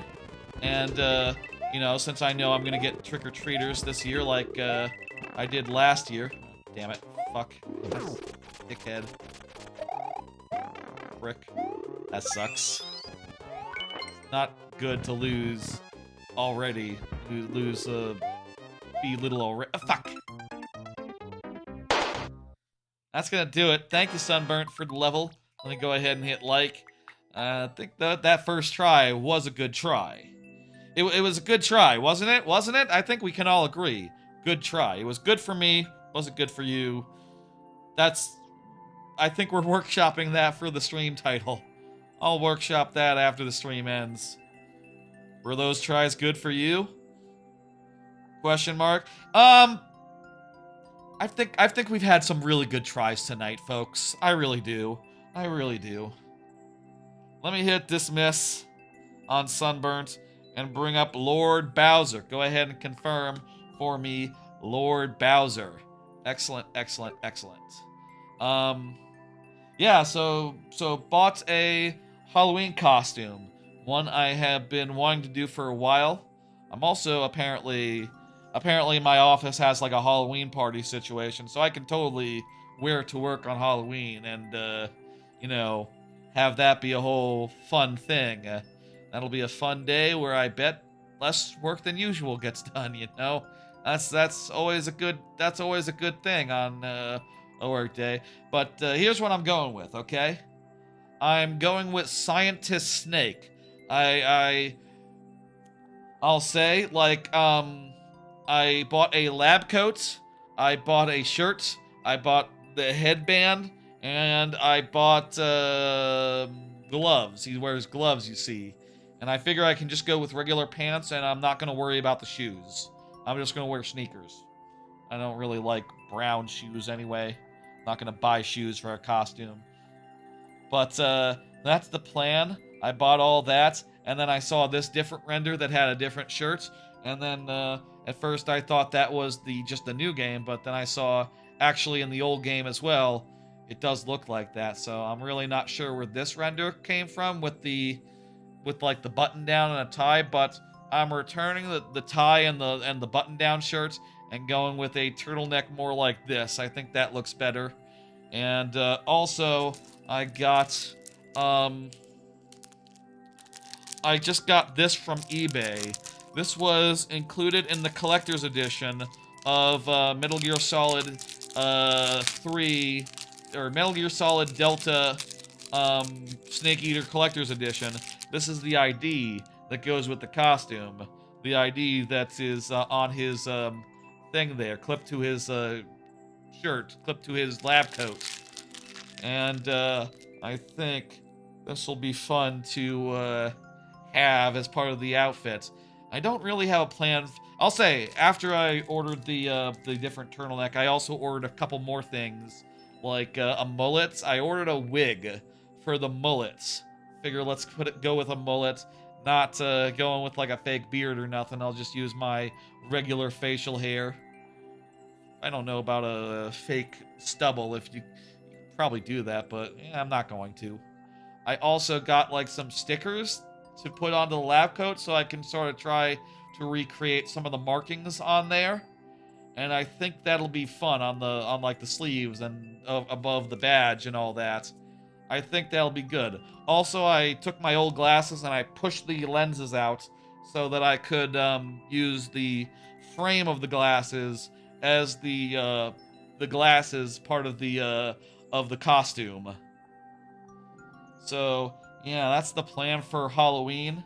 I got most of it, though. Like I said, I just made some last minute changes, so I'm still waiting for. I just ordered those like earlier today, so I guess I'll wait a little bit for the like mullets and turtleneck and label stuff to arrive, and hopefully that'll be cool and good. I probably spent too much money on this, especially this fucking badge, which eBay was kind of it worked me over the coals there. It was like $50 to get just this fucking badge. It's like, man, how expensive is this collector's edition that like a part of it is worth 30 or is worth more than $30? I don't know, but like I want it for my costume, so I figured, you know what? It's probably going to be harder to get any other year when people forget about it and stop trying to sell it. You know, that was sort of my thought process there, my rationalization.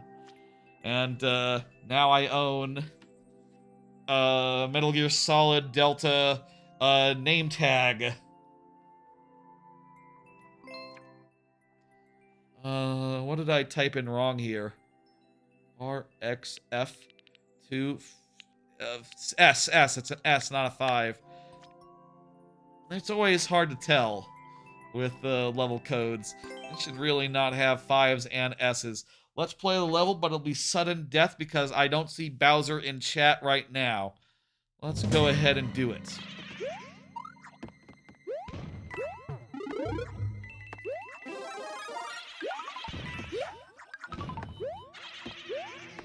I suppose this is your new level, Bowser. Let's try to do it. Let's try to finish it. It's a cool ghost house, ghost ship. I like the theming a lot. It reminds me of Mario World. It reminds me of you know, that whole yeah, Mario World. Yeah, Mario World's sunken ships and I heard something just fall. Probably fine. Know what it would be. Pretty good use of ghosts, and just like aesthetically, it's lovely. Done a hell of a good job at really getting the vibes of a good spooky level. Yeah, I'm excited for Halloween. I need to get some snacks for you know, for giving out and all that. You know, some candy to give out.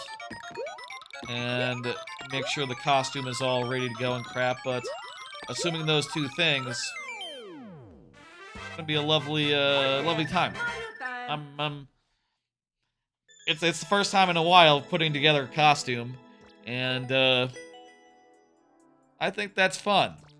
When I get a house, it'll be more regular, you know? Like just the way that it is. Thank you, Lord Bowser, for the level. That was a very lovely ghost house, very atmospheric. I think you did a great job. Let me hit complete, and a cool combination of like elements that felt like I liked the pacing of it. It was very like purposeful. Kind of has slow pace to it where like every obstacle you feel like you need to stop and think before you tackle it, but in a way that I was still very much just constantly on the move, constantly going. Yeah. Robert Corwin, you are up. Go ahead and confirm, Robert. You are the second last. And let me pull another card. Did y'all watch The Onion's Jeffrey Epstein colon bad pedophile. Yeah, The Onion put out some hard-hitting journalism the other day. I think it was yesterday. Wrong one. Here it is. I actually have 2 cards left. I should trigger another one real fast. But yeah. This was great. I loved watching this. It was very funny. Just the image, just the thumbnail, just the basic title of it. Bad pedophile. Just very funny. Just the idea, you know, the suggestion of like, oh, he's a bad one specifically. Like the specificity of it is just hilarious. Like, oh my god, we got him. He's not just a pedophile. He's a bad pedophile. And also just all the jokes around like his untimely death and all the people who went to his, you know, child sex orgy island, you know, jokes about them were all very funny and good. I thought it was hilarious, and check it out. Bad pedophile. The Onion does good work. One more card before Robert. Did y'all see this part of YouTube's big update post? I doubt it, in parentheses. Yeah, I just saw this the other day, and I wanted to, like, point it out. I feel like I've seen this a couple times, but the last time I noticed, he did get caught, yeah. He was bad at it, that's true. There's others who haven't gotten caught, not yet. At least so say the Epstein files, presumably. There were a lot of like news reports in that video where it was like you know, Jeffrey Epstein, you know, like investor, this that pedophile has been arrested for pedophilia. Just matter of fact calling him a pedophile, acknowledging it.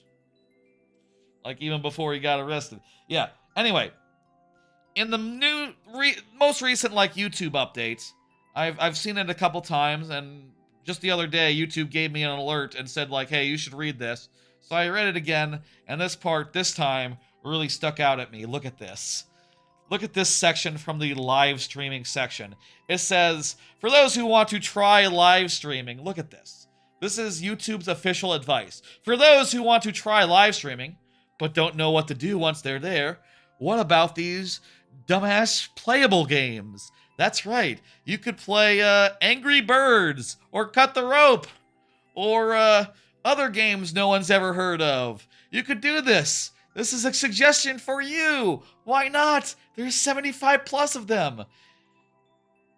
I don't know, man. You could play literally anything else. Like, I don't know what to tell you. Play Silk Song. Play Hades 2.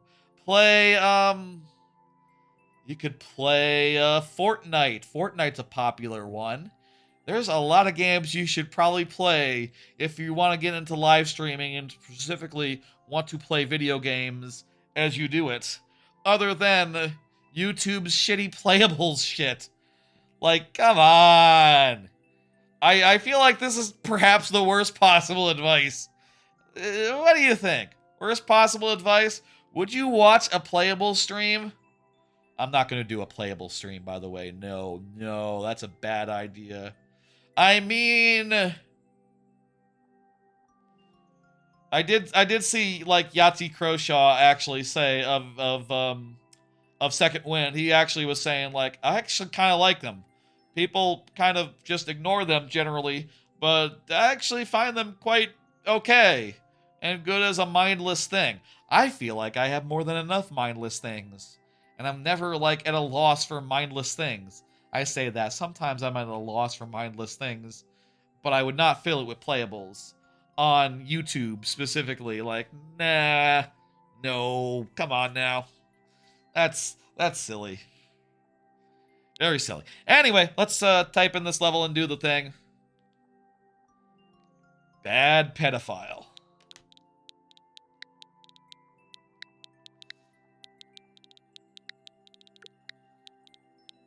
It's a very funny thing. The Onion, they do damn good work. Alright, replay challenge, get 100 coins. How, for an easy clear, expert challenge, can you get all 100 hidden coins? I don't see a Robert right now, so yeah. Hello, 77 Giorno. Giorno, do I know you on the... I know a Giorno on the YouTube side. Maybe a different Giorno. There's different Giornos in the world. If you're looking to get a level in Giorno, the queue is closed, but I don't mind opening the queue for a new viewer, such as yourself.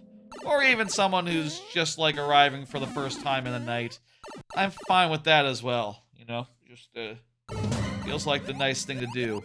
Also on YouTube, you really can't tell the difference between new for the night or new in general without, you know, a really, really, really good memory. Whereas Twitch actually calls it out. It's like, hey, new person. Which is smart. It's smart to call that out.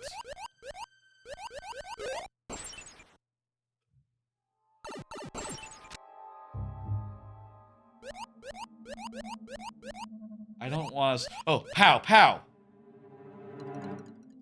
So it was pow for an easy win. So how can we turn this pow into an easy win?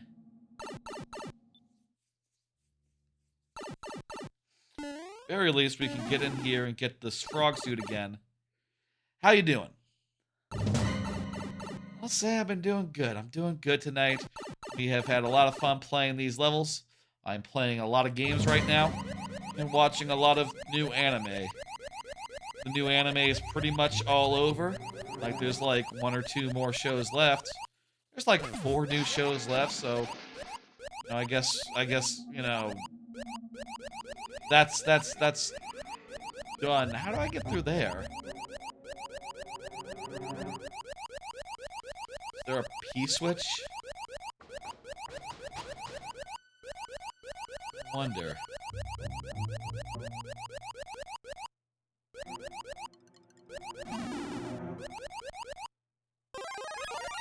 We need to find like a P. Oh no! I can use the tail. I got it. I'm good. We. I think we can use the quick, easy way out. This way, right? The description did say this was the easy way to finish. Oh, but I need another POW. Fortunately, it is right there. I just need to make sure not to destroy it. And yeah. It's gotta be it.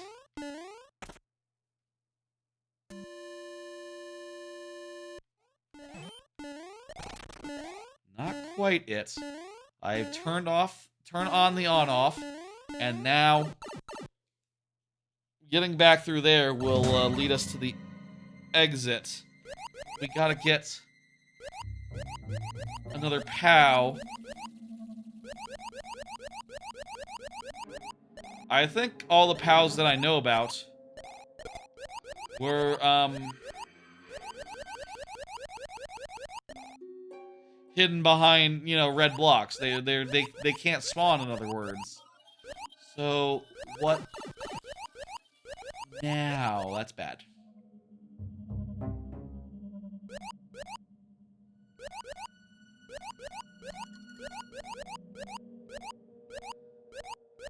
I think we are halfway through, though. Oh, wait. That's bad. This was a bad room to go into. At least I can get another frog suit here. Refresh my dudes. And then, seriously, there's no point to coming up here. It's just a dead-end trap. Okay.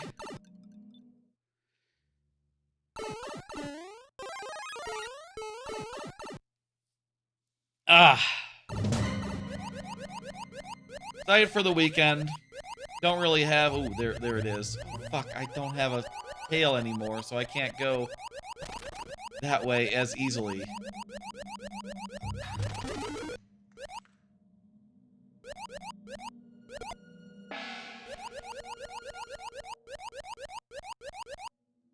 Maybe I can use this shell, like, make a hole in the wall.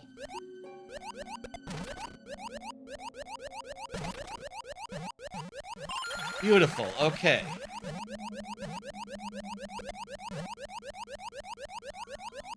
We just need to go back where we came from.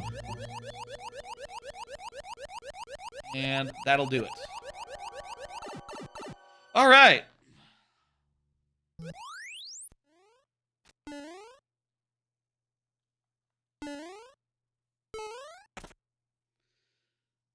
Let's go. Use this tail. Hit the thing. Nice level, Roberts. I appreciate it. And I'll see, we were able to do it in sudden death.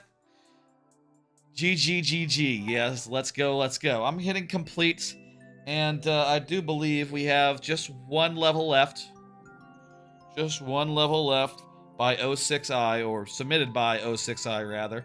06i tends to submit just really interesting levels that are sourced from, you know, I don't know where, which I really appreciate because they often are very interesting and cool and have things I don't, you know, really unique combinations and things of that nature.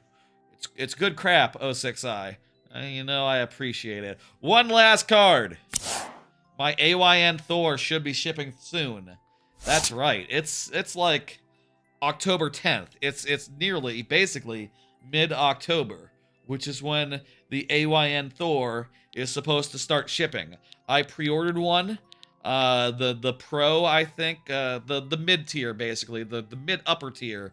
The one that, like, has 12 gigabits on it and the better chips, but not the 16 gigabit one that's like $100 more. That's about as much as the Switch 2. Like, no, this was like $100 cheaper. This is like $120 cheaper than a Switch 2, and I'm really looking forward to it. It's a dual screen handheld, you know, an Android emulation handheld, and like reviews are starting to come out now. The big emulation handheld YouTubers have gotten hands-on, have gotten, you know, what's it call it? Review units, there we go. And some of them have posted the reviews, and actually I haven't watched one yet. But last I saw, it's like looking pretty good. Like, I saw first impressions from Retro Game Core, and he was like, yeah, no immediate deal breakers. It's pretty solid. It feels pretty good to use. Triggers maybe a little bit, could be a little bit softer, a little bit more angled. But other than that, it's like, yeah, no, it's a solid device. It has good chips and all that. And the software is starting to come along for, like, dual screen Android devices. One thing I do wonder is, like, you know, can you do, like, Linux stuff on it, or, like, you know, Rocknix or any of that? That would be nice for just, like, you know, the fact that there are a lot of emulators that are not on Android yet, but regardless, this is a pretty powerful thing. It's dual screen, so like DS and 3DS games will be properly emulated in a way that is good. 06i is here, so we get 5 lives. Excellent. It's shaking, but not really, looks like resetting the damn thing helped. Well, that's good. What's the starting? There we go. Not sure what was up with the starting whistle situation.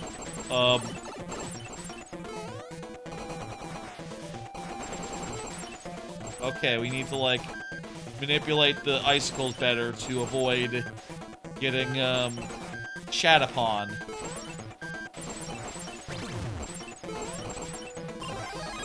Cool, this is a neat level. Nice gauntlet of challenging rooms. Let's see if we can do it in 5 tries. This is a good final level for us. I like it a bunch.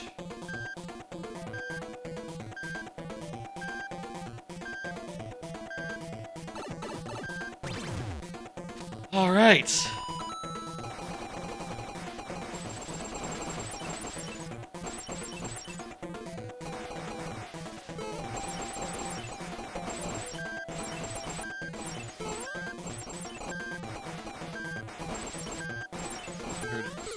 Ah. Tough as balls. 3 tries left. Let's do it.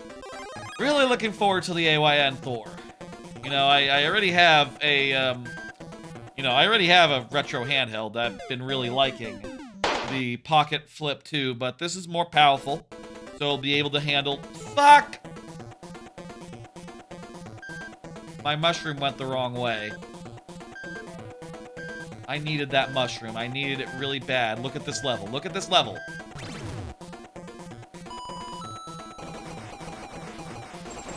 Really could have used that mushroom. Really could have used that mushroom.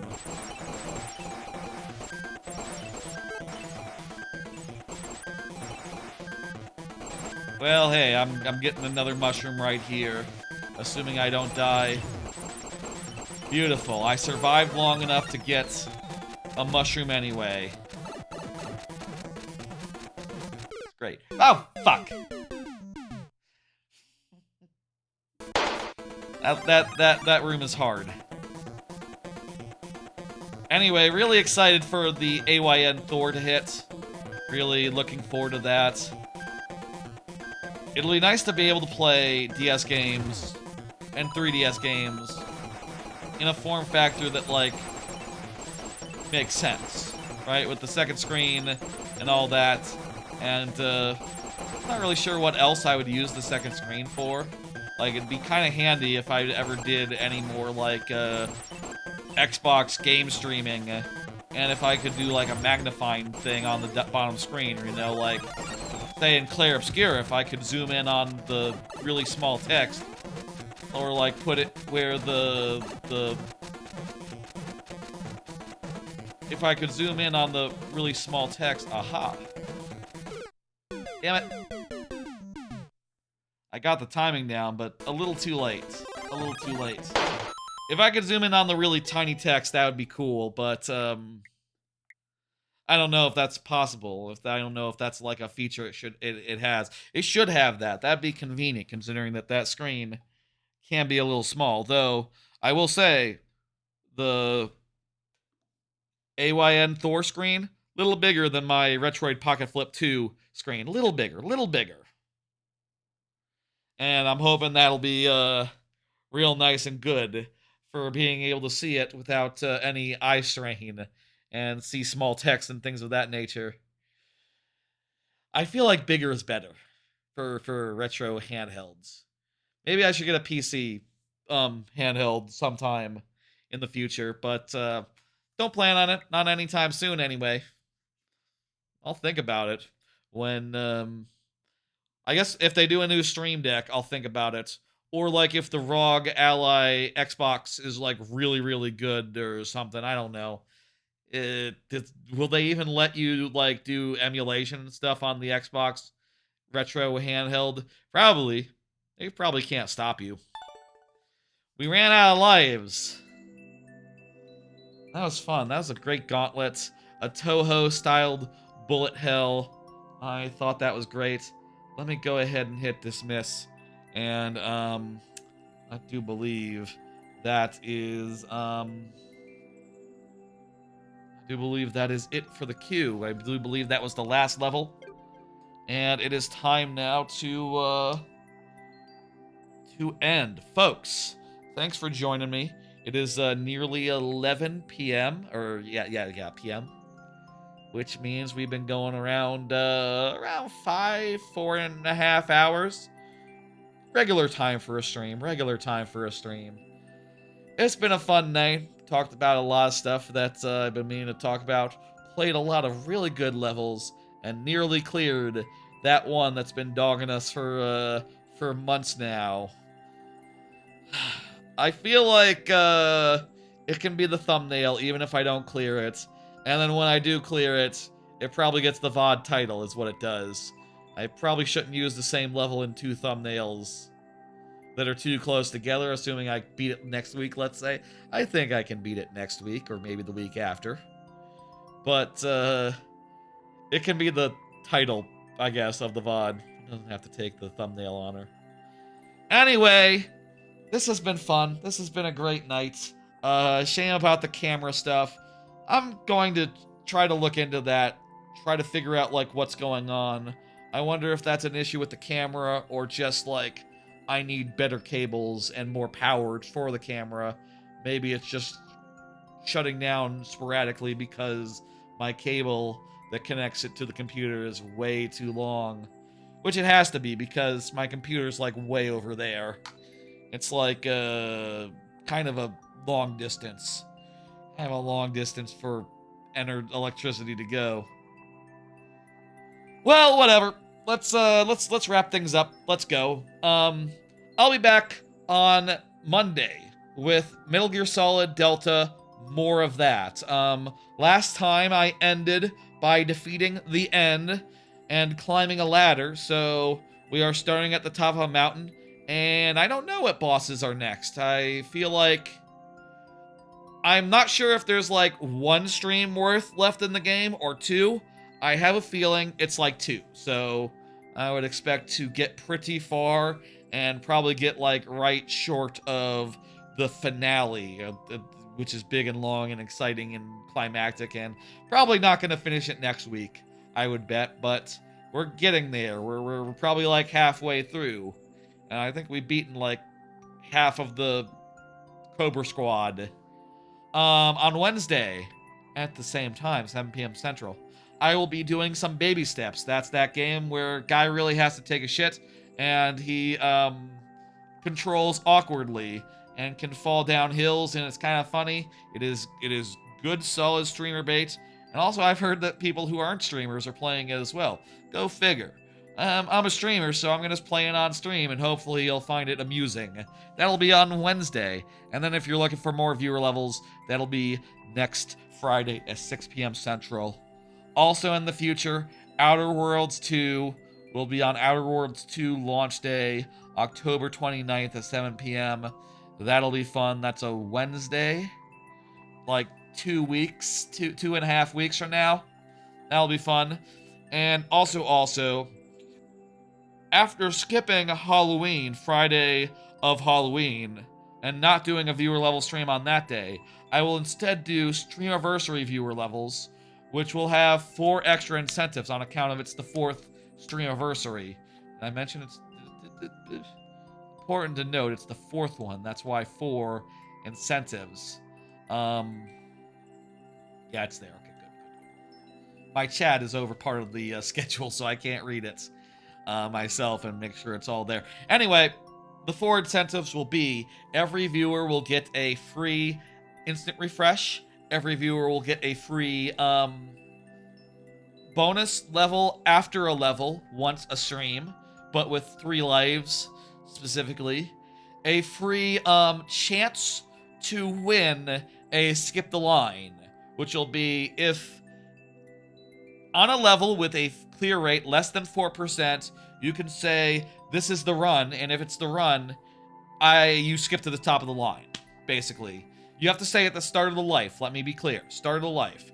And the 4th incentive, I'm not 100% sure about, but my idea right now is just like, what if I switched characters every time I died until I finished the current level, and then whatever character that I'm left with is the character. Would that be a fun thing for y'all to be able to just turn on whenever? Would y'all like that? If y'all have a better 4th incentive, let me know. There's a whole month to come up with one. Okay. Those are all the ideas. That's going to be a fun night. It's probably going to be an extra long viewer levels as well, if I had to guess. You know, it's a sort of a big event stream. Let me see who is online and who I can send you to. I believe now we have, gone over everything. Let me send y'all somewhere. There's a bunch of people streaming, as usual, on a Friday. Who can I send you to? Let's see.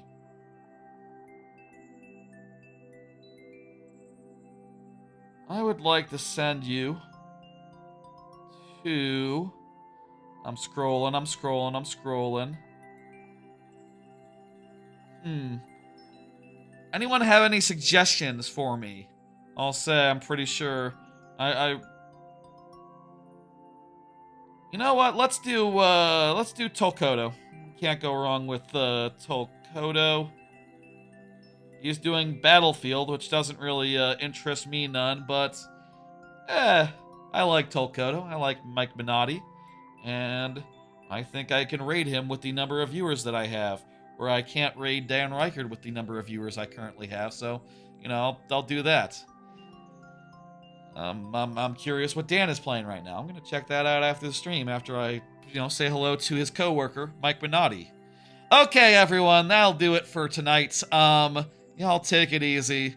Y'all have a good rest of your night. I'll see you on Monday for Metal Gear Solid Delta. I'll see you on Wednesday for Baby Steps. I'll see you on Friday for viewer levels, and I'll see you at various times in the future. Even beyond those 2 other streams, for various other streams that'll be fun and good, and I hope you look forward to them. Hollow Knight Randomizer will be sometime in the semi-near future. I have no idea. I want to do that next-ish. Maybe after I finish replaying Silksong, let's say.